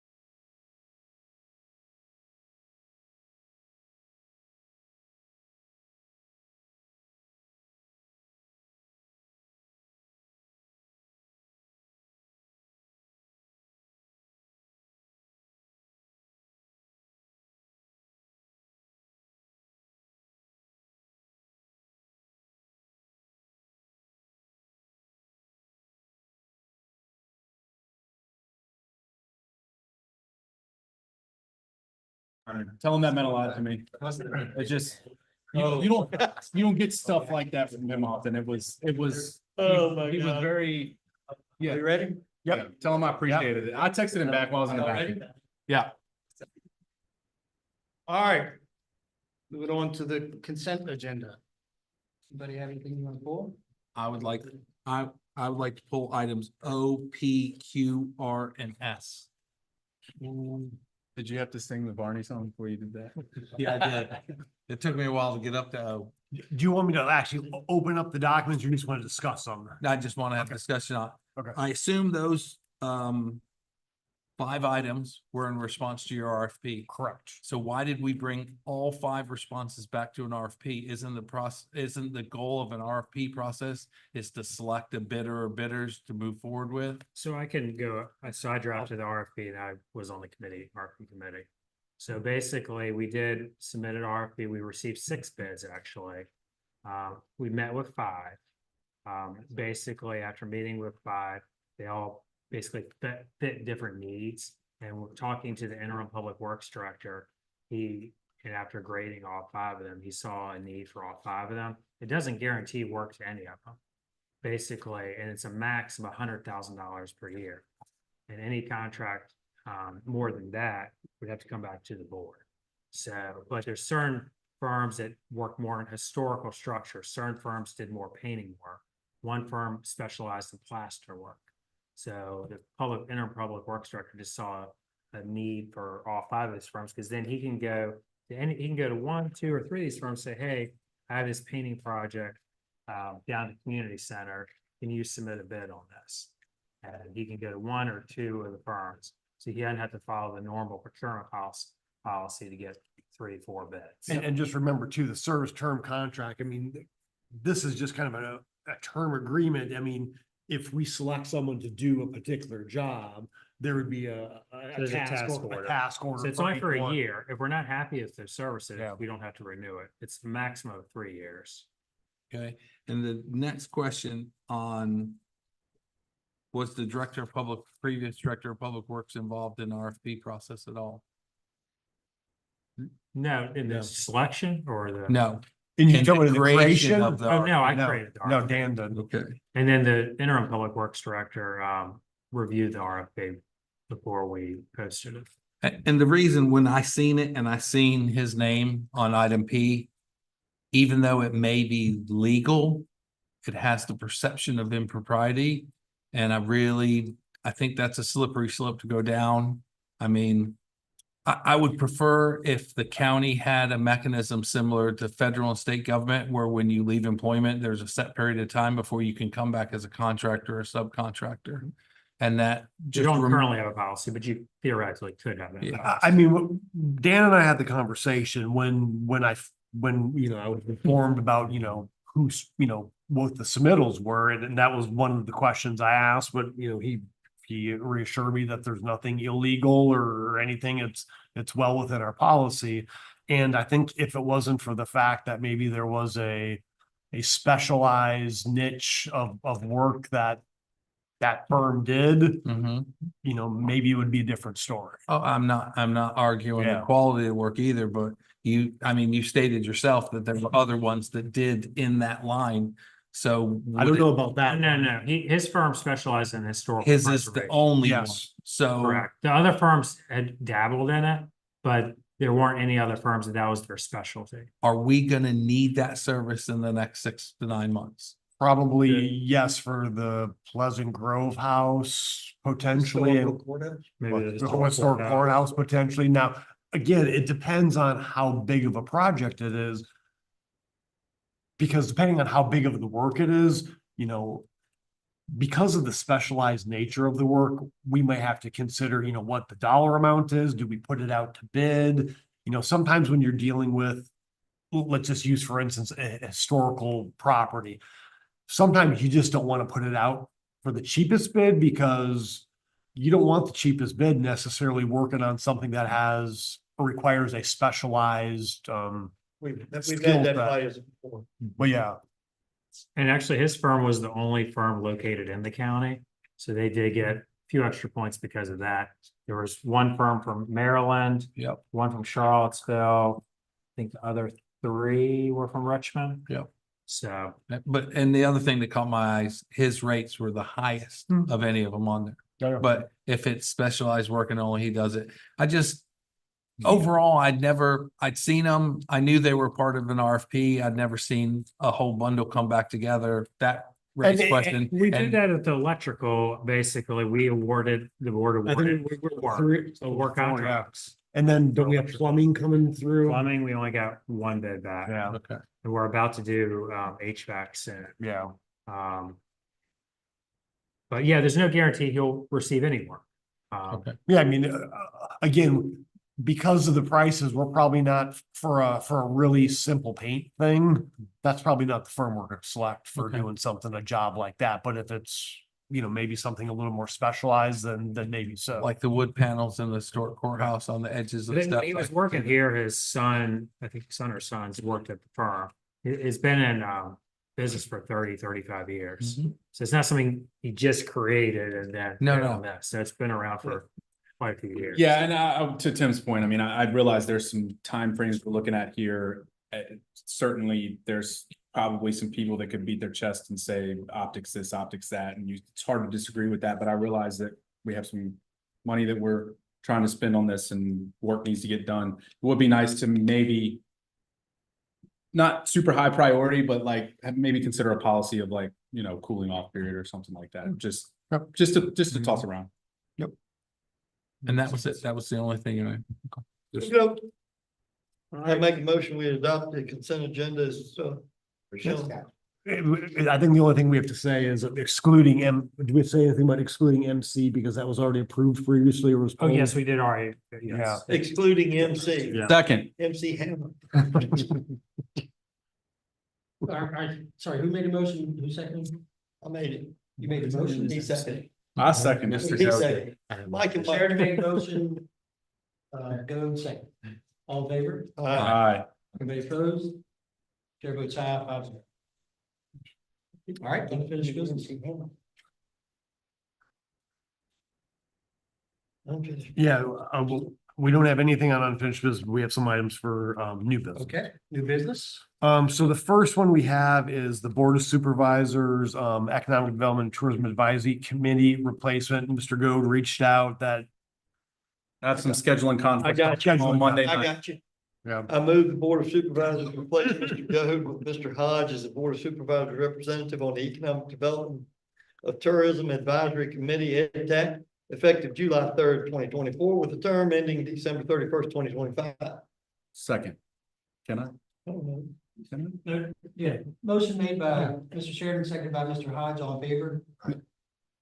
Seconded by Mr. Goode. Go. Oh, I didn't, I'm gonna do it once a meeting. This is incredible Seconded by Mr. ventriloquism. Goode. All in favor? Aye.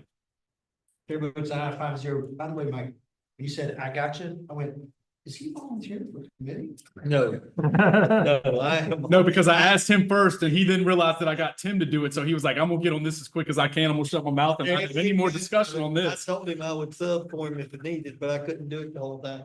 All right, because I'd like to stay married. All right, then we got, Yeah, historic courthouse update. Yeah, I talked to the chair and he just wanted a quick update on that.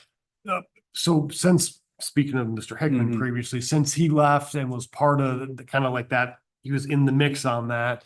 Myself and Mr. Kreitzer kind of had to get up to speed. Shortly after Mr. Hickman left, we received, the county has a contract for a consultant for work. We got a proposal.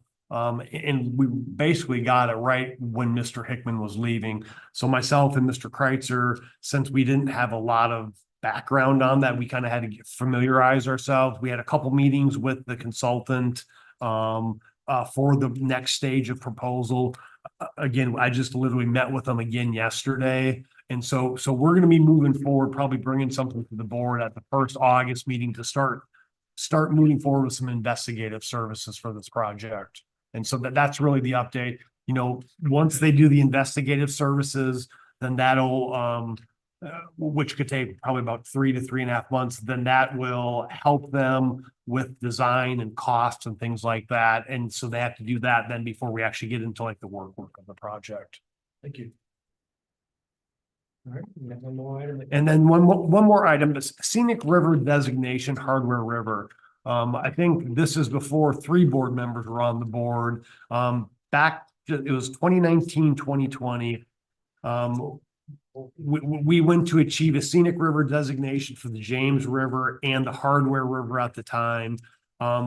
Due to some challenges with the Hardware River, and I think just kind of COVID came into play, and part of these scenic river designations, there has to be like an assessment of the river where a team of people go down and do floats and do assessments, counting birds, looking at wildlife, plant life, things like that. Well, the Hardware River never was finalized. The James River did get the scenic river designation. There's been a local individual that lives along the Hardware River that came and met with me and wanted to know, would the board be still interested in moving forward with this? And pretty much what I told him is, it just kind of fell off the radar a little bit since coming back from COVID. And so I wanted to see if the board was still interested in seeking the scenic river designation for the Hardware River. It doesn't cost us anything. No, I mean, the only thing it costs us is maybe a little staff time to, once they have to do the river assessment, is trying to coordinate some people to do it. But no, I think if we want to get the signage, there would be some costs from the county to put the signage in, but that's probably the max. So just wanted to get will of the board if they're still interested in that. Again, we have it for the Rivanna and we have it for the James. We just don't have it for the Hardware. Thank you. I'd say yes. Yes. Yeah. Okay. I have 2 items. Okay. I don't know that one is particularly actionable, but there was an incident a few weeks back, and I meant to bring this up a couple of times and I did not. And this was during sort of the height of the Palestinian protests going on, but there was an act of violence, which I know the sheriff's office, or vandalism, which I know the sheriff's office was investigating. Chris Dunn was the person who was coming back and reported this to us, saying that, and I think her neighbor was who was of Jewish descent, her property was vandalized, or is of Jewish faith, I should say, and the lake. And I just wanted to, highlight that I think as a board, we may want to just say, have a statement saying that we reject that. I don't know that that's important, but I do want to at least mention it to the, for the public record that, and I would assume that all my fellow members probably agree that that's not okay in Fluvanna County. So I mentioned Or anywhere for that anywhere matter. else. Yeah. Tell you what. Or anywhere else. My understanding is if this spread ketchup on the flag, in other words, making it seem like it was blood. Yeah. I didn't hear that when I heard they put up Palestinian flag. Would ask our neighbors and our fellow citizens to respect each other's opinions. Amen. Second one, I do think is much more actionable and probably well overdue from the standpoint of the county. There are a lot of wonderful organizations that serve this county on a very regular basis, and we don't really recognize them. As you know, I'm a member of the Rotary Club, and so I will highlight them, but not to say that they're the only ones. The Rotary Club recently invested a lot of volunteer hours and time and energy and effort to redo the Maca food pantry. They've also done several STEAM labs, and they've also do the Kids for Code. So they do a lot to serve this community. And I think it would behoove the county to, take a minute every once a quarter or something like that to recognize some of these organizations and what they're doing. It's a small gesture on our part, but it means a lot to the volunteers who are putting that time and energy into it. And maybe accordingly, we can have a small, maybe perhaps during the administrator's report, a small presentation on some of the things that they've done as we highlight that. So I'd like to see that happen. Assuming like you did on the day of caring or whatever. It's called. I just think it's a good opportunity for us to recognize them. So if that's the board agrees with me, I'd like to see that happen at least maybe once a quarter. I mean, Yeah. do you want to just try to like highlight like one organization Yeah, I think, I mean, maybe it's one or two, I don't know, Okay. it just depends on, I don't If know. you hear about somebody doing. But I mean, yeah, when you know that they are doing so much for the community, I can't speak for other organizations, I'm sure there's churches and volunteer groups and other organizations. That's the only problem with doing that, is it's just so many of them. There are, but I mean, maybe it takes us 10 years to recognize all of them, but at least You we don't have to recognize. recognize all of them, I mean, but I don't think it's a bad thing to recognize some of them, because I really enjoyed when y'all had pictures of everybody doing all the jobs. Yeah, Habitat for Humanity. I mean, like Coach Bass took the football team down to Columbia, and we worked in that cemetery for 2 hours, cleaned a whole lot. Sorry to put that work on you, but I think it's overdue. Sarah's gonna have her job. No, That's it. All right. I had one item, one comment and Oh, two good Lord, requests for y'all always updates. have to get it Uh-huh. We ain't got to. So my item after tonight's discussion and the resolution that passed, I would like to see the board take action on the fire rescue volunteer voucher program to craft the policies and rules that we need to put in place in order to implement that. It's set aside in the budget. We keep saying we're gonna do it, and we never do it. And I want to just put a marker down and say, I want to see this. I'm glad. Didn't we ask for FRA to come up with something? Because this, I mean, we can make something up. I mean, you and I have some knowledge about it because of that.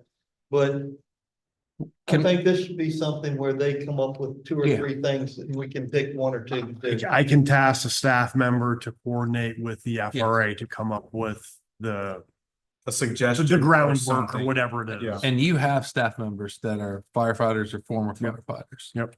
So that was the one thing. So- The comment, I would like to say there's been some incredible work. I drove past Taylor Ridge Drive and the sign is up.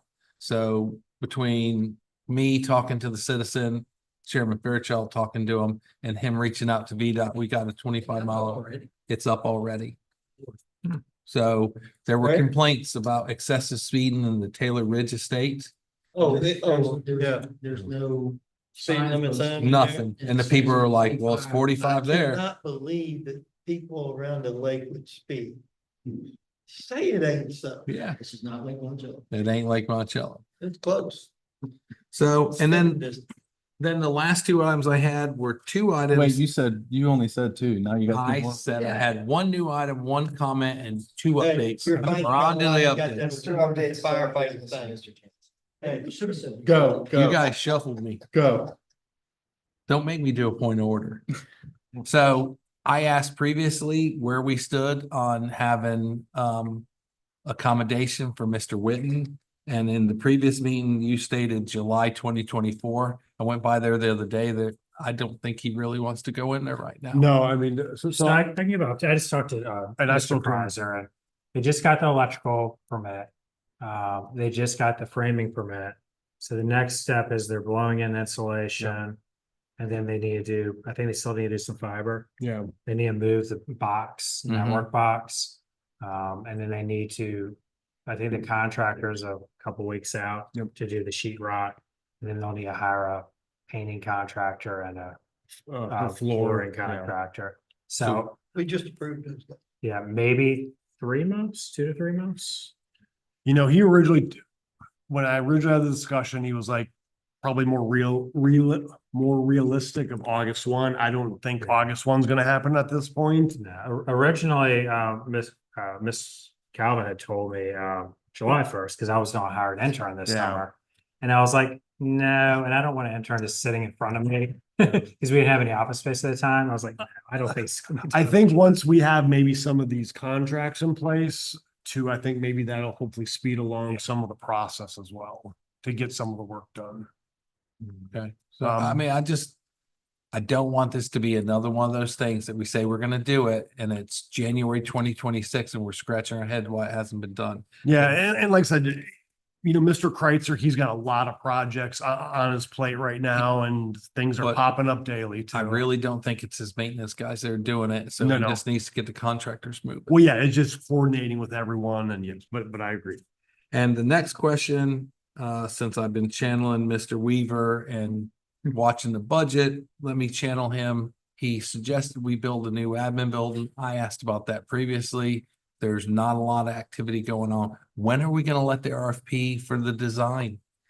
It's really not a hard thing. It's not like nobody's ever So, designed a building before. So basically, Mr. Dahl and I are working on the specs, but we have the draft RFP. Yeah. It's just finalizing everything we want with it. And do we, what buildings do we foresee going there? What departments, is the registrar going there? Is DSS going there? Well, yeah. What stages, am I going there, my office? So those are the kind of the final things we need to. And the space study will be out of date. Well- And the longer we wait, the more out of date that space. Well, study yeah, I mean, gets. I think the space study can be a resource to provide some guidance to the RFP, but certainly, yes, the space study has been. And my recommendation would be whatever you think you need now, just add 50% on. Let's not make the mistake we made with the sheriff's office. And that's all I had. I just I write these things down, so I'm gonna ask again if they don't get done. I just want to make sure we're making progress. I will, everybody else talking, I'm just. Oh, God, here we go. Yeah, no, I just wanted to let y'all. Good know. thing you made that motion to extend to 11 if you get ready to start. Oh, yeah. Oh, I think it's not. Hey, good thing there's not VDOT stuff from Fort Union for me to bring up. So, no, I just wanted to let y'all know that the new track and turf field are being installed. Cool. And they started pulling that up about 2.5 weeks ago, 3 weeks ago. Okay. So we're not practicing this week, or we're not working out this week, not practicing, we're working out. So we'll see it again next week when we go back at it. And anybody who wants to come out on Monday morning, 8 to 10, come on and see us. We've had 50 kids that work out, but that work has already started. They've not moved to the middle school. They're gonna finish that first. That's need to really be done by August. Well, July 29th. We will now open up the second round. Wait, I had to, I'm kidding, go. You're a member of the public. Anyone wishing to address the board to come to the podium, state your name and address. Please remember to keep your comments to 5 minutes. On topic and direct to the board. Tori, Todd. No, no, Jennifer? but I did get a comment. I think we all got a comment from somebody saying it'd be great if, they could participate virtually. Yeah, just bring that up. Yes. We'll figure out the porn thing first. I'm leaving that alone, man. Come on. Seeing none, we will move on to. Closed session. Oh, hey, real quick, hold on. There's one more thing I want to bring back up. Sir. I forgot this, and I told you not to let me forget. I want to talk about possibly doing July the 5th. Now, it may not be a lot of taste for it, but making that a county holiday. Oh, the day after. $78,000. I don't see the precedent. You mean moving forward, like? No, right now, we just give the guys off this coming Friday. I mean, there's 5 of us. I mean, No, I know you're, I'm one of those people that gets to have an opinion. I think, I just think it's 7 or 8 grand. Was a random off the cuff way to spend money, taxpayer money that. Historically, the county has not felt the need. to do this. I think it's unfortunate that we couldn't have this discussion earlier. I mean, it's a mistake, and I understand that the intent was to have the discussion and to get that. But I do think it, like, this could look really bad, at this hour, based up. That's, just saying. I'll say this and leave I'll it. take the blame for it. I know, when it was brought to my attention, I was like, yeah, absolutely. Why? Even when the dollar figure, $7,000-8,000 was brought, it was like, okay, well, let's try to find, but here we are. It's Wednesday night at 10:18. People have probably planned vacations and maybe have already taken time off. I would hate to spend that money when time off has already been submitted or, if we're going to spend that money, let's look at the calendar and figure out if we've got the money and can move the money around. How can we find when you've got a thing like July 4th that falls on a Thursday? How can we, when there's a unique situation like that, find it so that people can take a 4-day week? I think, I talked to Mr. Sheridan earlier, which is why I said that I know his intention was to bring this up. But, you know, and I mentioned my concern, I said I was open for discussion on it. The challenge is if you look at it and you say, okay, we're going to try to fill in a gap to make it a long weekend for individuals.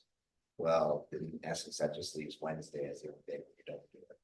Right, and, you know, to me, that just seemed like we're setting a precedent. If it was a one-off, that would be one thing, but if you're setting a precedent, then that was problematic. But as I said, I don't know. I wasn't setting the precedent, I was No. just saying it was. And I know you said- Two lines, It's Fourth of American July. birthday, and that's Been a little the crazy. only reason look, It's and we're sitting here, and I'm punch drunk now, and somebody had told me they were gonna do it, and they didn't do it, and I'm gonna check his notepad. Because I'm senile and I didn't write it down. But I've been a member of staff, so I've been in that situation. Unfortunately, sometimes in January, when you have the holiday, it's a Tuesday, we have a snow day anyways. And this was why it first come to my mind. We set money aside for snow days. And in fiscal year 24, how many of those did we use? None. We got dust in the snow once. So money went back into the reserve. And then when we had the budget discussions, we had to decide on the insurance before we actually knew what was what. And we took a shortcut for the staff. And it was, to me, seemed like a small gesture that we could make to them. And I would have been in favor of it, but I also agree with Mr. Goode. If we can look forward and see these situations coming where it's unique and do a small gesture to the staff, it goes a long ways. And sometimes you take care of them in a very small way and you reap the reward back. And I agree, I don't mind doing that type of thing, I just, as we're saying, off the cuff, random. It would not be the first time this board has done that this year. I would say if we were going to, after this long discussion that we had about the budget and why wasn't it in the budget. And all that kind of stuff. If we're gonna do something like this, then we should probably put it in the budget to say. Yes. You know, Like we'll I said, have one day, you know. if you wanna have somebody Then we blame it can do on, this. hey, drop it right here, I ain't worried about it. But. So I guess there's no need for me to make a No. motion since nobody else wants to do it, so. I just think it would look really bad. No, I don't care, folks. I mean, I really, I'm sorry, I just think it's the right thing to do.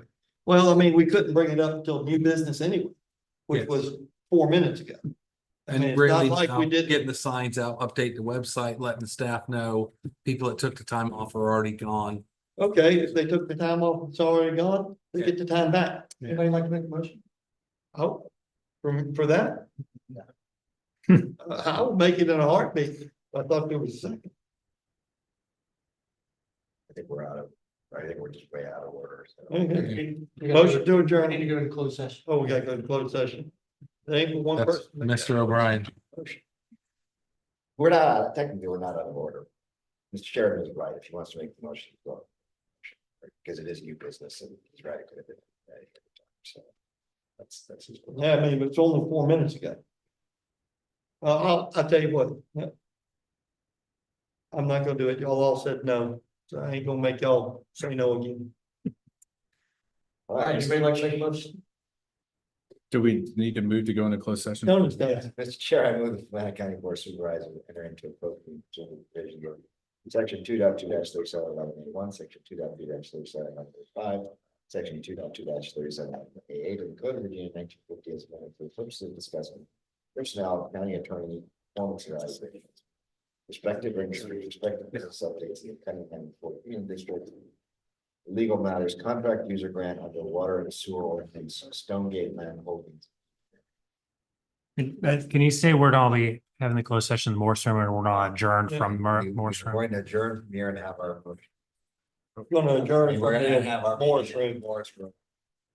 And then we're not coming back. We're not adjourned from We'll the Morse adjourn room. from the Morris room. We won't be Second. taking any action. Motion made by Mr. O'Brien, seconded by Mr. Sherman, all in favor? Aye. Chair votes aye, 5-0. Look, I brought my book back. There's a young man that wants to lock up. I'm just, yeah. Might want to lock up.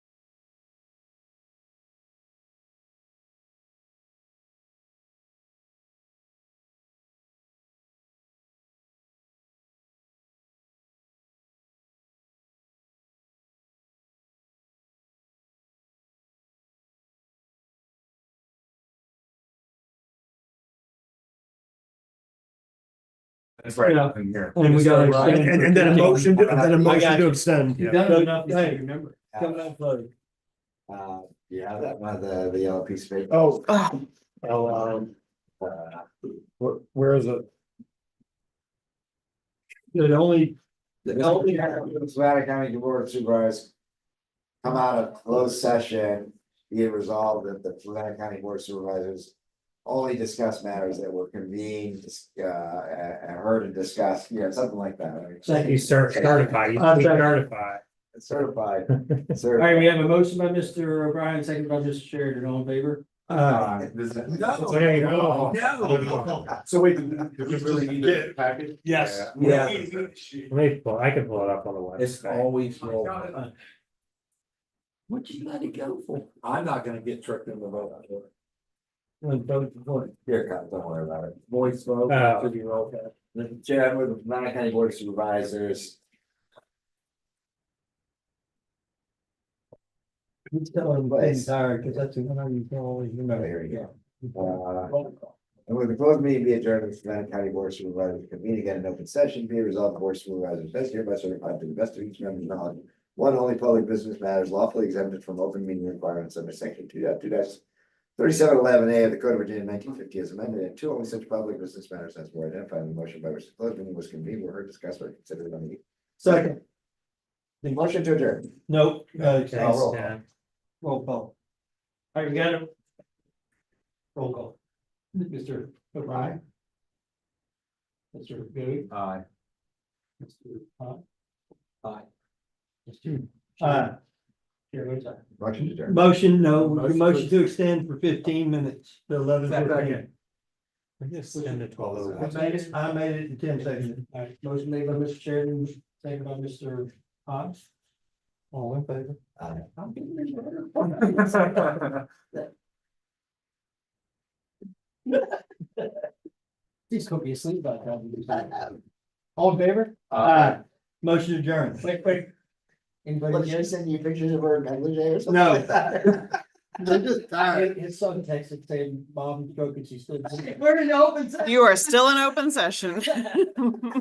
Motion to adjourn. Second. It is 4th of July.